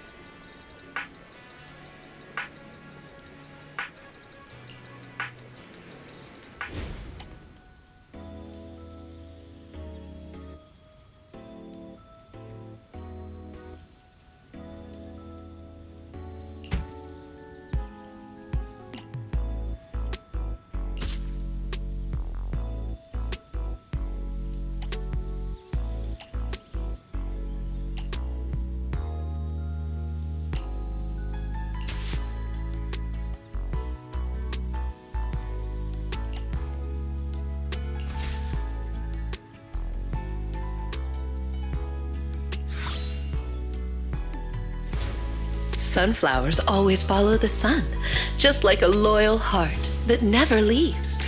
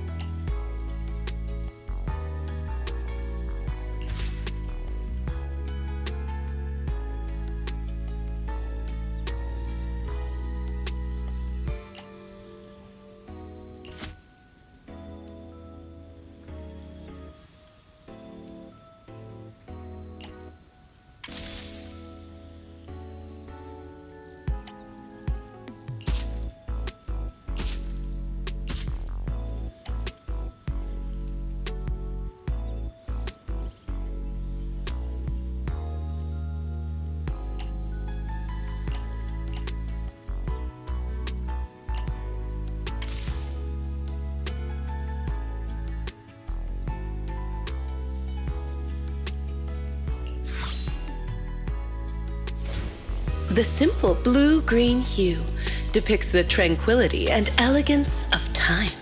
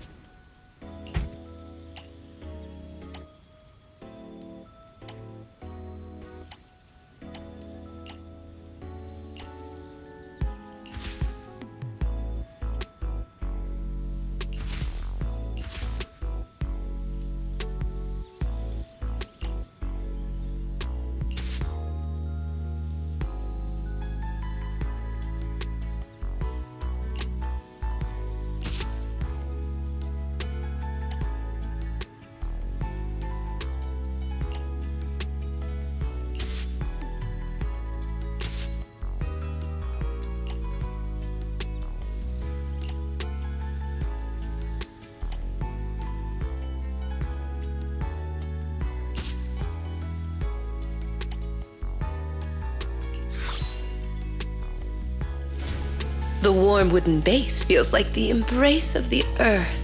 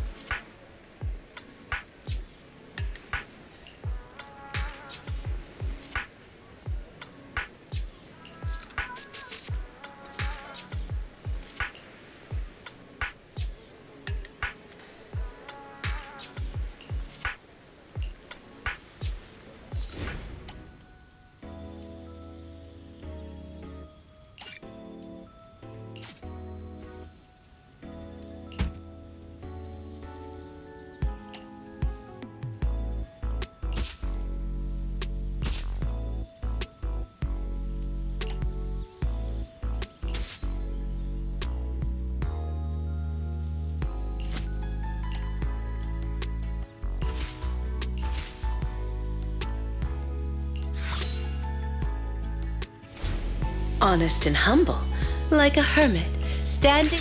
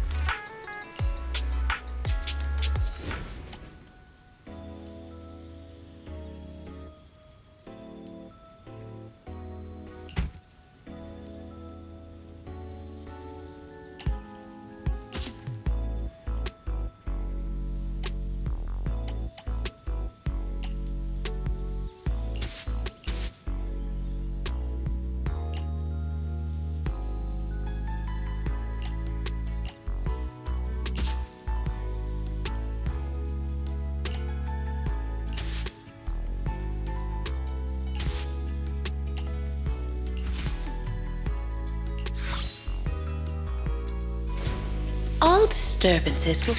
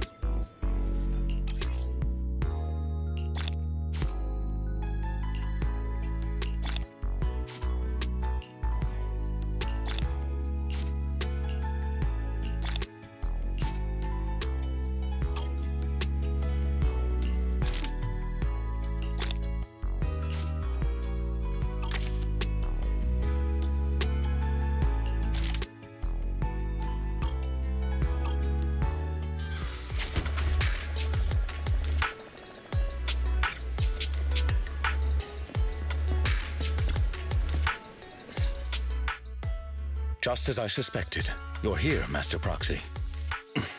Please do not misunderstand. I'm not here to rush you to find the flower Rena mentioned. That specific flower requested by the client isn't the only thing required. We must prepare the rest of the banquet as well. They're merely decorations, not the focus. There is no need to cater to unrealistic demands.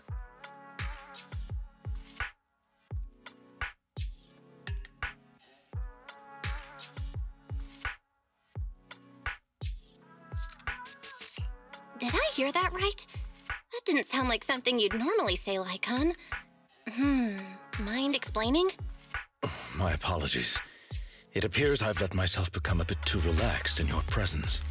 Though I cannot divulge everything, I don't want you to agonize over those rare flowers. They require an extremely difficult and specific environment, and are far from easy to cultivate. It is also extremely dangerous to try growing any plants in areas repeatedly ravaged by Hollow Zero. The commission we received is to host a perfect banquet. Our duties do not entail fulfilling our clients' personal wishes through said banquet. Finding that flower is simply an extraneous task.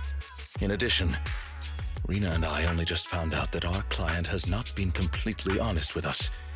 His true intentions are...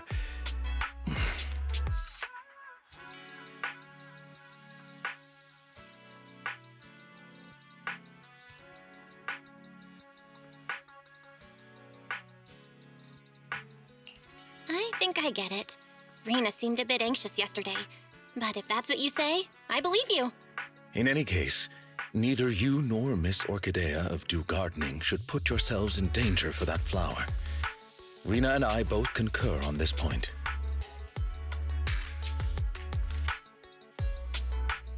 What a coincidence, Lord Phaethon. Hello.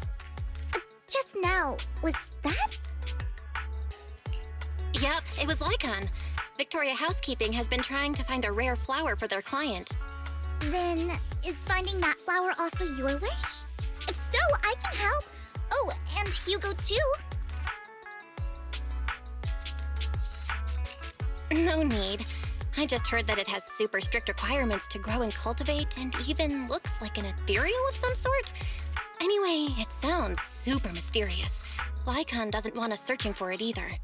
I see. Got it.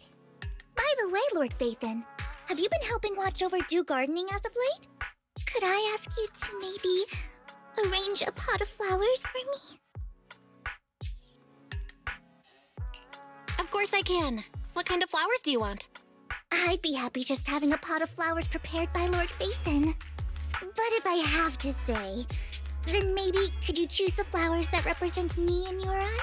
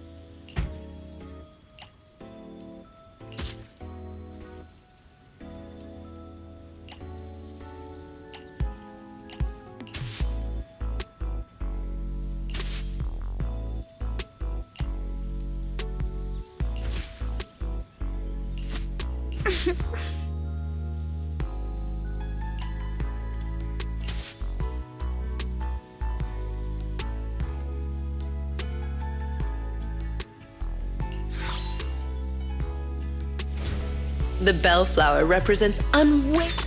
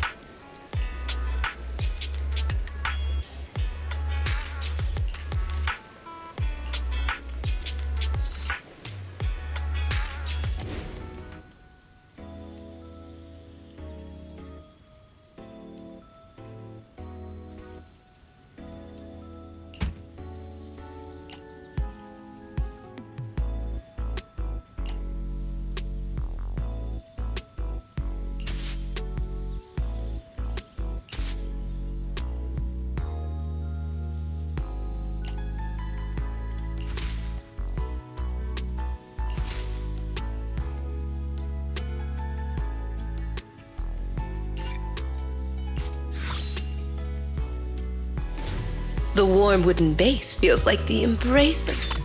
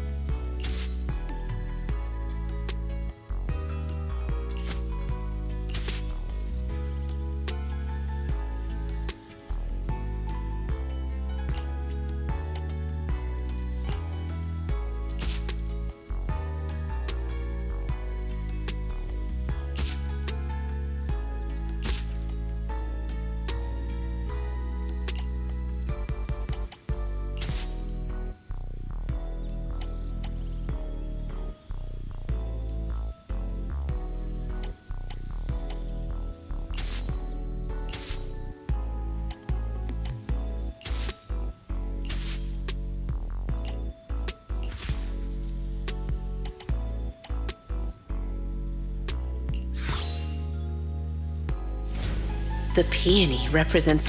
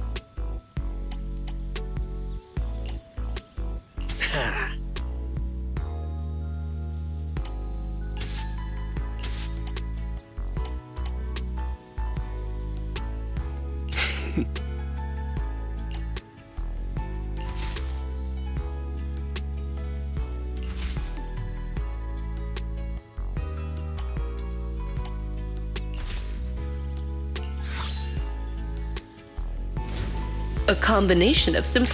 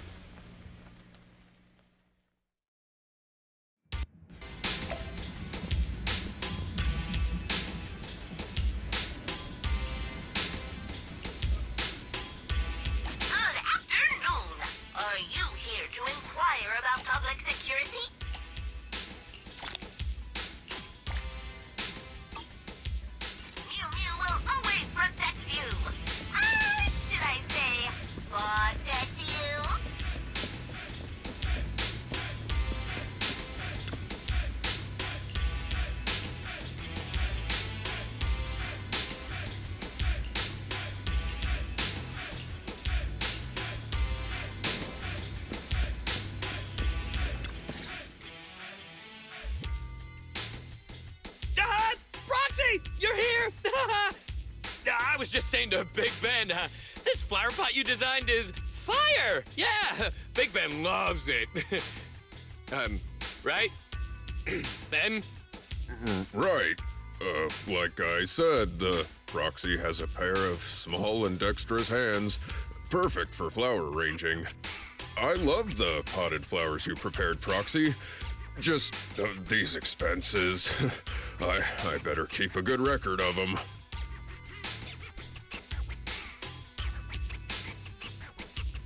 What are you mumbling about? Did Anton get something wrong? If there's something you want to say, just say it. We really can't hide anything from you. Why would anyone want to buy flower pots if not for flowers? My bad. I should have explained it more clearly. When I told Anton I wanted flower pots, I really did mean I just wanted the flower pot itself. It's because of these two little troublemakers. They keep knocking over their bowls.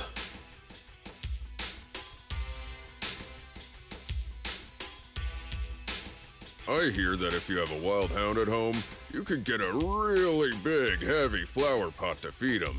They wouldn't be able to knock it over. So I wanted to buy a heavy flower pot to use as a bowl for their water.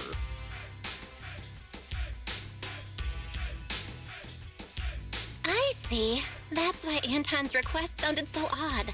Just give it to me straight next time. My bad for being too hasty. I'll make sure to be more careful next time.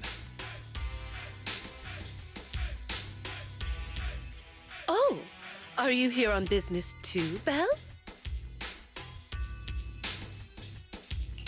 I haven't been slacking. I'm here on duty as temporary manager. Since Dew Gardening promises to deliver flowers to customers' doors, it's normal for me to take on that duty.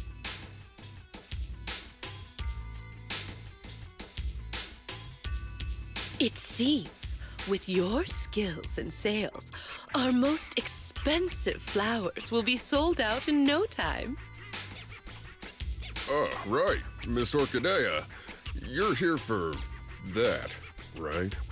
We've looked around, but we only found... Only found... these two dogs.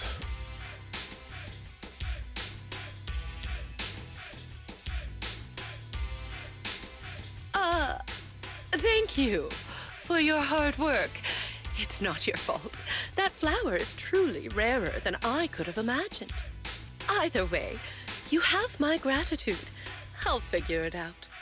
Well then, my temporary manager and I will be taking our leave. Of course! But, would you two mind, when you have time, I got it. I'll bring another flower pot once I get some time. A stone one should work, right? Sounds great!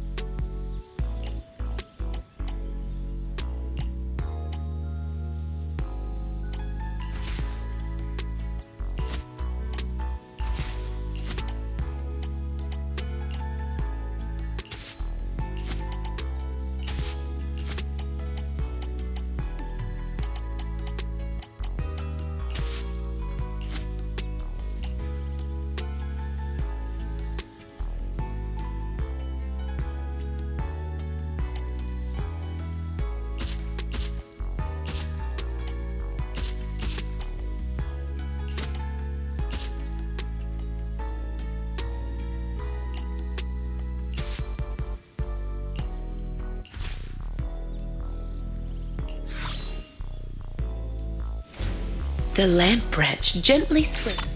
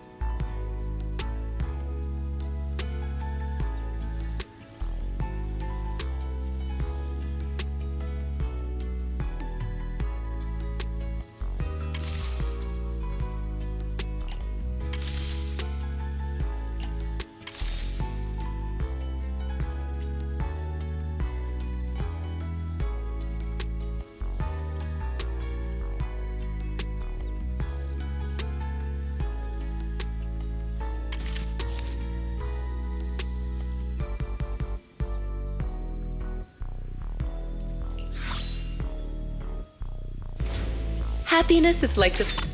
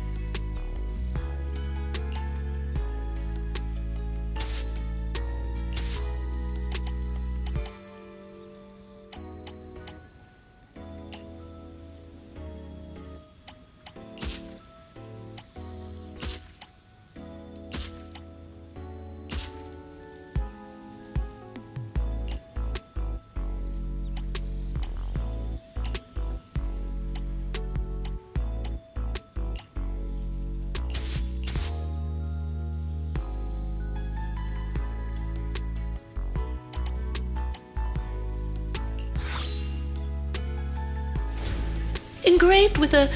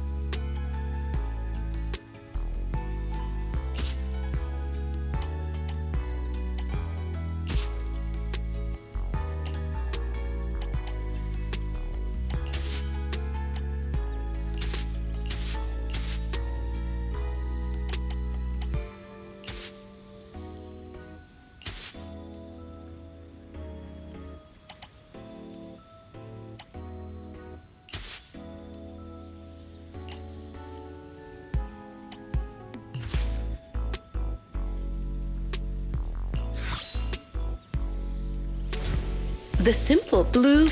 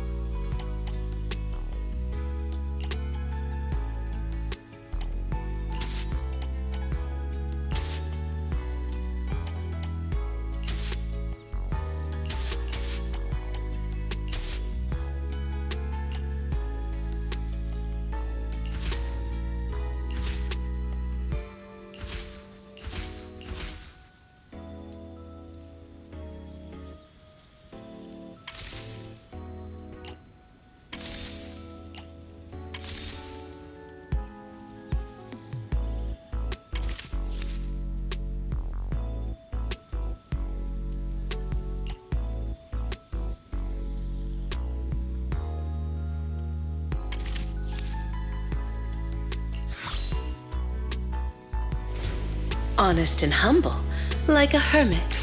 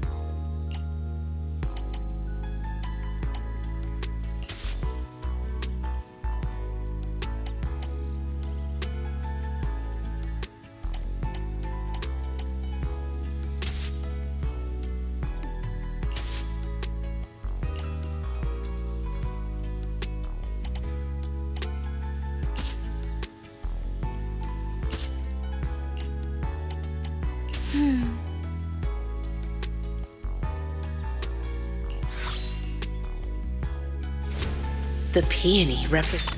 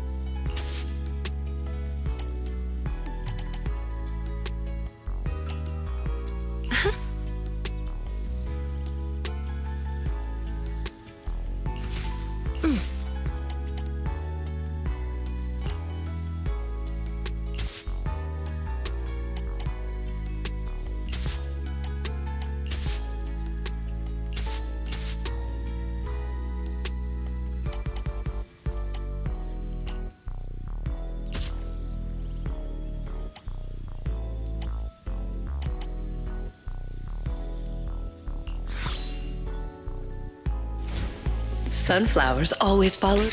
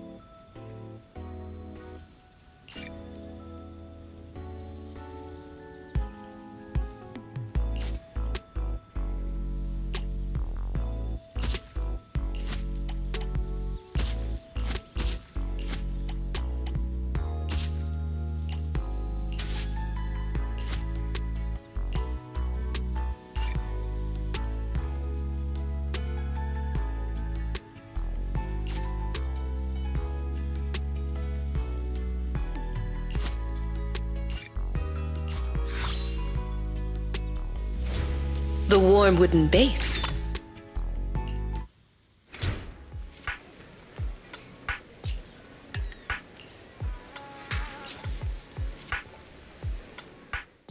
What's the matter, manager?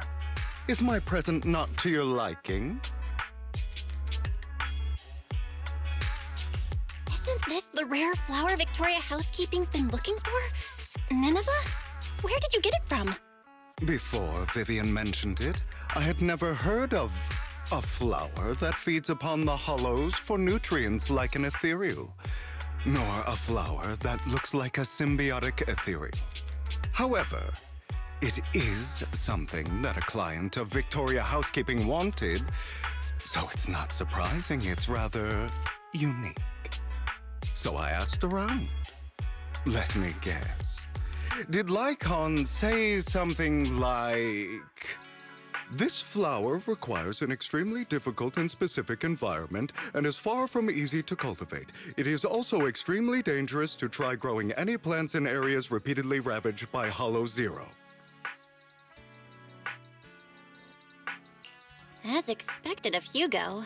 Even the description you gave is almost word for word what Lycon said. Well, that's because these are facts we both know of.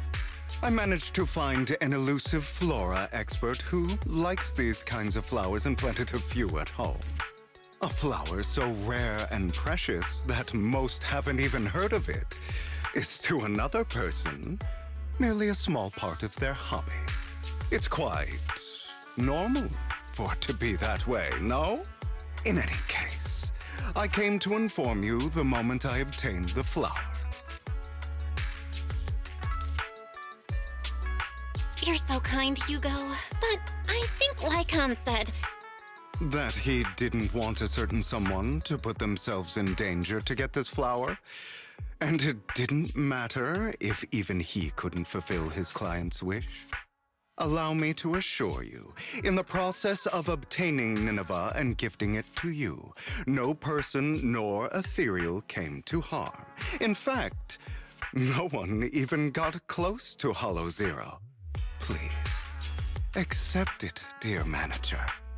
Just take it as if a bird flew by with flowers in its beak and dropped it from the sky as a gift for you, Of course, since it is a surprise gift. There should be no need to tell anyone where you obtained it.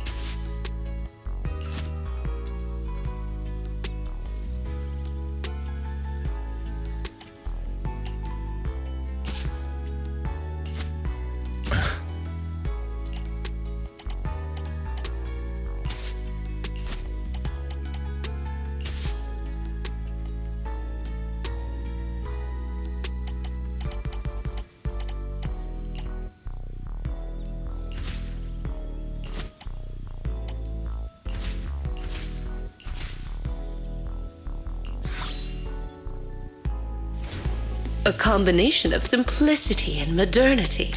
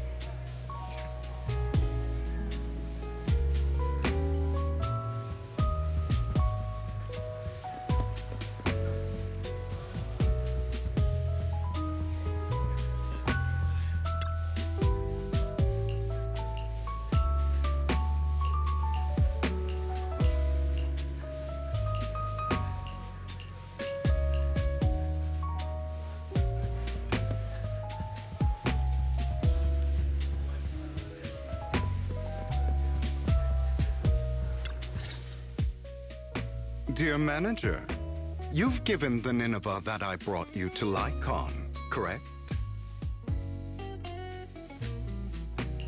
I gave the flower arrangement with Nineveh to Lycon already, yeah. Is there a problem? Of course not. That's the real deal, all right. Their client must be delighted. However, I'm guessing you don't know the details behind this banquet.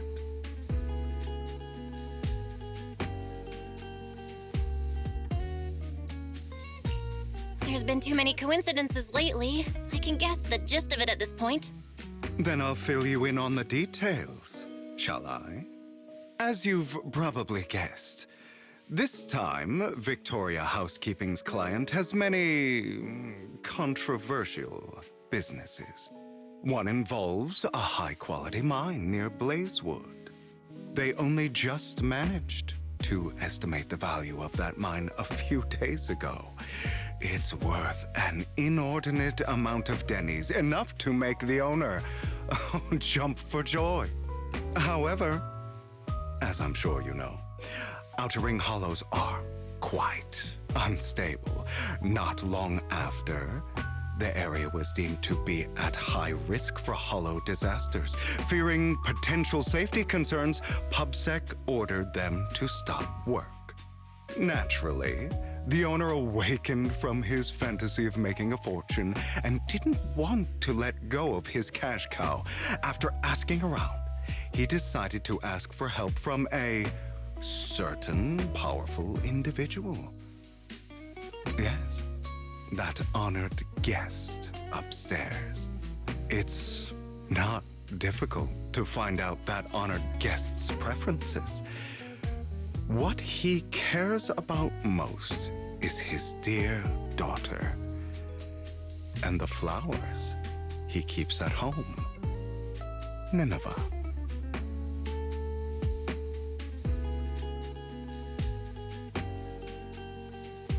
It's not your style to help someone who would ignore hollow disaster risks and safety concerns for profit like that. Now, don't put it that way. I just simply can't bear to watch a dear friend fail to complete his client's request. That's all.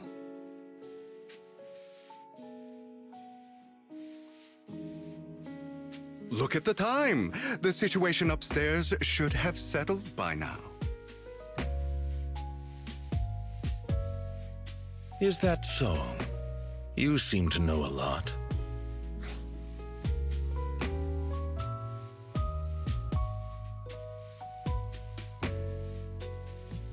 Lycon, what are you doing here? How's the situation with the banquet and Nineveh?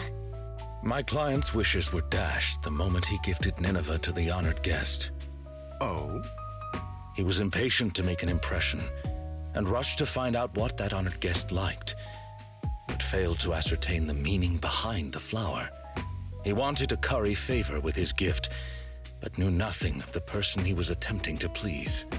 That gentleman did not favor Nineveh for its rarity or beauty, but instead because his friend sacrificed their life for him, allowing him to escape Hollow Zero.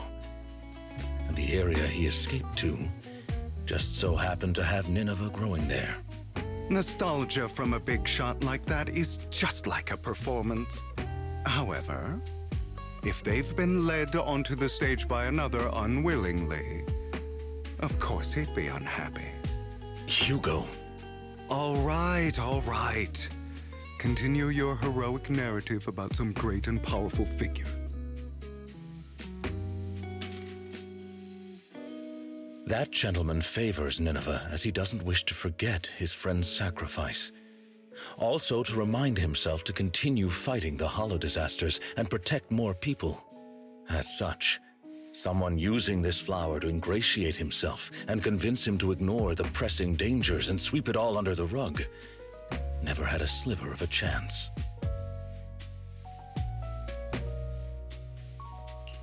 I see. So that honored guest is Lilac's father? She mentioned Nineveh and her father's friend before. Wow. A story that comes full circle. Amazing. Too bad it was so cliché. You added so many exaggerations, it was hardly even close to an unbiased, objective retelling. You... Oh, did I ruin your perfect performance? So sorry. However, if you could be so kind as to pull yourself together from that sob story and remember the plans we made today, perhaps you'll realize we have somewhere to be. Say, right about now. Oh, right. My apologies, Master Proxy. Hugo and I will be taking our leave now. My colleagues from Victoria Housekeeping will take good care of you.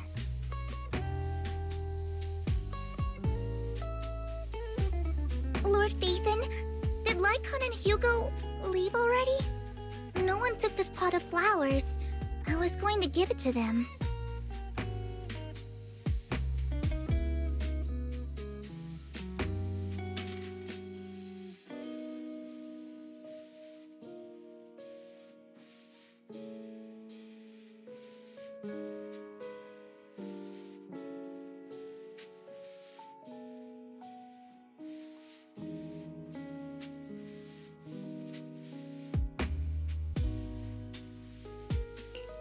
They just left. If it's important, you could probably still catch up to them. No, I think I'm good. Right. You said before that flowers can be used to express things unsaid. Even the same flower can express different voices, right? The Nineveh that gentleman keeps at home tells of his comrade's sacrifice and protection. However, this one for the banquet is just a welcome from the organizers, trying to butter someone else up. So, even if these are his favorite flowers, he doesn't want them. I understand. But who should have these flowers now? How about me? I've been a floral designer for a while now. It's about time I get my brother something. You are going to keep these flowers, Lord Phaethon? Then, when you see it, you'll be reminded of me.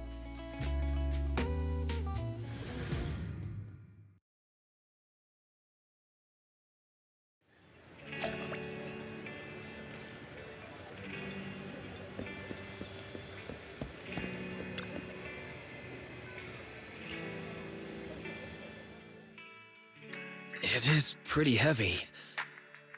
These flowers are pretty inconvenient to carry around, so I thought I'd bring it back home first. It seems kind of familiar, but I don't think I've seen it at the flower shop before. Looks like some sort of particularly rare flower. That's right, it's super rare. Miss Orchidea and Lycon both searched high and low for several days and still couldn't find one.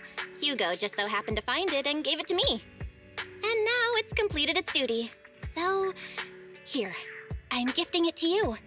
Really? I've heard of the language of flowers before. There's a meaning behind each one, right? You were out for so long, but only came back with this single pot of flowers. Is there a special meaning to it? Maybe that's what other people would do, but that's not why I did it. Guess again, Wise. Then maybe your reasoning is less complicated. Like, it's the most beautiful flower you've ever seen? Nuh-uh, that's not it either. So, if it's not the most beautiful, and it's not to convey a special meaning, then why did you choose it? Because it's the most valuable. It's worth that much? Then, let's keep it safe in my room.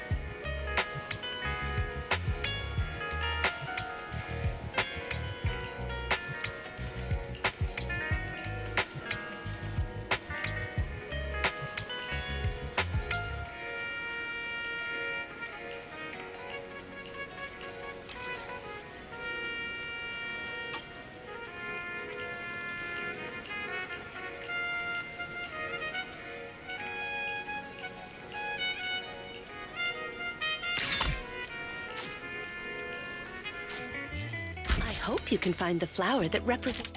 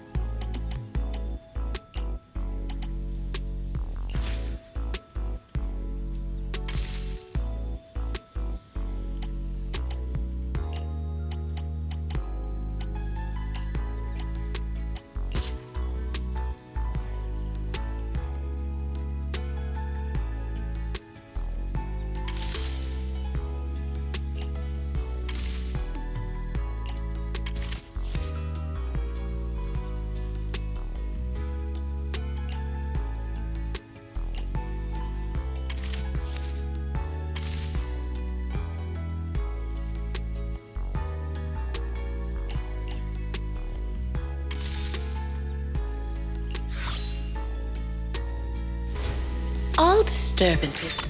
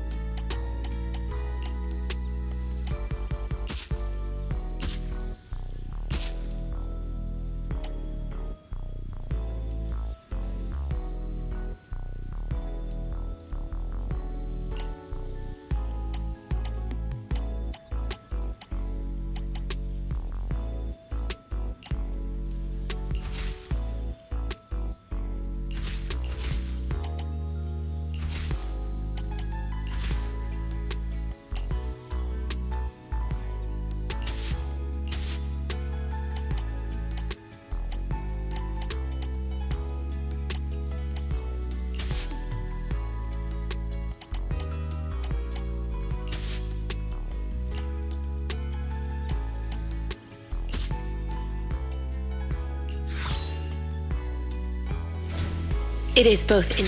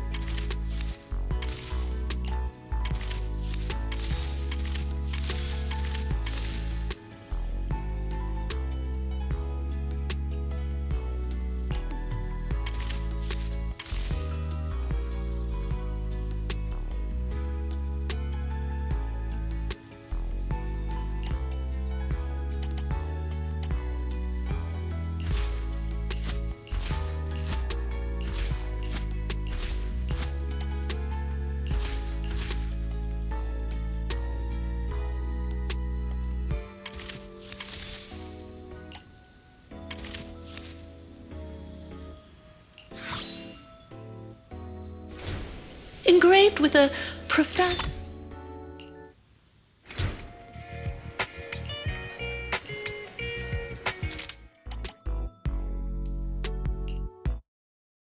Hey, to brighten your mood, don't you think?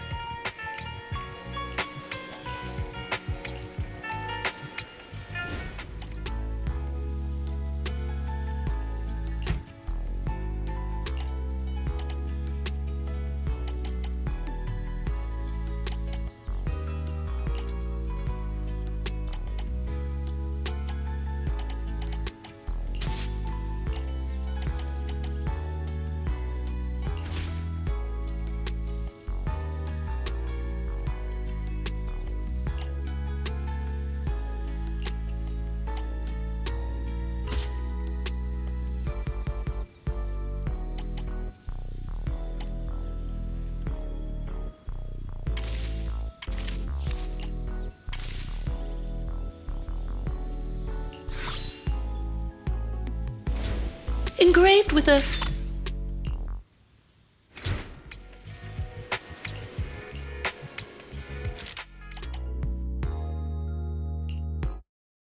a bouquet to brighten your mood, don't you think?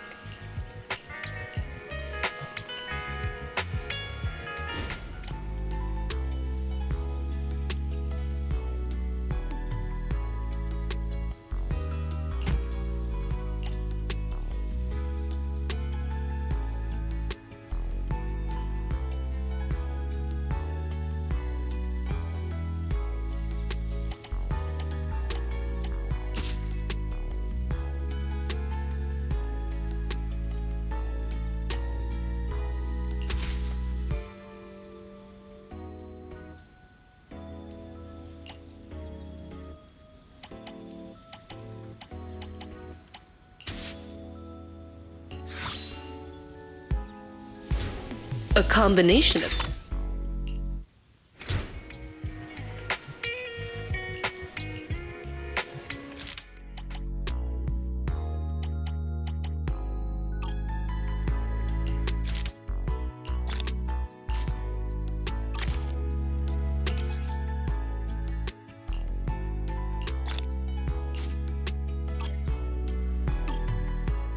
sometimes simply looking at flowers is a healing experience, isn't it?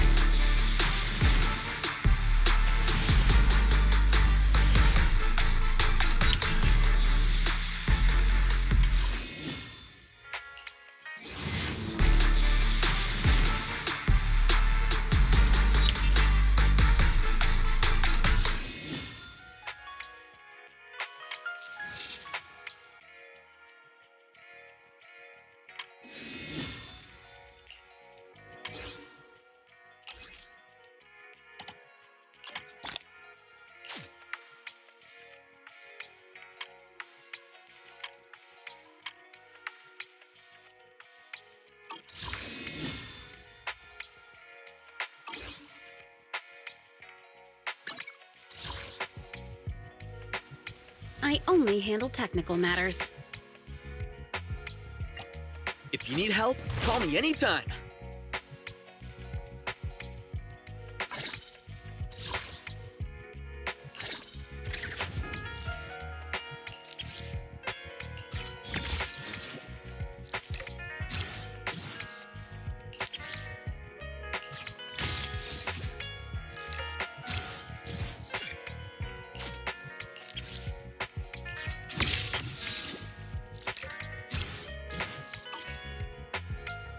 A mission?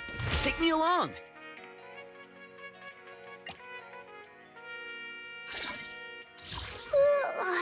So sleepy.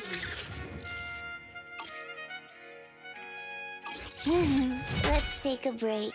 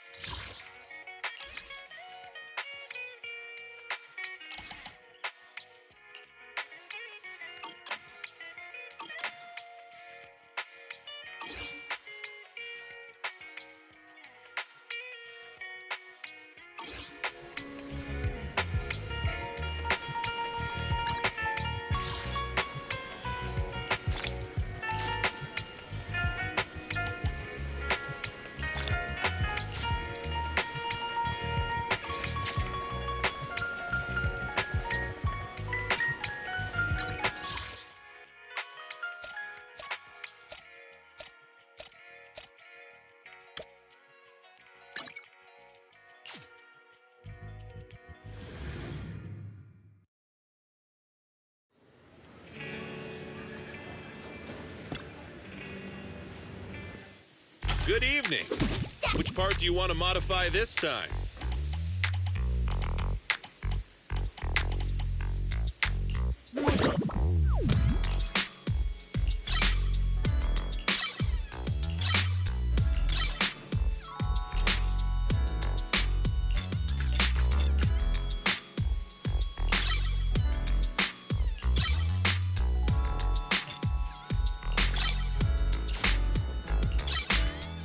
I got plenty of new ideas. Let's try them out on EOS one by one.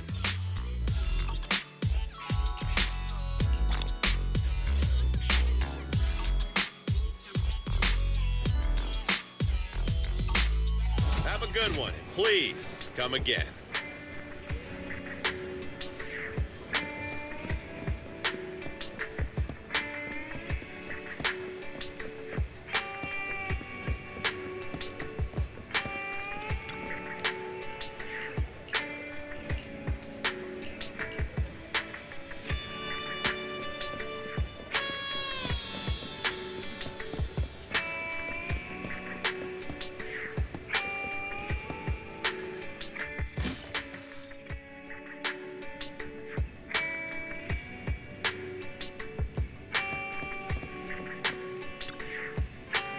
Rata, rata.